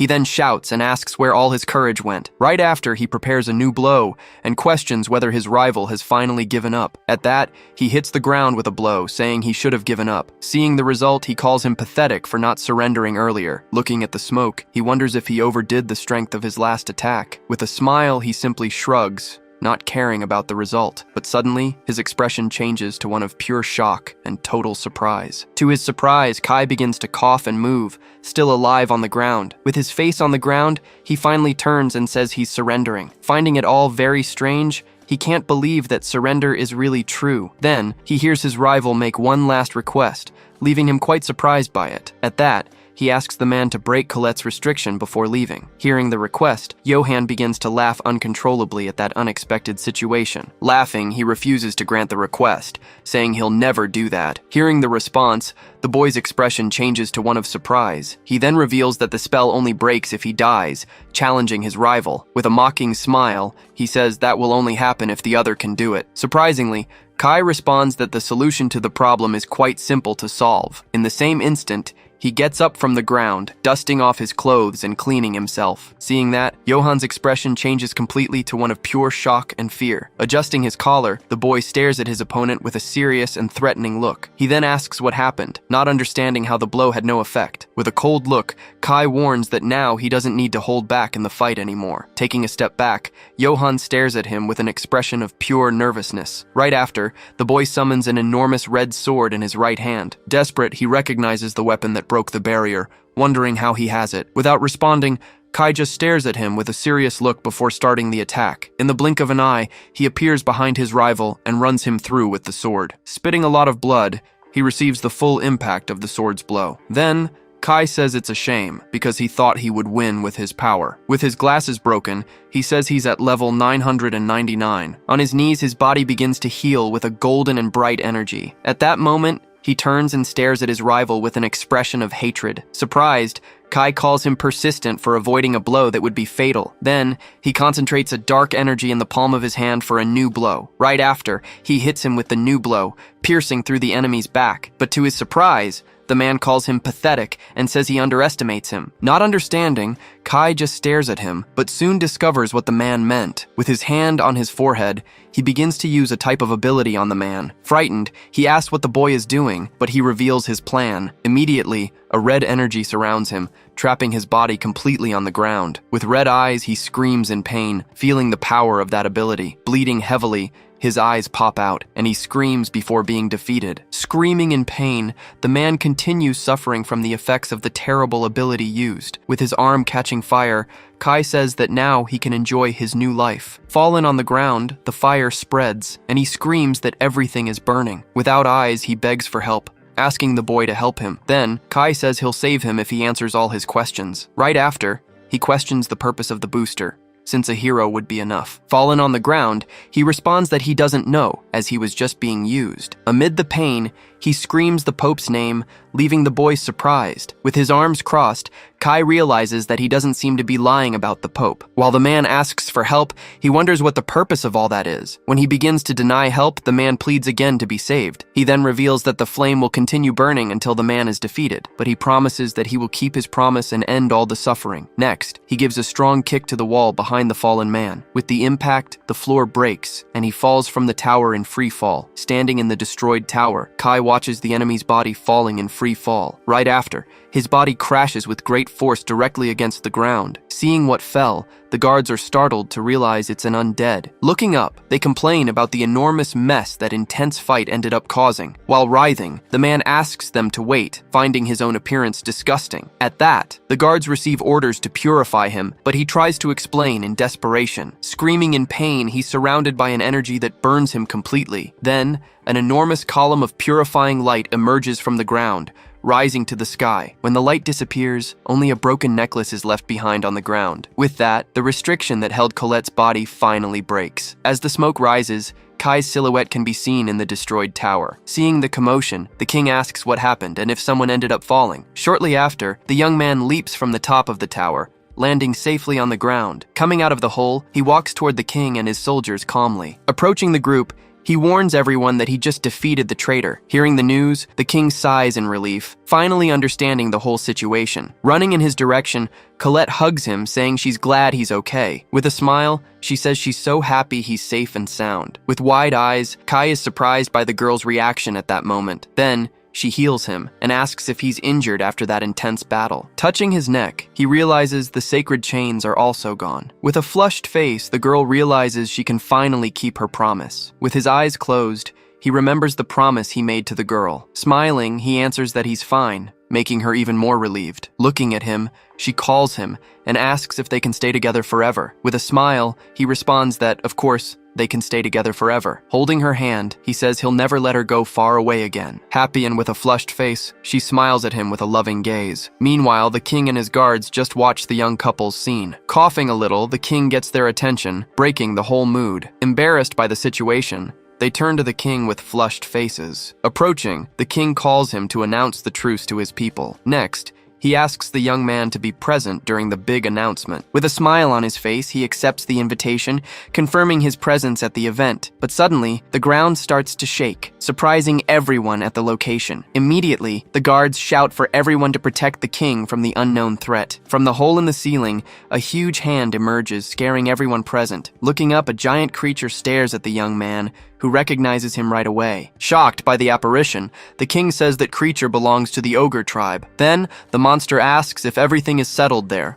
Looking at everyone. Smiling, Kai turns to the girl at his side without saying a word. Turning his back to the group, Balrog says the humans have lost their will. But suddenly, An elf girl appears, saying he's scaring the humans. Turning to her, Kai says the peace negotiations are finally over. Hearing the news, the girl's expression changes to one of total surprise. Kai then looks at the two girls, who look at each other for the first time. At that, Colette asks if the other girl is Griselda, leaving her surprised by the question. With a flushed face, she responds that the other one must be Colette, who she's heard so much about. Then, the two look at each other with a smile, happy to finally meet. Shortly after, Colette thanks her for saving Kai's life during the battle. With a proud smile, Griselda responds that he's their demon lord after all. Happy, she adds, saying she's glad he's safe and sound. Watching the scene, Balrog says he's amazing for having won over the saint. Embarrassed, he laughs and says he didn't think it would be a big deal. Beside him, the girl laughs, happy with the outcome of that long journey. With a gentle look, Kai removes something from the hair of the girl at his side. Beside them, Griselda just watches the scene with a smile on her face. Turning to the girl, Kai starts talking about the ceasefire with her. Embarrassed, she says she'll let everyone know and calls Balrog to accompany her. Seeing her leave, he notices that something about her seemed a little strange. Quickly, she floats away, leaving the thoughtful young man behind at the location. Meanwhile, Balrog lands in the city, scaring all the residents with his presence. In the streets, the knights try to calm the population, who is frightened by the commotion. Among the people, the residents talk about the truce and surrender. Confused, they wonder if they really surrendered to a bunch of demons. In the square, a huge crowd gathers to hear the king's big announcement. On a balcony, the king appears to address all his people. Then, he officially declares a ceasefire between the two kingdoms at war. Shouting loud, he announces that the war between humans and demons ends today. Revolted, the people shout, questioning the decision to make peace with the demons. They keep shouting that they were attacked, not understanding the truce that was announced. At that, Kai appears beside the king, preparing to speak to the people. Looking at the crowd, he introduces himself and reveals he's the demon lord. Completely shocked, they question him, saying he looks like just a human. In response, he confirms he's human, revealing his name and his noble lineage. A man then shouts that the rumors about him were all true all along. Addressing the crowd, he says he has two things to announce to everyone. Then, he reveals he's going to expose Johann's crimes and also the church's. With a serious look, he prepares to prove all his serious accusations. Changing scenery, the imposing church headquarters appears in a very distant location. Inside, the king's guards run through the main hall toward the Grand Pope. Running desperately, a priest warns the Pope about the imminent arrival of the royal guard. Sitting on his throne, the Pope just responds, showing no great concern about it. At that, he just stares at the priest in silence, waiting for the man to finish the report. Sweating a little, the priest turns and asks what the Pope's orders are. At that, the Pope orders the royal guards to enter the grand main hall. Desperate, the priest warns that the king's guards are all completely armed, but with a serene look, he responds that justice is on their side. Entering the hall, a guard accuses the church of manufacturing and selling illegal drugs. Hearing the accusation, the Pope remains silent, showing no reaction whatsoever. Meanwhile, the other royal guards just stare at him, waiting for an answer. With a serious look, the Pope stares back at the men, ready to respond to the accusations. At that moment, a priest shouts, saying they can't invade the place like that, but the guard responds that if he comes quietly, they can make things easier. Seated on his throne, the Pope asks where Johann is, ignoring the accusations. Hearing the question, the guard falls silent, not knowing what to answer. The Pope then asks if Saint Johann is dead, wanting to confirm the fact. The guard confirms the death and accuses Johann of using the knights in his experiments. He adds that they couldn't ignore such a great atrocity, but the Pope corrects him, saying it wasn't a drug but an enhancer. With sweat on his face, the guard realizes he was involved in the scheme all along. Then the Pope praises Johann, saying his ambition frightened him sometimes. He finishes by saying they lost a valuable man with unparalleled class abilities. Going back in time,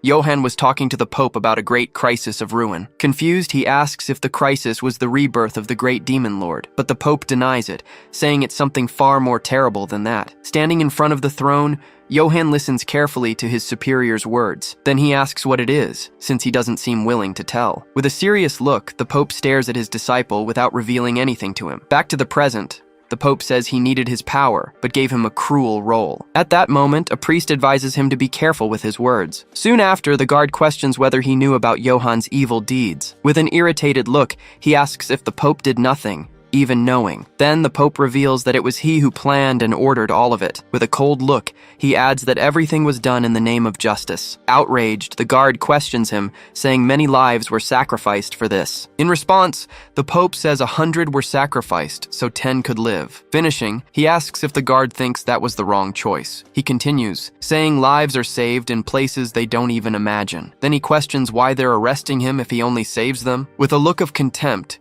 he asks if their job is just to arrest. Not knowing what to say, the guard is left speechless before his questioning, but a man stops him, gripping his arm firmly to make him stop. Surprised by the action, the guard turns and calls him by name. Then the man asks if the Pope is hiding something they don't know. The Pope just stares at him, not answering the question he just asked. Leaving the place, the guards say he'll have to prove his justice. Walking toward the exit, the Pope stares at the guards with a look of superiority. Meanwhile, the guards watch him, suspicious of his true and real intentions. Turning to the priest, the Pope calls him and gives a new order. Desperate, he tries to question the order, but the Pope doesn't listen. With his eyes closed, he just says everything is fine with his decision. On guard, the man warns that the Pope's class is unknown and dangerous. Sweating, the priest looks to the side, fearing what's to come. Closing his eyes, he prepares to fulfill the order he received from the Pope. Then he stands up and says he'll grant consecration to everyone. In the same instant, a huge magic circle appears on the floor, trapping everyone. Desperate, the guard screams for them to stop the chanting, as this is bad. Soon after,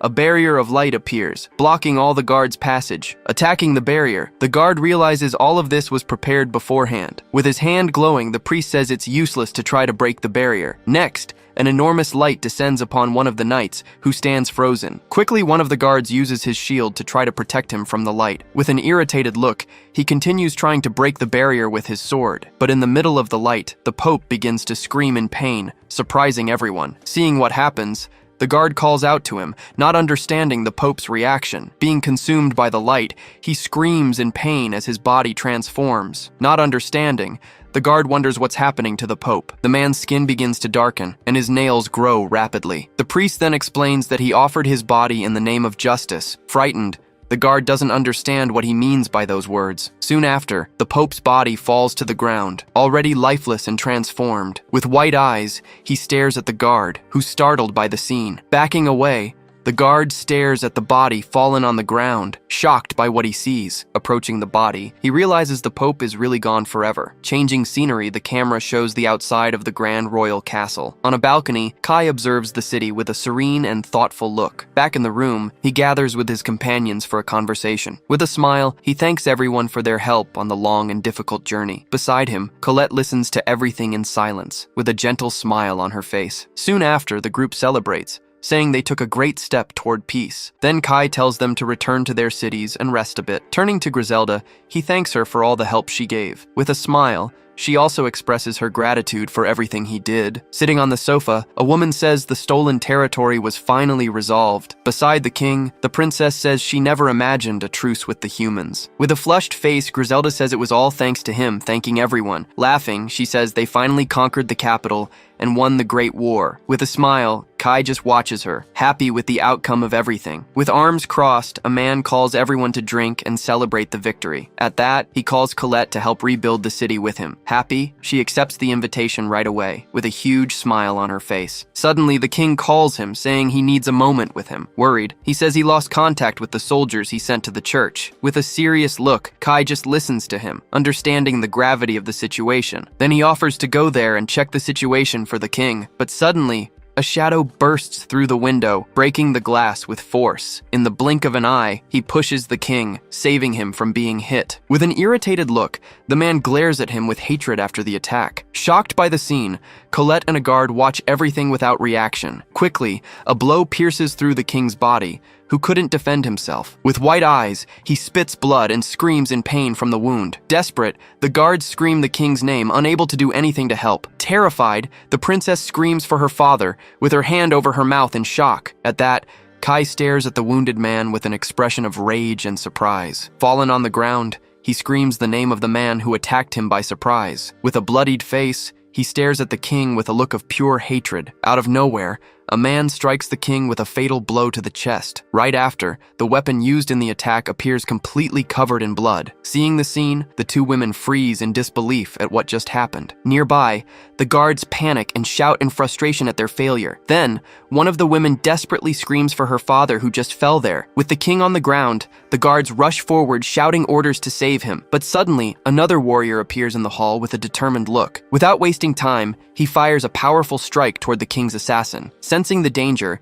the attacker quickly raises his arm to defend himself. In that moment, he manages to stop the blow with a protective barrier in front of him. Seeing this, the newcomer smiles and calls his opponent by his name, Ares. Ignoring his rival, Ares shouts for the guards to protect and heal the king immediately. At the same instant, a knight confirms the order and runs to help. But then Ares turns and notices someone who shouldn't be there. Remembering the past, he recalls that this person should be completely imprisoned. Standing in the middle of the hall, the man stares at his adversary with a smile. Seeing his attack defended, Ares is left without reaction and finds it impossible. Going back in time, he remembers when he was brutally defeated by the enemy. In that fight, the opponent even broke his sacred sword with a single strike. Returning to the present, the mysterious man begins to speak with a taunting tone. He then turns and confirms that his rival's name is Kai Austin. Hearing his name, Kai remains serious and stares at the man without saying a word. Meanwhile, Ares is shocked and questions who this man in front of him is. At that moment, one of the women points at him and asks why he did this, but the man seems confused about the name and says they got it wrong. Staring directly at Ares, he reveals that his true name now is Clemens. Upon hearing the name, Ares freezes in fear, not knowing how to react. Nearby, the princess is also shocked and recognizes the name of Pope Clemens. Ignoring everyone's surprise, Clemens simply confirms everything with a slight nod. Then he finally reveals that he has taken the body of the true hero for himself. Shocked by the revelation, Ares tries to scream but can't form a word. Meanwhile, Clemens comments that a young body is much more convenient for him. Hearing the conversation, the princess screams and asks what happened to Ares. Right after, Clemens responds that he's not sure about the fate of his consciousness. Without having an answer, Ares simply stares at the enemy with a furious look. Shifting focus, the king begins to agonize on the ground, spitting a lot of blood. Seeing her dying father, the princess holds him and questions the reason for the attack. Ignoring the girl, Clemens says he had high hopes for the king who betrayed him. He then continues his speech, saying he's very disappointed with this situation. Hearing that, the king explodes in fury and calls the pope arrogant. But Clemens simply says it seems the king still hasn't understood anything. Gesturing to the castle, he says he'll explain who really takes care of the people. Then he reveals that the church is the only one seeking peace and justice. In anger, the king shouts that this isn't justice at all. Right after, the king finally passes out because of the severe wound he received. Screaming desperately, the princess sees a woman trying to heal the fallen king on the ground. As she begins the healing, the woman notices something strange and becomes afraid. At that, Ares shouts nervously and warns that the healing magic isn't working. Despite the effort, the king's wound won't close at all. Right after, he understands that this is a spell to block recovery. Seeing that the king resists, Clemens decides he's going to end everything now. Then, the guards form a barrier in front of the royal family to protect them. Preparing to attack, he grips his weapon tighter and concentrates. With a confident smile, the false hero prepares to attack everyone. Right after, he concentrates an absurd amount of energy into his enormous blade. Seeing so much power, one of the knights is terrified, not knowing what to do. At that moment, Clemens fires multiple energy strikes toward the group of guards, but the true hero continues staring at the enemy with a very determined look. Shouting loudly, the guards say they need to become the king's shield. Then, out of nowhere, Ares advances quickly and tries to land a strike on the imposter. Seeing the advance, a woman shouts Kai's name with great hope. Meanwhile, one of the guards is impressed by the incredible speed of the attack. Advancing rapidly, Kai's eyes fix completely on his great adversary. But as he gets close, he notices the enemy's calm reaction and becomes tense. At that, Clemens taunts him, saying he made a mistake getting closer. Right after, he fires an energy strike directly at Kai's chest. Throwing the hero backward, the attack hits him with impressive force. Seeing the scene, a guard shouts that the hero was thrown far away. Despite the strong impact, Kai manages to land on his feet, staying firm. With an evil smile, Clemens has an expression of madness on his face. Looking at the hero, he says he finally understood what was happening. Nearby, the princess is completely without reaction, seeing that Kai survived. Then, the guards comment in shock that he withstood the blow and is still alive. With his body recovered, Kai stares at the enemy with a very defiant look. Staring back, Clemens says this power doesn't belong to a human. Suddenly, the false hero's body begins to heal automatically. At that, he reveals he has the self-healing ability of the true hero. Analyzing the situation, Kai realizes his level is 900 and it will be difficult. Even so, he stares at the enemy with a serious and very determined look. Ignoring the tension, Clemens says he finds his anger pathetic and meaningless. In anger, Kai responds that he finds everyone there pathetic, including Clemens himself. Hearing the response, Clemens smiles and says, Kai really doesn't know anything. Without wasting time, he stomps his foot on the ground with absurd force. With this power, the once fragile body becomes something completely different now. Right after, the impact throws Kai downward, opening a hole in the floor. Being thrown down, Kai is startled by the adversary's strength. On the upper floor, the princess and a guard run and scream desperately. Looking up, a huge hole has opened in the ceiling of the lower floor. Down below, the two warriors land in a destroyed room beneath the Great Hall. Recovering, Kai looks around and recognizes the royal castle's basement. Then, Clemens invites him to test the power of his level 999. Hearing the level, Kai becomes even more tense but prepares to fight. Meanwhile, more debris keeps falling on the lower floor because of the impact. Down below, the two warriors stare at each other in the middle of all the destruction. At the edge of the hole, a guard stops the woman from jumping down to help. Seeing the scene, the two are surprised that a place like that exists. Switching rooms, the other princess screams desperately, calling for more reinforcements. But the first woman keeps looking down and prays, asking them to save Kai. Back in the basement, a small object falls to the floor, making a noise. Hearing the sound, Kai looks up toward the hole in the ceiling. Staring at each other from afar, the two fighters prepare for the next round. Upon hearing the level, Kai realizes there was a better version of the item. Standing confidently, Clemens awaits his opponent's first move in the basement. Looking calmly, he stares at his rival without showing any concern or fear. Then,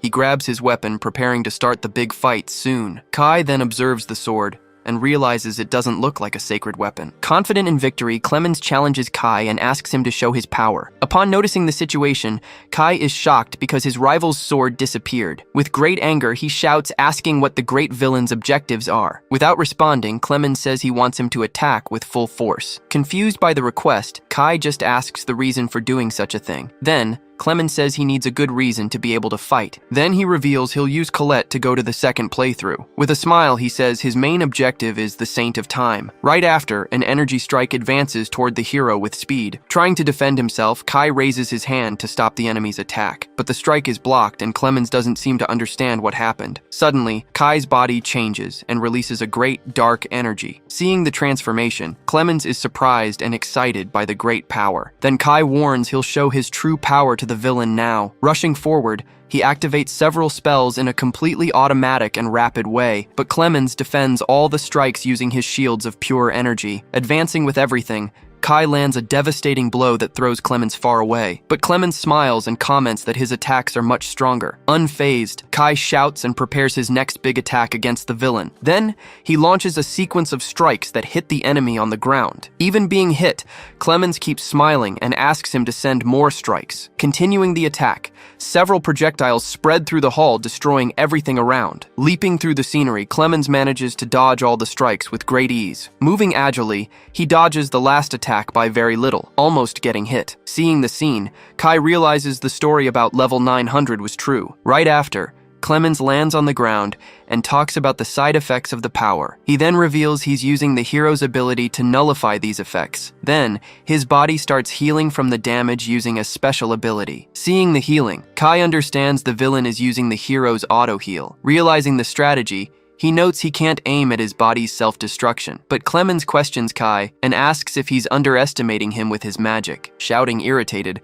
Clemens says that's not what he really wants to see now. With a furious look, he shouts he wants to see the power of the second playthrough. Hearing the demand, Kai finally understands what the great villain's plan is. He then thinks about his secret class that lets him use dark magic. With his hand on his chest, he reflects on the unique magic he avoided. Holding an item, he decides he has no other choice but to fight. But Clemens threatens him and says he's going to shake things up a bit more. Worried about the threat, Kai asks what he's planning to do now. Then, the villain prepares and starts summoning a new and powerful weapon. Right after, he summons his sword of sacrifice called Brianak to fight. Seeing the weapon, Kai is shocked and wonders what that is. Then, Clemens holds the giant sword that emits a very strong and bright energy. With a smile, he warns the real show starts right now. At the same instant, a huge explosion of light illuminates the entire great hall. Up above, the people at the edge of the hole watch everything without being able to help. Seeing the light, the guards comment, frightened about the flash coming from the hole. Worried, the woman says she'll call reinforcements so they can fight together. Then, the guard closest to her just stares at her with a serious look, but suddenly, his expression changes to one of complete panic and pain. Right after, he brings his hand to his chest and starts feeling great pain. Seeing that, the woman asks what's happening with his face. Unable to respond, the guard just faints and falls hard to the ground. Looking at the scene, she's left without reaction to what just happened. At the same instant,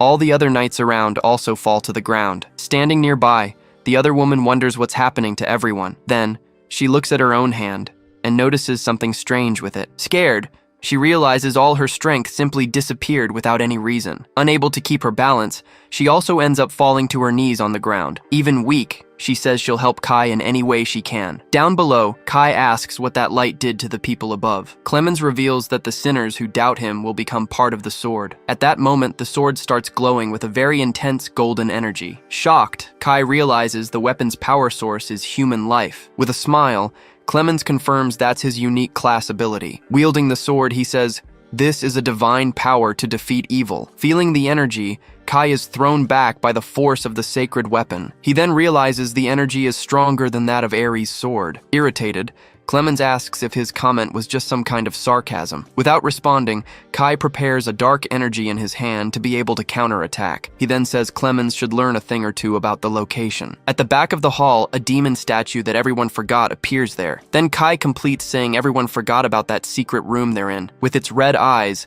the demonic statue stares at the two warriors from afar. Looking around, Kai wonders in surprise if this is a secret room. Before him, a giant demonic statue appears with Clemens standing right in front of it. Taunting the hero, Clemens says he lived his life without understanding anything. Hearing the insult, Kai stares at the enemy with a serious and very tense look. He then thinks he had never heard about that statue in the castle's basement. Standing there, the two rivals face the base of the enormous shadowy statue. Right after, Clemens reveals that this is the statue of an evil god. Not understanding anything, Kai asks if he was talking about the feared demon king, but Clemens denies it and explains that this is the real threat that always existed. Returning to the past, Kai remembers the true threat he encountered on his journey. Back in the present, Clemens complains about the darkness and decides to light up the place a bit. With just one hand, he begins to create a very strong and intense golden light. Then, the light illuminates the hall and reveals the statue that was in the darkness. Looking at his rival, he simply asks if Kai managed to see what it was. Seeing the image,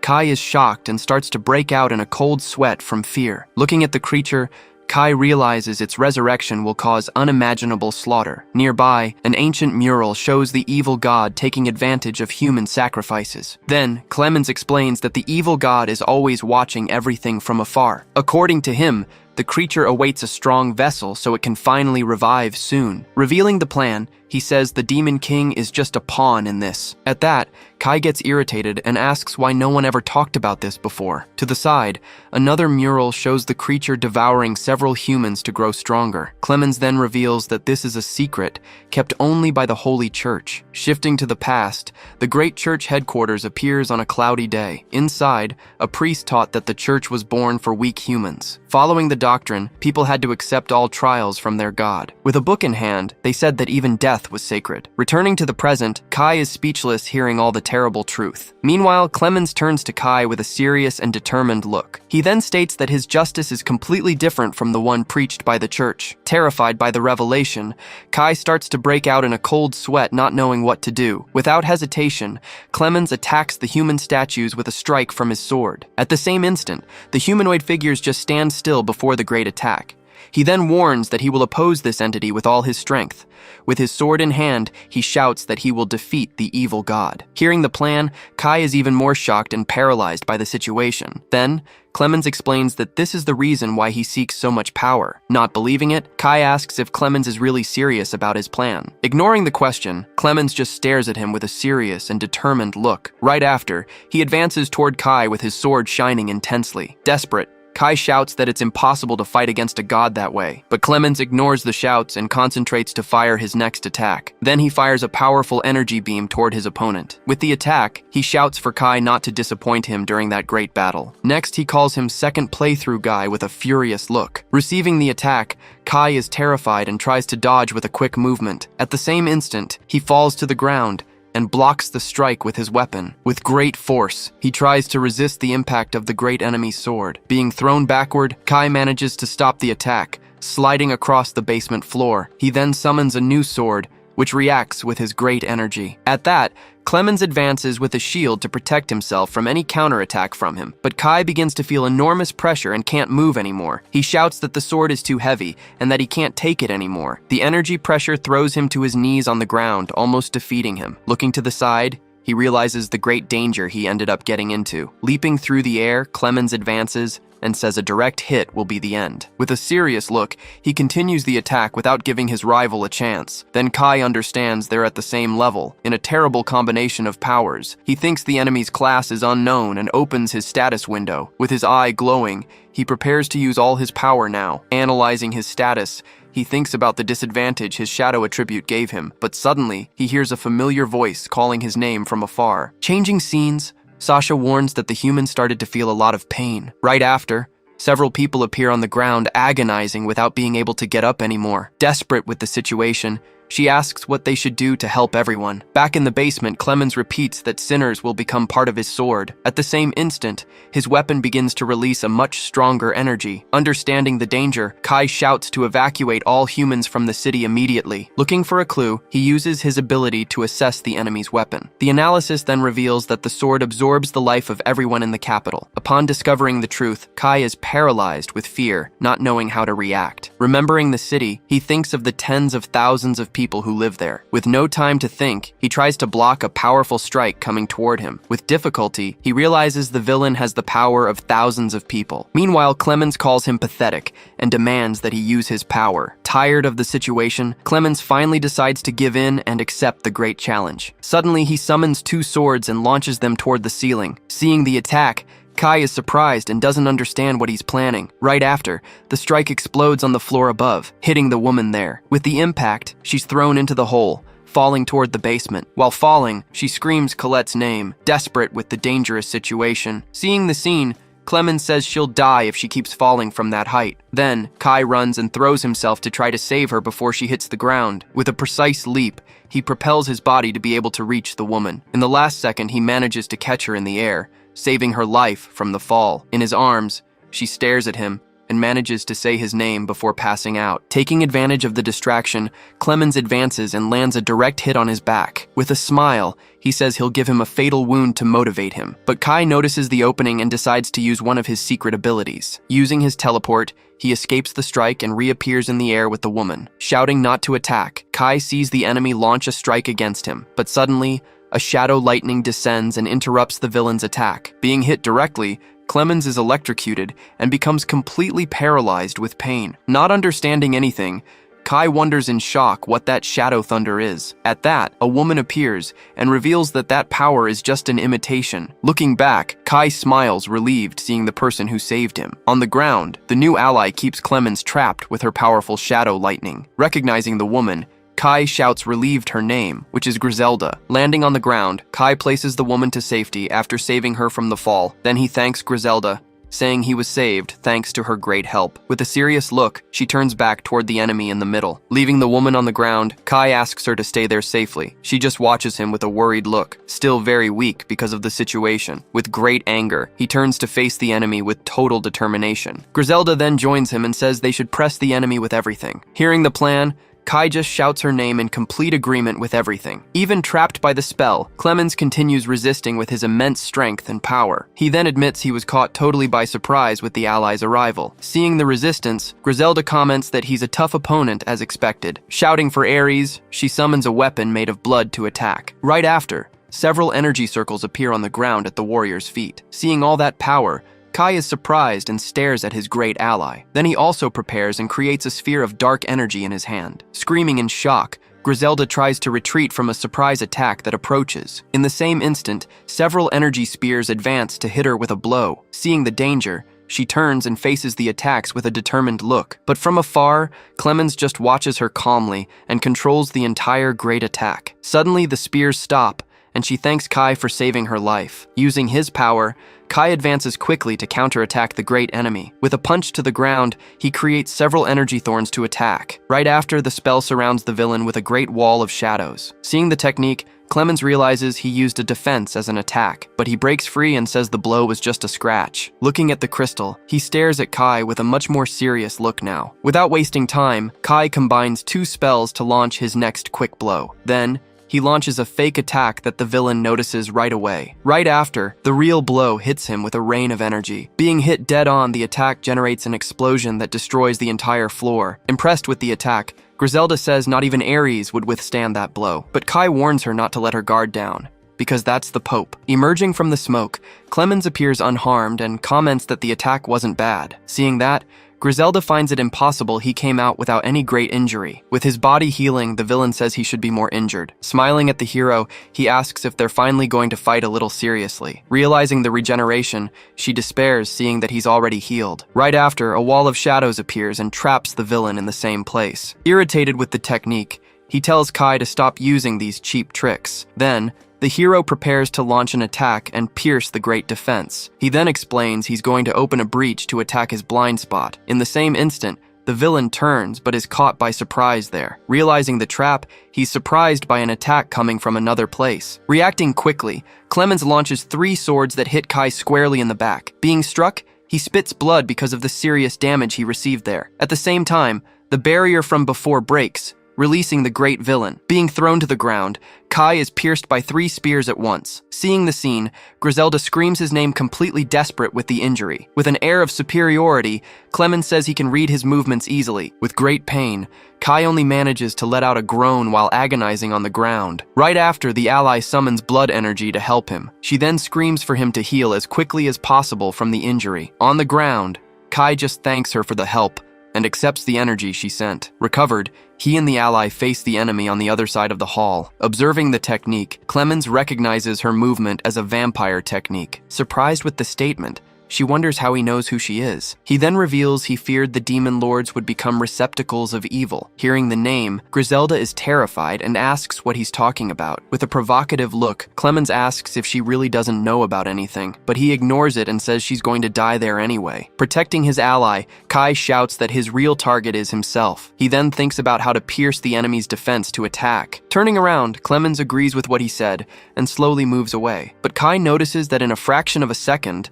something strange happened there. Frightened, Griselda realizes the enemy appeared behind her in an instant. Without time to react, she's hit in the neck by a fatal blow. Screaming in pain, she stares at her killer with a look of pure hatred. With a cold look, Clemens says his target is Kai himself. Seeing her ally wounded, she tries to use her magic to heal herself. With a healing spell, she tries to close the wound on her neck, but Kai realizes it's useless and the wound isn't healing. He then asks if that's the same spell he used on the king. Clemens then reveals that the magic that nullifies healing also exists in magic. Desperate, Kai launches energy to try to heal her, but the villain just smiles. Ignoring his desperation, the villain just stares at him with a very calm look. With great pain, Griselda tells Kai not to worry about her now. She then asks him not to take his eyes off the enemy under any circumstances. Agonizing, she continues calling his name with her last remaining strength. Seeing the ally dying, Kai screams her name and holds her tightly. Facing the wound, he's terrified with the severity of all that damage. Embracing the body, he says the spell isn't easy to break, but he decides he needs to at least stop the bleeding she has. Seeing the scene, Clemens just comments how pathetic that whole situation is. Desperate, Kai screams and tries to use his magic to heal the wound. Even with effort, he screams repeatedly, but the wound doesn't close at all. Suddenly, a strong light shines and time stops completely in that hall. Seeing the light, Clemens and Kai are paralyzed without understanding what happened. Meanwhile, Kai just stares at the scene without being able to move even an inch. Nearby, the other woman uses magic to stop time and help. With a determined look, she uses all her power to save everyone. Surprised, Kai wonders how Colette can move with time stopped. Meanwhile, the wound on Griselda's neck stops bleeding because of the magic. Seeing the scene, Clemens wonders, shocked how the bleeding suddenly stopped. But he realizes the blood wasn't the only thing that stopped there now. The energy particles in the air also stopped. revealing the time spell. Panting, the woman reveals to everyone that she managed to stop time there. Kneeling beside her, Kai says the magic will end as soon as time returns. Hearing the warning, he stares at the enemy with a look of concern and fear. Excited with the magic, Clemens shouts he finally found the Time Saint. Frightened with the villain, Colette is very afraid of what might happen. She then turns to Kai and calls him so they can fight together. With a serious look, he tells her to leave everything with him from now on. Then he stands up, takes off his cape, and prepares for battle. With a determined look, he says he's going to play the great villain's game. So, he finally decides to use his special class to fight for real. With a confident look, he gets ready to use his second playthrough class. He thinks he prioritized skills, and now he'll finally use his dedicated magic. In front of him, a screen appears and he starts choosing new abilities. Using all his points, he buys 5 new abilities at once. Analyzing the enemy, he prepares to face the hero and his unknown class. Meanwhile, Colette continues gasping, maintaining the time magic with difficulty. Nearby, Griselda remains unconscious on the floor because of the serious injury she received. Seeing the situation,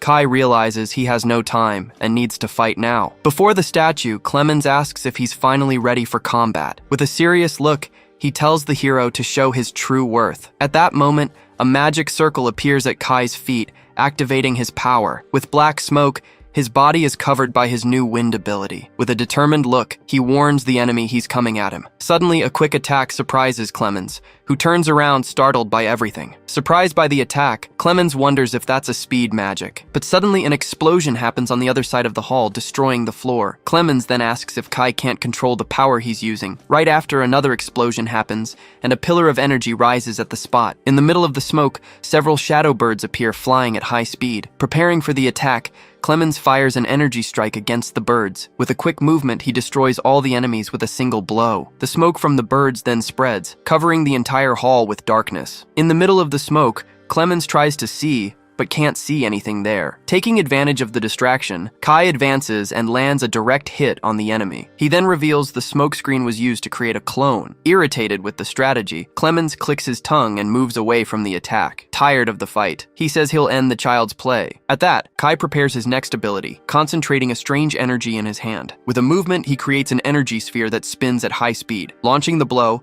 a torrent of energy advances against the enemy with force. Excited by the attack, Clemens advances with a smile on his face to counterattack. He then pulls back from the energy and prepares to defend himself from the blow. Seeing the defense, Kai realizes the blow needs a finishing attack. Being caught by the energy, Clemens is dragged by the current with great force. Unable to breathe, he starts to drown in the middle of all the energy. Preparing his attack, Kai says he'll use his final blow to finish it. With a determined look, he warns he's counting on his next ability. In the middle of the energy, a small dark orb appears and starts to glow. Then, the energy dissipates, and Clemens reappears a bit dazed by the attack. At the same instant, a dark horn appears and attacks the villain by surprise.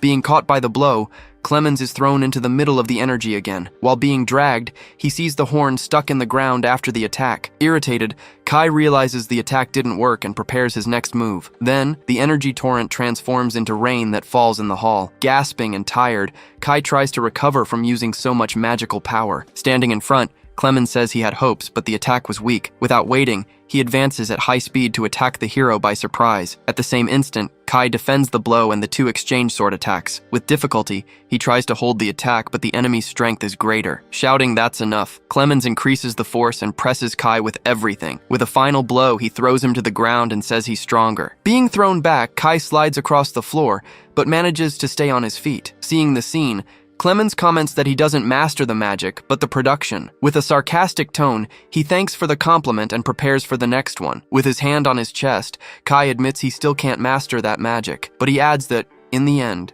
everything went well as he planned. Suddenly, an energy barrier surrounds the entire hall, trapping them both. Looking at the barrier, Clemens stares at Kai with a serious and suspicious look. Then, the hero reveals the barrier prevents magic from passing through it. Realizing the barrier, Clemens sees the sword's magic supply has been cut off. With a serious look, Kai warns he can no longer absorb the energy. He then thinks of the danger of letting the energy absorption continue. Worried, he remembers Colette, who was also being affected by the magic. At the same instant, thunder cracks and the barrier begins to form. With a determined look, he watches the barrier close around them. Smiling, Clemens praises the magic and the intelligence of his great opponent. Even without energy, His sword continues glowing with the same intensity as before. He then reveals the absorption was sufficient and he doesn't need more. Seeing the sword, Kai realizes the magical glow is still being maintained. He decides he'll create an opening with his attacks to be able to win. At the same instant, he summons a huge dark energy portal in the hall. Scared by the attack, Clemens stares at the portal with a look of panic. But suddenly, he starts to laugh, surprised by the hero's boldness. Ignoring the laughter, Kai just clicks his tongue and prepares for the blow. Facing the portal, Kai believes a blow of that size can defeat the villain, but he realizes he can't control the power and remembers a warning. Meanwhile, Clemens shouts that the portal is the hope for his victory. Hearing the shout, Kai stares at the enemy with a serious and very suspicious look. Smiling, Clemens admits he was underestimating his great opponent's power. He then says he needs to start fighting seriously from now on. With a movement, his sword begins to glow with very intense energy. Then, he orders his weapon to reveal its true form for battle. Terrified, Kai just watches the weapon's transformation without knowing what to do. Right after, the sword transforms into a spear with a golden glow. The weapon's tip glows, showing all its newly awakened power to him. Wielding the spear, he prepares to attack the hero with full force. Seeing that Kai doesn't attack, he asks if the hero can't fight anymore. With his arm raised,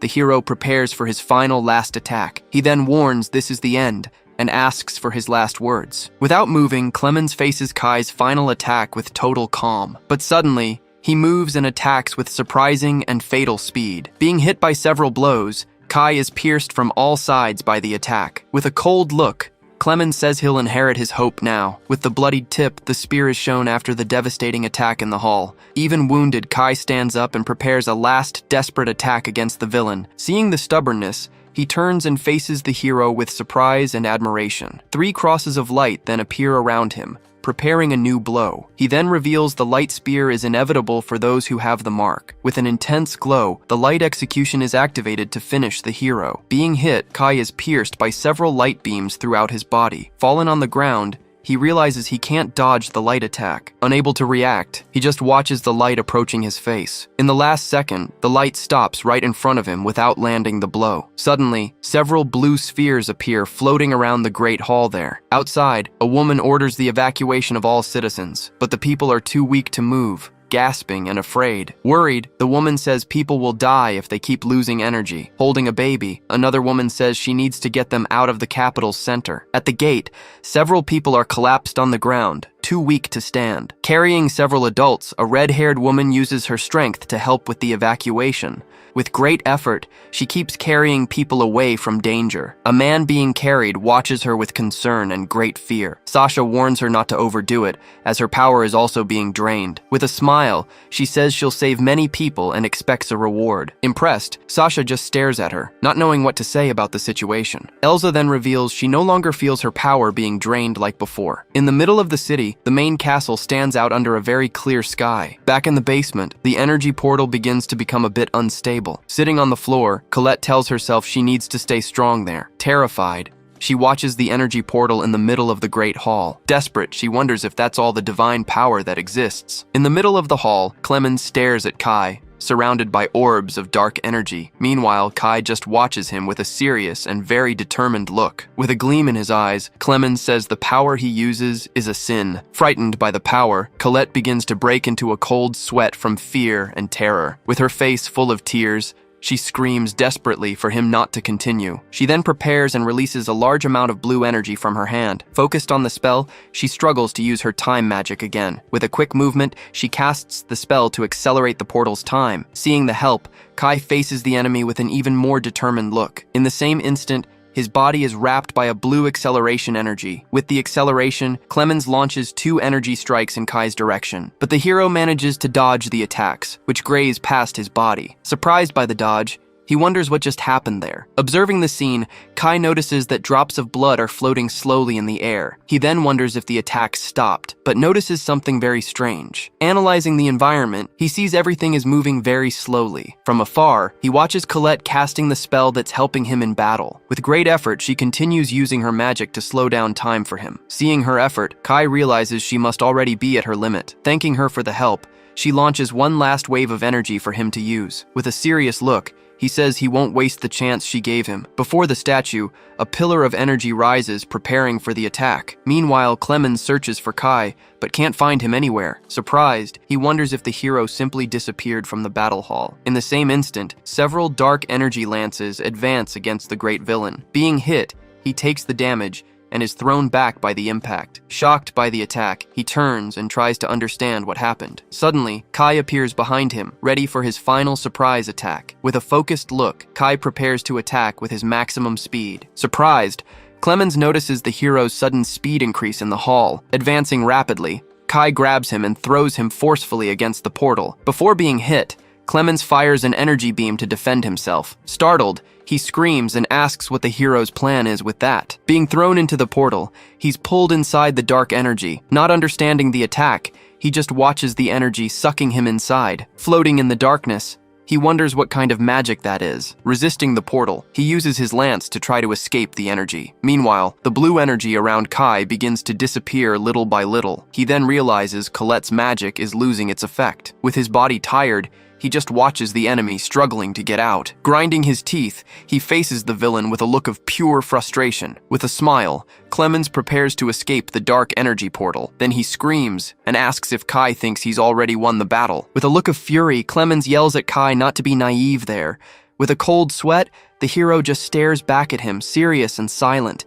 He then says he still has his lance to fight with everything. With an intense glow, the lance prepares to fire a final attack. The strike then hits the portal, but fails to break it with the force. Kai then thinks he can use the portal's convergence against his enemy. Floating in the air, Clemens concentrates a large amount of energy in his lance. Screaming for more power, he struggles to break the portal's barrier. He then uses the comet's property to accelerate and strengthen his power. With a focused look, Kai prepares for the impact of the final blow. Nearby, Colette watches everything with a look of fear and worry. Suddenly, the portal begins to suck everything around it with force. Pieces of the floor are pulled into the portal, which grows in size. Tired, Kai reveals the villain's massive power was his own downfall. Impressed, Colette can only say his plan was incredible there. With the battle finished, Kai just observes the scene in silence and calm. Suddenly, the time spell ends, and Griselda's body begins to fall. With a thud, she hits the ground, still unconscious from the serious wound. Desperate, Colette warns that her magic ran out and he needs to be careful. She then runs to Griselda and says she'll heal her with her magic. On the floor,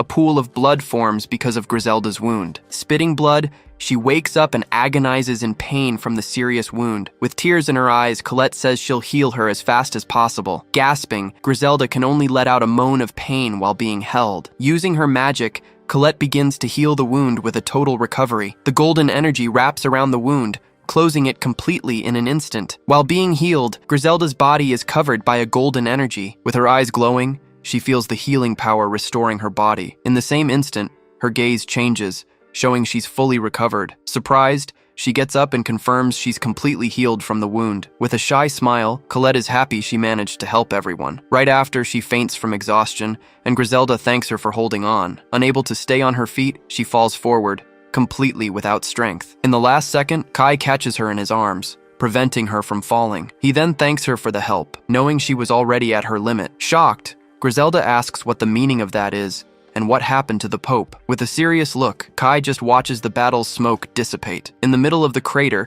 the two warriors appear fallen after the great explosion. Completely defeated, Clemens passes out in the middle of the rubble, completely without strength. Still standing, Kai rises, wounded but victorious after the long battle. The city is slowly recovering from the massive attack. Meanwhile, citizens work hard to rebuild their home. Suddenly, a giant being appears carrying lots of wood, surprising the workers. Seeing their faces, the creature asks if they don't need the lumber. Changing scenes, we see the main building of the kingdom's administration. Inside the castle, Kai is in an intense meeting with his knights. Worried, he orders them to send healers and potions to help the people. Right after, he turns his face to the side, staring intently. At that moment, the door opens and the king enters, calling for Kai. Turning to him, Kai asks if the king has already woken up and is well. But the king, with a shocked expression, says he heard about the Pope's defeat. Without hesitation, Kai calmly confirms that he was the one who defeated the enemy. Hearing the confirmation, the king is even more shocked by the news. Looking at the door, the king sees one of his guards approaching. Getting closer, the guard announces that the aid center is almost ready. Impressed, the king comments that the demon tribe's work is wonderful, powerful. At this,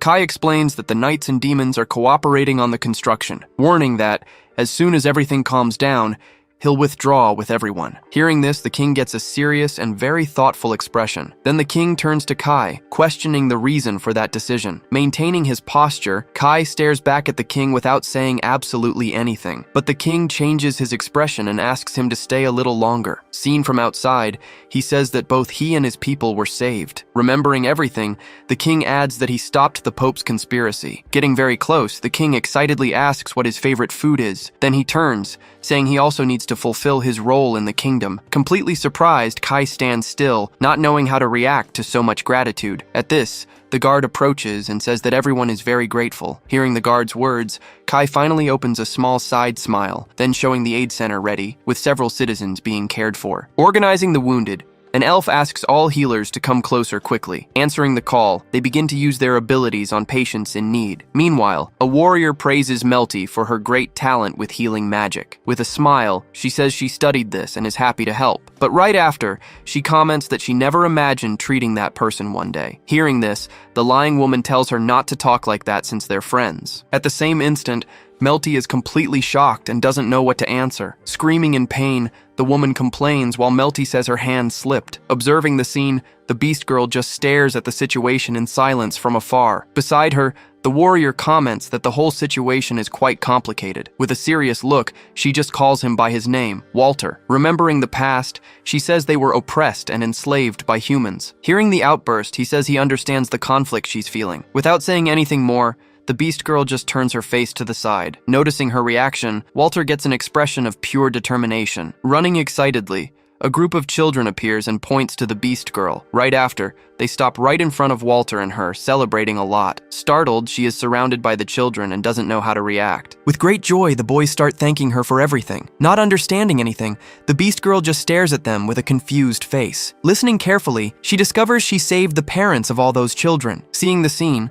Walter comments that human children are quite direct. Completely embarrassed, the beast girl turns red and can't say anything. Observing from afar, Kai follows the entire interaction between them with attention. Then he opens a smile and calls everyone's attention there. At that moment, the king appears walking through the city along with his guards. Turning to him, Kai greets the king with a very determined look. At this, everyone in the place stops what they're doing to observe the king. Beginning a speech, the king says the kingdom suffered 2 great defeats, but he finishes by saying that, despite everything, they managed to survive bravely. Thanking publicly, the king says everything is thanks to Kai's great attitude. Therefore, he shouts that he will honor his wishes as thanks. Shouting to everyone, the king announces he will accept the demons as neighbors. Hearing the declaration, the demon tribe is completely shocked by the decision. At the same instant, the beast girl gets very nervous and without reaction to the announcement. Meanwhile, the citizens look at each other, also surprised by the news. Raising his fist, the king says everyone needs to unite little by little. Impressed by the speech, Walter says it's incredible that this is happening, remembering that it all started because of that man in black's attitude. At the end of the speech, the king turns to Kai and asks if he understood. Smiling back, Kai responds that he perfectly understood the king's message. Meanwhile, the crowd continues processing the kingdom's new reality in silence. Finishing speaking, the king turns and starts walking through the city, but suddenly the princess appears running in his direction, very worried. Running to him, she desperately asks where her friend Colette is. Hearing the name, the king gets an expression of shock and concern. Calming his daughter, the king asks her to be much calmer. Still nervous, the princess continues with an expression of pure concern on her face. Then the king warns that Kai is taking care of her for security now. Changing scenes, we go to the distant territory of the powerful Marquis Austin. There, we see a huge mansion very well protected on all sides, showing that a new calm and sunny day is finally beginning there. Inside a room, the morning light enters through the window slowly. At this, Colette appears sleeping deeply and peacefully in her bed. Right after, she starts to open her eyes slowly, still half sleepy. At the same instant, she sits up in bed with a startled face. Sitting nearby, Kai wishes good morning while peeling a fruit calmly. Seeing him there, she is completely paralyzed and with a red face. Then Kai just looks back at her with a gentle smile. Realizing everything, her eyes fill with tears suddenly. At this, she jumps on him and hugs him while he warns of the danger. Hugging him tightly, Colette squeezes him while he smiles back. Right after, he holds her by the shoulders, looking directly into her eyes. Keeping the smile on his face, he stares at her very calmly up close. At this, she is completely surprised and without reaction to his attitude. Taking advantage of the moment, he simply asks for them to get married soon. Hearing the request, she gets wide eyes and is totally paralyzed. But then, a small smile starts to form on her face. Hugging him again, she calls his name with great happiness. Changing scenes, a white-haired elf observes everything seriously. Then, she appears alone in a destroyed hall, facing a giant shadowy statue. Approaching the statue, she stares at the giant figure with intense focus and seriousness. Her companions arrive and ask if she has a problem with the place. With a troubled expression, she remains silent for a brief moment. Turning to them, she says it's nothing, and asks them to ignore it. Then the elf comments that this is the statue of the feared evil god. Impressed by the size, the knight says he never imagined it would be so huge. Seeing his reaction, she asks if he didn't know about this before. Shortly after, he explains that access to this information was completely forbidden. Understanding the situation, she says they'll extract information from the captured pope now. But the knight comments that he seriously doubts they'll decide to say anything. Then she reminds him that Kai offered him the chance to quit this mission. Hearing the warning, the knight becomes thoughtful about which decision to make. With sincerity, he says his doubts about the church have started to appear. Looking at the ground, he states that he wants to see the truth with his own eyes. Smiling, she says that's also a form of faith that Kai will like. Scene change. Walter appears collapsed on the ground after drinking too much. Melty finds him and screams his name, completely shocked by the scene. Surprised, she comments that it's very rare to see the warrior drink this much. Still on the ground, he mumbles, asking about what wedding she's talking about now. Cutting to the ceremony, many flowers decorate the entire mansion garden. At the altar, Kai awaits the bride's arrival with a very serious expression. Going back in time, he remembers that his life was denied because of his class. He recalls a woman who despised him in a very cruel way. After that, he sees a man who lost everything amid fire and destruction. Abandoned by everyone, he was betrayed even by his own battle allies. Even after defeating the Demon King, he was betrayed at the last and decisive moment. Nearly dying, he even thought he should have accepted his death. But seeing Colette crying, he found the strength to keep living for her. Returning to the present, the church bell finally begins to toll for everyone. Embracing the bride, he finally celebrates being able to marry Colette. Facing each other, Kai and Colette draw closer in a very romantic moment. In the background, the entire demon tribe celebrates the union of the two lovebirds. The other demon guests also applaud with great joy and happiness. On the other side, the king and princess smile alongside the knights present. Even the elf servants celebrate the wedding with smiles on their faces. Looking into her eyes, he promises he'll protect her with his life. Hearing the promise, she stares back at him with her face completely flushed. In that same instant, she closes her eyes, absorbing his declaration of love. Then, with a smile, she begins to say she'll also make a promise. Surprised by her attitude, Kai just watches her, not understanding anything at all. Shortly after, she shouts that she'll also protect Kai with all her strength. Hearing the response, he's shocked and doesn't know how to react. With a smile, she reminds him that she already protected him the other day in the city. Then she bursts out laughing, showing she's very happy with everything. Completely embarrassed, Kai stares at her with his face all red and flustered. Laughing at the situation, he agrees that she really did protect him that day. Around them, all the guests continue the party with great joy. A bit off to the side, Walter drinks and comments that the scene is too moving. Taking another sip, he laments that the world didn't become like this before. We see humans and demons fraternizing peacefully in the same space together. Then he says that maybe a certain person wouldn't have needed to die. In another corner, the king approaches and places his hand on the Marquise's shoulder. Looking at his son-in-law, the king comments that he's an excellent young man. Hearing the comment, the Marquis closes his eyes and seems to reflect deeply. Shortly after, he admits he was wrong about Kai being the right man. Nearby, the couple continues exchanging loving looks and sincere smiles. Seeing his daughter, the Marquis comments that what matters most is her happiness. In that same instant, Colette turns her face toward her father. Calling to him, the bride stares at him with an emotional and happy expression. Then the king,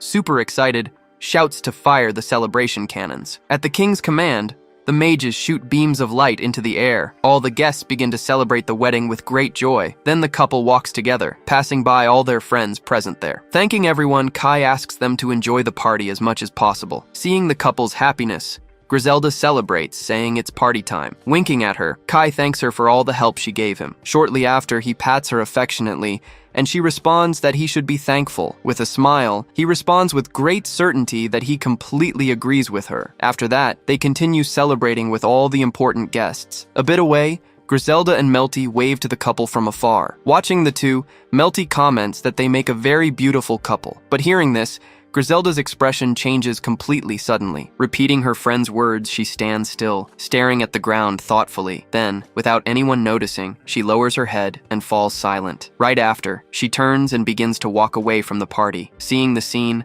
the servant calls out to Griselda while the other woman comments. With a shocked expression, the servant stares at the woman without saying anything. Getting close, the woman tells Walter he can't do that. Meanwhile, Walter approaches Griselda, who keeps her head down. Seeing the scene, the two women yell at Walter, very irritated with him. Not knowing what to say, he just asks her to cheer up. A hand touches her shoulder, interrupting the moment of sadness. Suddenly, Walter screams in pain with his hand bleeding a little. Right after, he gets a look of pure astonishment, not understanding anything. Seeing what happened, Griselda apologizes, saying it wasn't intentional. Then she turns and runs off, warning she's going to step away. Running after her, the servant shouts, asking where she's going. Watching the scene, Walter comments that she's going through a difficult time. Scene change. Kai holds Colette's hand during the special ceremony. Then he places a bracelet on her wrist, and she asks what it is. With a smile on her face, she admires the gift she just received. Meanwhile, a man in the crowd looks at his hand, noticing an injury. In that same instant,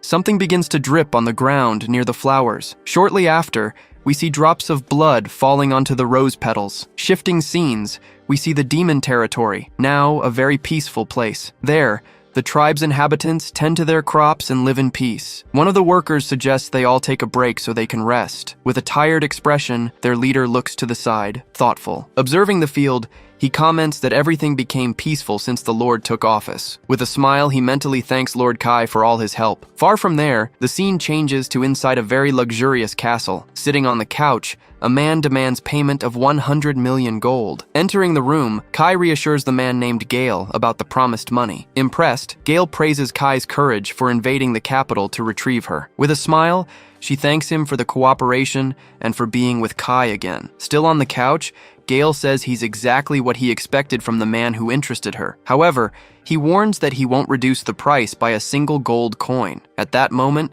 a bag of gold coins is poured onto the table. Seeing so much money, the powerful Gale has a look of pure astonishment. Suggesting he count the coins, Kai taunts him to be sure. At that, Gale says this is exactly what he'd expect from a Marquess's son. Suddenly, the red-haired woman enters the room screaming about her money. Startled, Gale looks to the side and asks what's happening there. Then she appears crying about her treasure that disappeared, showing the empty chests. With a smile, Kai says this is his private matter and dismisses it. With eyes shining, Gale says the details really don't matter anymore. Satisfied with the payment, Kai stands with arms crossed beside the bride. Remembering the past, Gale asks about the little one who came with him before. Changing scenes, we see a courtyard full of boxes and goods being prepared. There, Griselda is checking all the supplies with a clipboard in hand. But nearby, a group of men watches her with much mockery and contempt. With a serious expression, she stops what she's doing and stares at them. Laughing at her, the men say there's no way a demon can read. Hearing the insult, she simply closes her eyes and takes a deep breath, calming herself. With a mocking smile,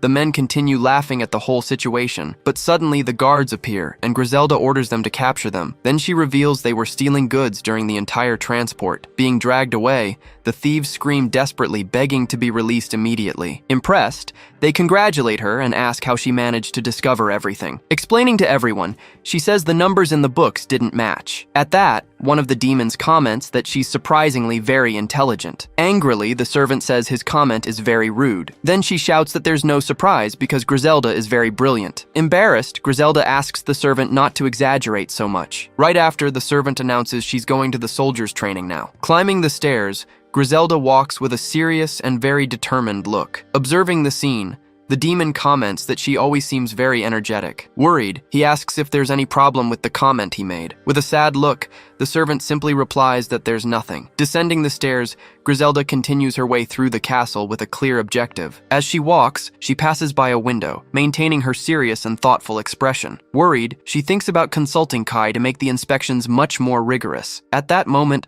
a single tear slowly runs down the corner of her eye. Remembering before, she questioned whether she was really being useful to the Lord. Stopping in the hallway, she takes a deep breath, trying to regain all her composure. Looking through the window, she decides she needs to become more capable of supporting him. Suddenly, a loud sound coming from a room catches her attention. Hearing voices, she approaches the door and recognizes one of the demons. Inside the room, the giant Balrog is arguing with Kai aggressively. Shouting, he questions why Kai is treating Griselda like a servant. From outside, she wonders if the subject of the fight is her. Staying calm, Kai simply stares at the other demon in silence for a moment. But the giant doesn't calm down and continues staring at the Lord with anger. Then Kai finally responds, saying he's understanding the whole situation wrong. Still angry, Balrog continues staring at Kai with a look of disapproval. Hearing the conversation, Griselda stands still behind the door, very attentive. With a smile, Kai affirms with complete certainty that Griselda is excellent. Then he explains that the peace in the demon territory was thanks to her. With a flushed face, Griselda hears Kai say it was all thanks to her work. Hearing his words, Balrog has a look of surprise. Remembering the past, Kai tells how she accelerated the reconstruction of their territory. Moreover, she maintained public order, ending all the bandit attacks. With pride, he finishes saying she has an indispensable existence for everyone. Completely emotional, Griselda's face turns red and her eyes shine. After the conversation, Kai turns and begins walking through the hall calmly, warning that now he's no longer needed in that place like before. Not understanding, Balrog questions him about what he's trying to say. Turning toward them, Kai announces he's thinking about leaving the castle. On the other side of the door, Griselda is in complete shock at the news. Continuing to speak, Kai turns to the side with a very calm expression. Desperate, Balrog shouts, asking what the Demon Lord is saying now. Hearing the conversation, Griselda becomes paralyzed as she understands what's happening. Then Kai announces he's finally renouncing his position as Demon Lord. With the news, she stands still in the hallway with her head down, desolate. Processing the news, Balrog is shocked and approaches Kai slowly. Unfazed, Kai stares at the giant with a very serious expression on his face. Furious, Balrog shouts that he fought hard to put Kai on that throne, reminding him that he accepted the humans and unified all the peoples together. Screaming desperately, he says that the reconstruction is finally on the right track. Calmly, Kai responds that that's exactly why he's leaving now. Hearing the response, Balrog stares back at him, still not understanding the logic. Then Kai explains that he needs to leave now that things are getting better. That way, it will be much easier to highlight all of Griselda's achievements. With peace, humans and demons can now even work side by side. Hearing everything, she says that the best option is a legitimate successor on the throne. Worried, she wonders what the human kings will think of the change. Then Kai reveals that he's already arranged everything with the Holy Lord for this. Realizing the truth, she lowers her head, accepting that it's time to leave. But Balrog still tries to argue, kneeling on the ground, completely devastated. Stopping for a moment, Kai notices something strange and falls silent. Looking at the Great Hall, he wonders if the temperature really dropped. Meanwhile, Griselda descends the stairs, moving away from the discussion site. Outside, the wind blows hard, carrying the leaves through the air. Feeling the cold, the servant asks if the temperature really dropped a bit. Suddenly, she remembers the harvest reports she received from everyone. Outside, wagons arrive with an enormous amount of fresh food. Impressed, the servant shouts that there's so much food, surprised by the abundance. With a smile, the demoness explains that the harvest was unprecedented. Proudly, she says that everyone's life has improved greatly with the peace. Hearing the report, the servant smiles, happy with the positive news received. At that moment, a guard calls her to the council meeting that's about to begin. Arriving there, the white creature asks about Griselda, who hasn't appeared in days. With a sad look, she responds that Griselda hasn't been feeling very well. Changing scenes, Balrog thanks everyone for gathering there. Beginning the meeting, Kai says he heard about everyone's contributions. Then he praises Elsa and Walter for strengthening the Demon Kingdom's army. After that, he congratulates Merle and Melty for taking care of health and commerce. With a nod, he thanks Sasha for solving the food shortage. Furthermore, he acknowledges Balrog for subduing the Western Demon clan. With everyone's effort, the land is entering an era of growth. Then he states that Griselda was the one who contributed most to all the achievements. But Kai notices that the most important important person at the meeting didn't show up today. With her absence, everyone in the room falls silent for a moment. Continuing the speech, he says these will be the kingdom's new policies. At the end, he says he's counting on everyone from now on with them. Worried, he decides he needs to go check how Griselda is feeling. Holding a candle, he begins to walk through the dark corridors of the castle. Stopping in front of the door,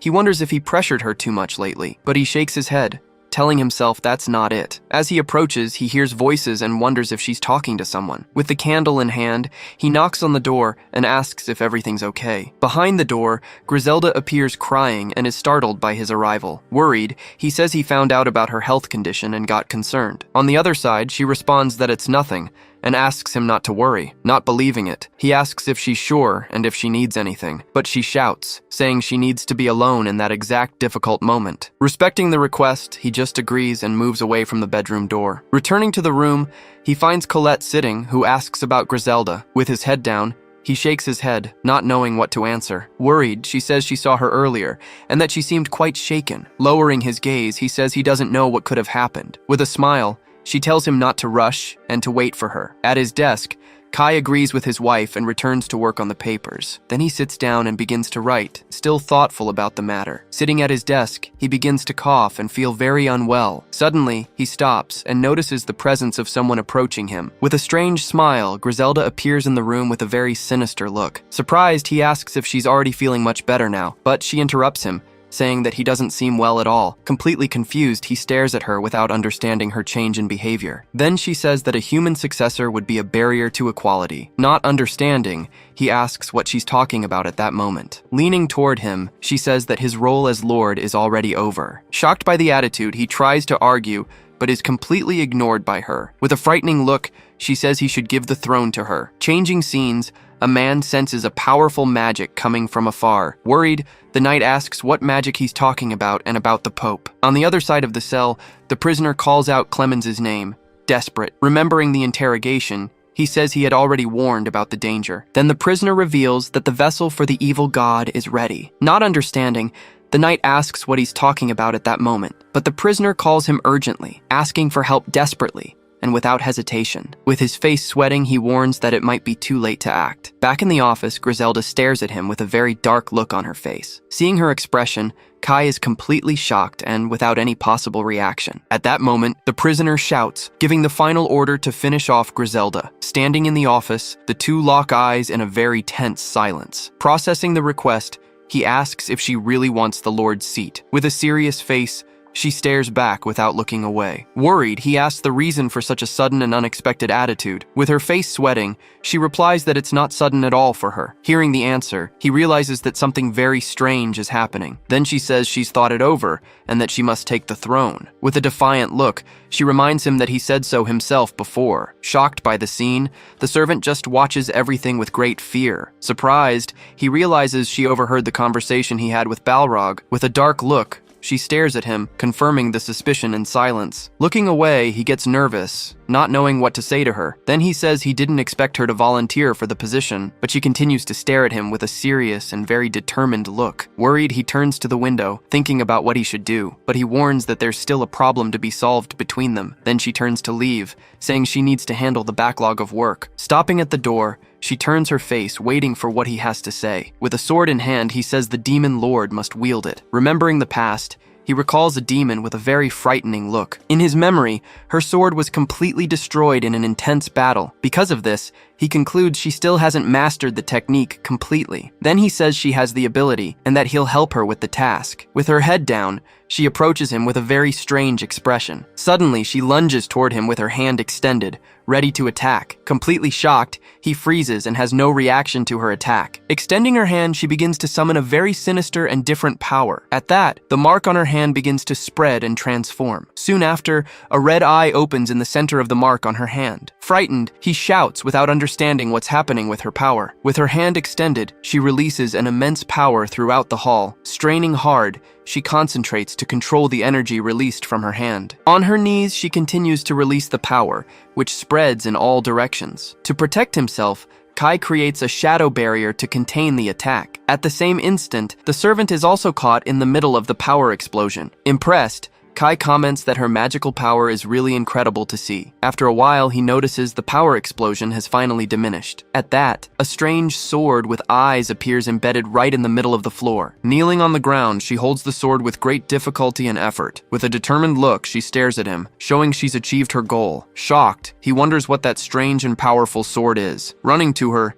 he asks worriedly if she's feeling okay now. With her head down, she continues to tremble, trying to recover from the effort, but she stands up, telling Kai not to worry about her condition. Then she reveals she's just successfully summoned the Demon Lord's sword. Surprised, he wonders if there's another magical sword besides his. With a sigh, she says her anxieties have finally gone away with this. Then the eye on her hand closes, showing the ritual has ended. Trembling, she turns and says she's ready to become the Lord. Turning her back, she says goodbye and prepares to leave the room. Slamming the door, she leaves him alone, still processing everything that happened. With a cold sweat, he stands still, trying to understand the whole situation. Remembering the mark, he says he feels like he's seen that somewhere before, but he decides he needs to pay attention, because something sinister is in the air. Outside, she raises the sword and releases an immense power. Startled, the maid screams her name, not understanding the change in power. Impressed, the other woman wonders what sword that is she's wielding. Worried, Balrog just watches her in silence, not knowing what to do. With a shout,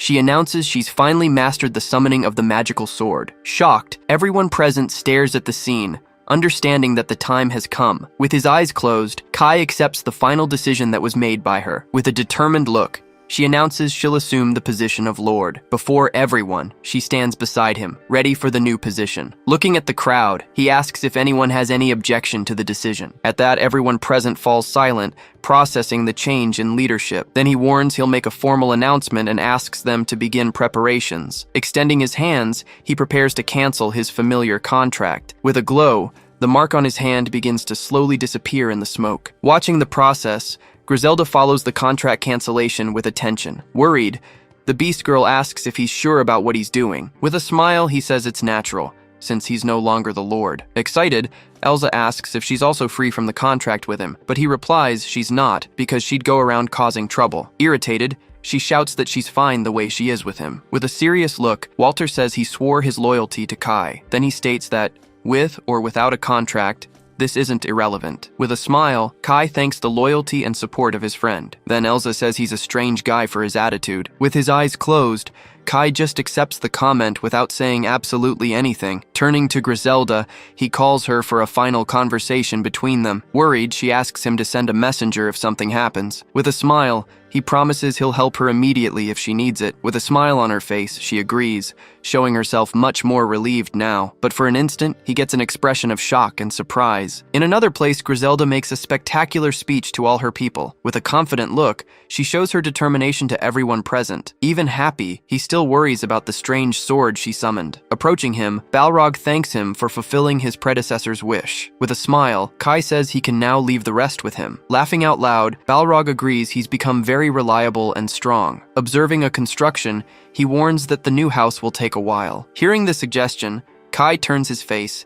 thinking about his friend's proposal. With a smile, Balrog tells him to rest with Colette until the house is ready. Looking at his wife, Kai agrees with the idea and decides to take a vacation. Changing scenery, the couple travels to a sunny and very peaceful beach. In the blue sky, several seagulls fly freely, enjoying the good weather of the region. Soon after, they arrive at a coastal town with a very different architecture. Seeing the city, Colette is amazed and says the place is beautiful. With her eyes shining, she continues to explore every corner of the new destination. Running to the sea, she enjoys the moment while Kai follows her closely. But suddenly, the scene changes to a boy who desperately screams for his father. The scene shifts, and the story takes us to the great empire of Baldia. There, the couple explores the city and tries the local fruits together. Walking through the market, he tells her there's a legend about the statue. With a smile, he says that couples who touch it stay together forever. High up on the hill, the giant statue watches over the entire city. Super excited, she says they absolutely need to go there. Climbing the hill, the couple walks toward the city's great monument. Up close, they observe the statue with serene and peaceful smiles. Impressed by its size, they comment that the statue is truly enormous. With a smile, he jokes that it's extravagant to visit a statue with a saint. But suddenly, he starts coughing hard, feeling sick again. Worried, she turns and asks if he's feeling okay. Talking with her, he says he's already been to a doctor. Remembering the appointment, he tells her the cause is unknown and they need to wait. With a smile, He tells her not to worry, it's nothing. Still worried, she asks him to let her know if anything happens. Meanwhile, several people kneel and pray in front of the statue. Walking around the area, they see people making their prayers with faith. With her hands together, a woman asks to be blessed with a child. Seeing the scene, Colette stands still, watching the people carefully. Then she says maybe she should make a wish to the statue too. With a smile, she reveals she'll ask for a child with Kai. With a flushed face, he stutters and agrees with his wife's idea. Hugging his arm, she asks what he'll wish for them. With a smile, he answers he'll ask to stay with her forever. Hearing his wish, she stares at him with eyes full of surprise. With her hand on her chest, she says she's so happy with everything. Looking at her hand, she comments that what she feels is strange. Then she touches the bracelet, feeling a special connection with the object. After that, they continue walking together, enjoying their vacation trip. With a smile, she says everything that's happened so far is strange. Remembering their journey, Kai says everything seems very mysterious to him. With a smile, he agrees with his wife and looks at her tenderly. Then he says, when they have a child, they'll tell this story. Hearing the idea, she's shocked and agrees with a smile. With his hand over his mouth, he laughs at her reaction, finding it all amusing. Meanwhile, other visitors approach the statue to make their wishes. Looking up, the couple prepares to touch the statue too. With their hands on the wall, they concentrate to make their wishes. Right then, he wishes to live forever with Colette, and for their child too. Suddenly, the crowd is startled when they see something strange in the sky. One of the men shouts, warning that something is falling toward them. Looking up, the couple is confused, not understanding what's happening. At that instant, they see a little girl falling from the top of the statue. Falling at high speed, the mysterious girl approaches the ground rapidly. Shocked, he yells when he realizes a child is falling from the sky. With her hand over her mouth,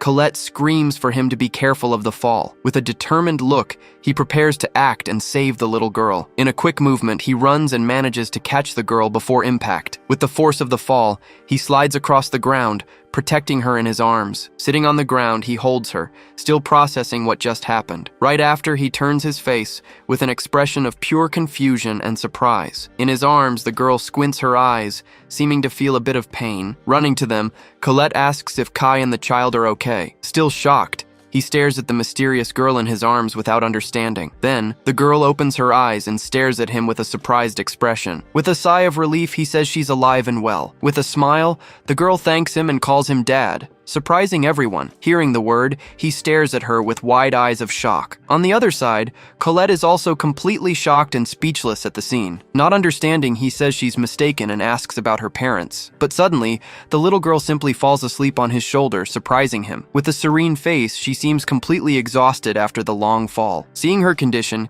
he comments to Colette that the girl seems exhausted. Shocked, Colette asks if the girl is his secret daughter, but he denies it. Then she remembers the girl called him Dad, but he says it was a mistake. Looking at the crowd, he says her family must be nearby. Right then, Colette asks out loud if anyone there knows that little girl. Waiting for a response, the couple stands still, but no one in the crowd comes forward. Realizing no one knew her, they move away from the area with the girl. Not knowing what to do, they decide to wait for her to wake up so they can ask some questions. Sitting on a bench, he comments that she's cute and looks like Colette. Caressing her, Colette asks if he really thinks that's true. Then, Colette responds that actually, she thought the girl looked like Kai. Hearing that, the two stare at each other with an expression of pure shock. Sleeping in Colette's lap, the little girl rests peacefully and calmly. But suddenly, Kai starts coughing again, feeling very sick all of a sudden. With wide eyes, he realizes something serious is happening to him. Then, he starts coughing blood, frightening Colette with the horrible scene. Desperate, she asks what's wrong as he doubles over in pain. Coughing more, he sees the blood in his hand, confirming the gravity of the situation. With a weak voice, he apologizes to Colette, unable to say anything more. Right after, he falls to the ground, passing out right in front of her and the girl. Screaming his name, she stares at him, completely panicking at the collapse. Looking up, she screams, asking him to hold on tight and not give up. At that moment, the little girl opens her eyes, waking from her deep sleep. Fallen on the ground, Kai remains motionless while Colette watches him in panic. Shocked, she wonders what's happening to him so suddenly. Face down, he keeps coughing up blood, unable to move from the floor. Kneeling beside him, she tries to help, not knowing what to do. With a frightened face, she tries to understand the cause of his collapse. Remembering the cough, she begins to connect the dots of the whole situation. Then she recalls the illness of unknown origin he mentioned before. She remembers him going to the doctor, but without getting a clear diagnosis. Looking at him, she feels guilty for not paying more attention. Coughing up more blood, he remains fallen, showing no signs of improvement. With her hands glowing, she tries to use her healing magic to save him, but seeing that it doesn't work, she becomes desperate, not knowing how to act. Realizing that the healing magic doesn't work, she confirms her suspicions. Desperate, she screams for help, saying she can't carry him alone. Then she realizes she can do nothing to save him at that moment. Looking at the little girl, she worries about what will happen now, but she knows that Kai's life is in danger at that moment. Determined to save him, she stands up, decided to seek medical help. Taking the first step, she prepares to run as fast as possible. With her heart in her hands, she runs, knowing that every second is precious. On the bench, the little girl stands up, watching the scene very carefully. Suddenly, a voice calls to her, asking her to wait a moment. Seated, the girl stares back at her with a very serious expression. Worried, Colette turns around, not understanding what the child wants. Then she apologizes and tells the girl to stay there, waiting. But the little girl simply responds that she understands the whole situation perfectly. Surprised by the response, she stares at her without knowing what to say. With wide eyes, she continues to observe the girl with distrust. Suddenly, the girl sits on top of Kai, surprising Colette with the action. Screaming, she asks what the girl is doing and what she's planning. With a shout, the girl tells Colette to leave everything to her now. Then she clasps her hands together and releases a very powerful healing magic. With wide eyes, Colette observes the scene, completely shocked by the power. At that moment, an intense light envelops the entire area, blinding everyone for an instant. Not understanding, Colette wonders where that strong and unknown magic comes from. Desperate, she screams for the girl to stop because the magic won't work, but the girl just opens her eyes, continuing to use her power with determination. Suddenly, the girl falls onto Kai's lap, looking very exhausted. Sitting on the bench, Kai holds the girl, looking completely recovered from the injury. With a confused look, he stares at nothing, trying to understand what happened. Worried, Colette calls to him and asks if he's feeling okay. Looking at his hands, he realizes he's completely healed and without injuries. With a smile, he says he's perfectly fine and caresses her. With tears in her eyes, Colette smiles,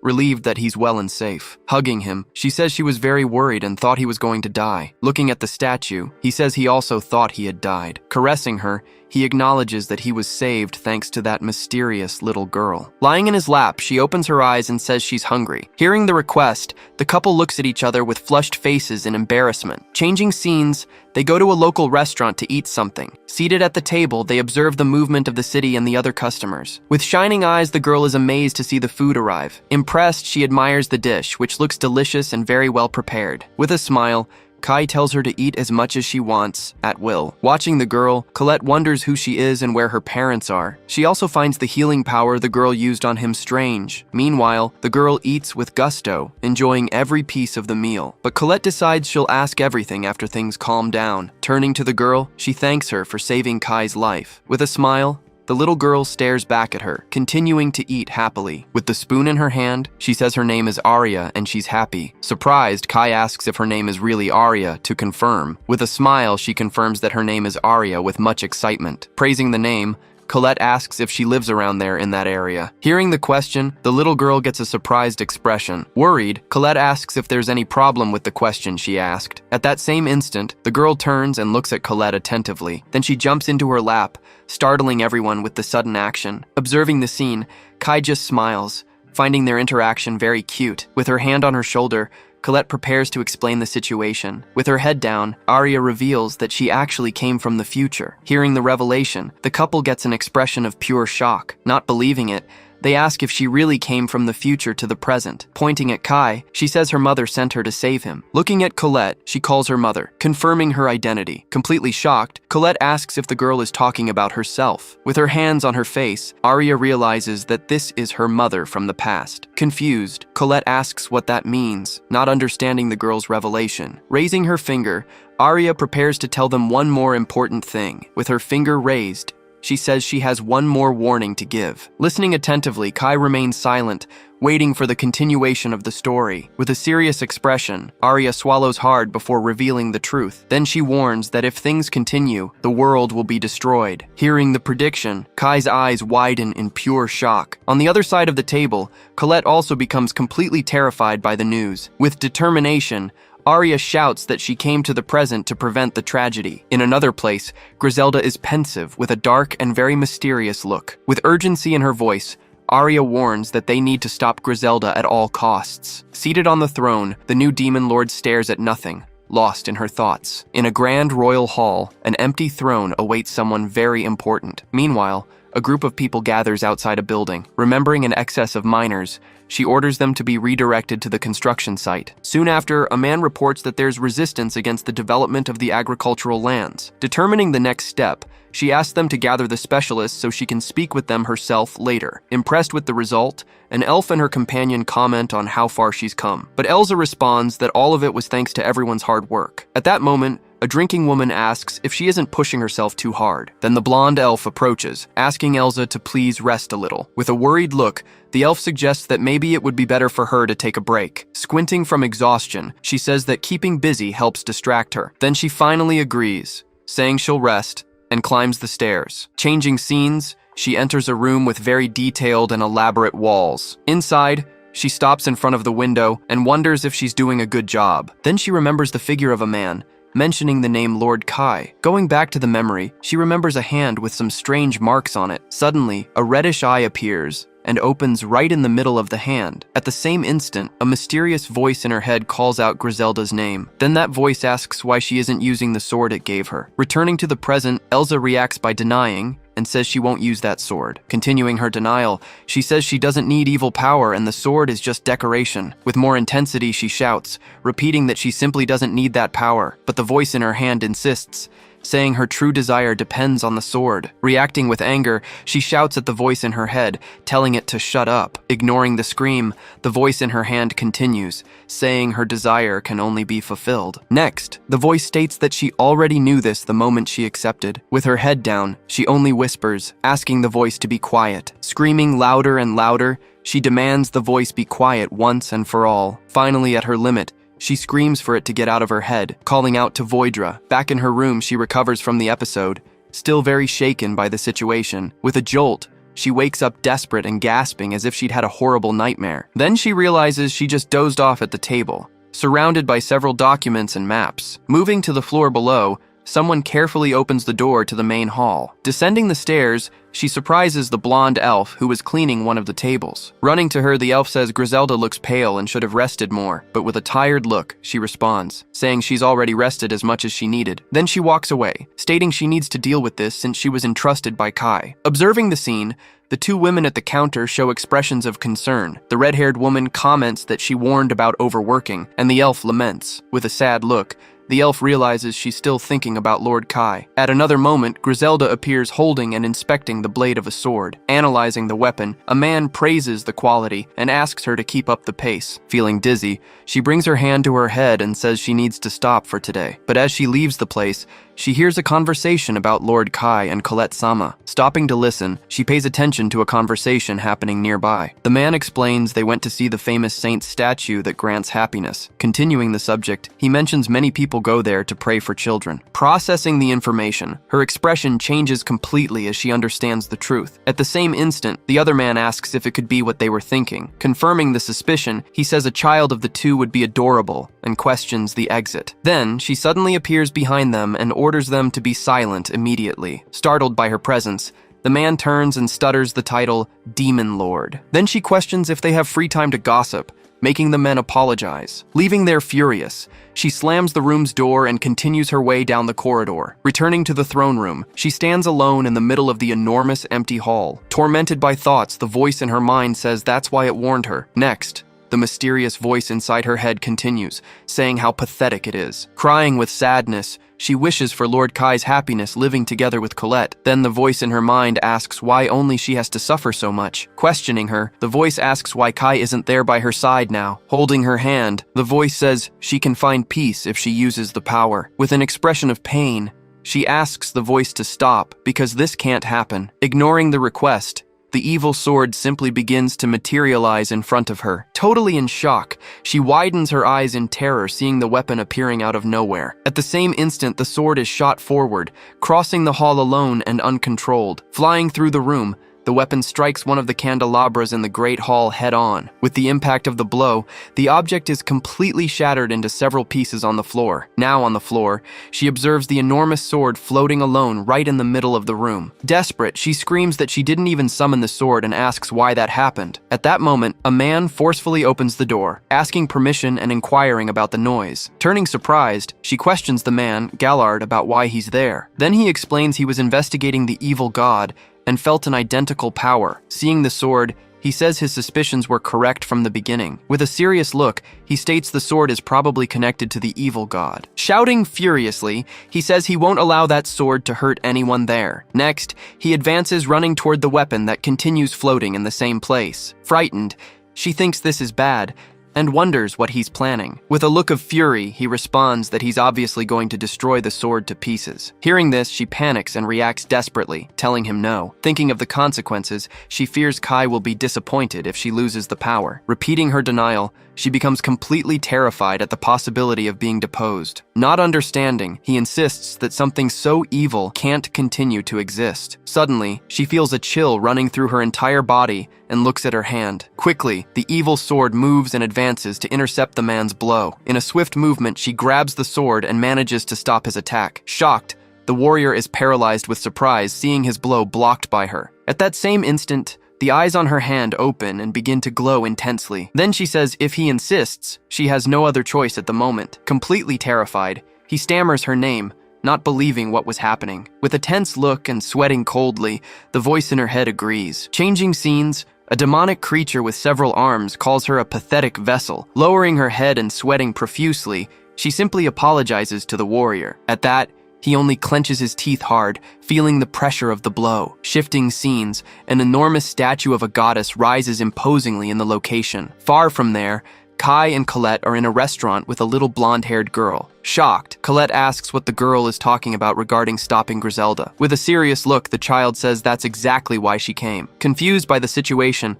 Kai wonders if she came to stop Griselda and if the world will be destroyed. At the same instant, he realizes this sounds as if Griselda was the one who destroyed everything. Remembering the past, he thought he had prevented this ruin when he saved Sasha before. Screaming in despair, he states they should be following a completely different path now. Back to the present, Griselda questions what might happen next. Then she wonders if some other great disaster is about to happen in the kingdom. Returning to the restaurant, Kai asks what Arya meant by coming from the future. Startled by the question, the little girl brings her hand to her mouth with wide eyes. Crying, she explains she was running away with her mother while the demon lord was chasing them. Hearing the story, Kai and Colette are completely shocked by the terrible revelation. With many tears, the little girl finishes saying that her mother ended up getting hurt. Going back to the future, the little girl cries, embraced with her mother amid the rubble, but she says that even wounded, her mother managed to tell everything before it happened. Then she reveals that Griselda became strange, and that her father died without being able to stop her. Being defenseless, she watched as the city was completely destroyed and burned. In this scene, her mother laments that everyone around them was killed in the tragedy. Crying hard, the mother apologizes to the little girl for everything that was happening. Then she asks her daughter to survive, save Kai, and be careful because she's also in danger. With her last strength, the mother begs her to save Kai and stop him. Breaking down in tears, the girl tells them that after that she was sent to the past. Back to the present, the scene shows the plaza where everyone was gathered talking. Impressed, Colette asks if her mother really asked her to save Kai. Kai then approaches and asks the little girl what her mother's name is. Still crying, she answers him that her mother's name was Colette. Hearing the name, Kai is completely shocked and without reaction to the revelation. In panic, Colette screams that then the mother in the story is herself in the future. Completely speechless, Colette cries in silence, processing the news she just heard. Hugging the little girl, Kai understands that she called Colette mother because she's her daughter. At this moment, he also understands why the girl called him by his name. Still in shock, Colette says she can't imagine Griselda killing everyone like that, but Kai gets serious, thinking the child doesn't seem to be lying to them. Hiding her face, the little girl continues crying hard in her mother's lap. Remembering her magic, he finds it strange that power of a saint in someone so young. Suddenly, he has an idea and looks at the table table with an expression of discovery. Then the girl says her mother asked her to show something very important. Frightened, Colette sees what she shows and calls Kai's name in desperation. Looking at her wrist,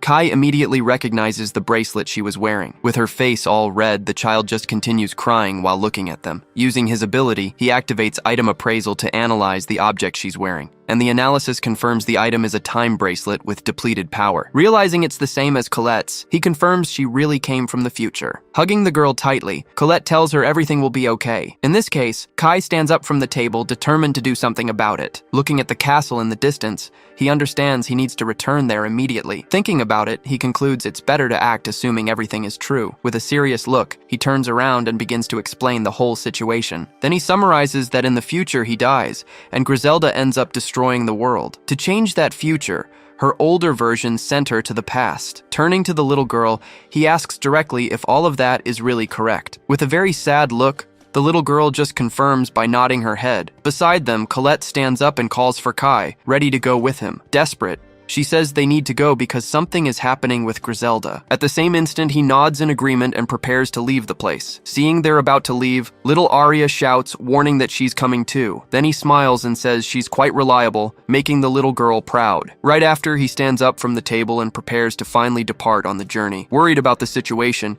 he wonders what's happening in the demon territory. Shifting to the holy capital, the atmosphere of the place seems to have changed a bit. Opening the gates, the guards allow entry into the large and bustling city. Right there, the elf from before notices there are demons everywhere. At the market, a vendor with a bear-like appearance serves several customers at his stall. At this, the princess of the Holy Kingdom agrees that this was unthinkable times ago. Walking through the plaza, they talk about building a stronger bond between kingdoms. Then the princess asks if Lady Griselda is well and if she can visit her. Hearing the question, the elf gets an expression of surprise and concern. Hesitating for a moment, she begins to speak about Lady Griselda's state. Remembering her, the elf thinks that Griselda struggles against loneliness without Kai, but she decides it's better to keep these speculations just to herself. Searching for the right words, she closes her eyes for a brief moment before responding. Suddenly smiling, she just responds to the princess that it's true. Stating the demon lord would be happy, the princess says she'll wait eagerly. At this moment, the princess remembers something else very important. Then she asks if Gallard caused problems,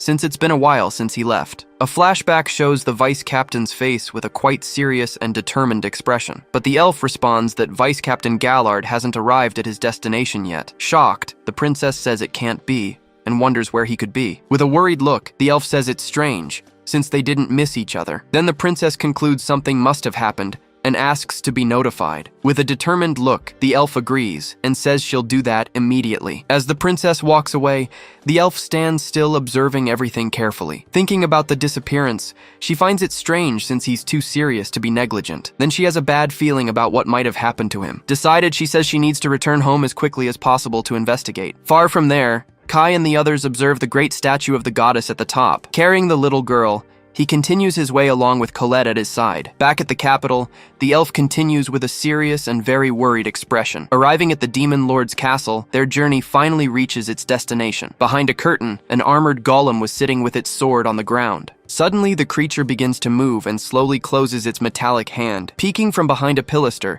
the golem attentively observes something approaching. At this moment, the shadow of someone holding a sword emerges in the middle of the corridor.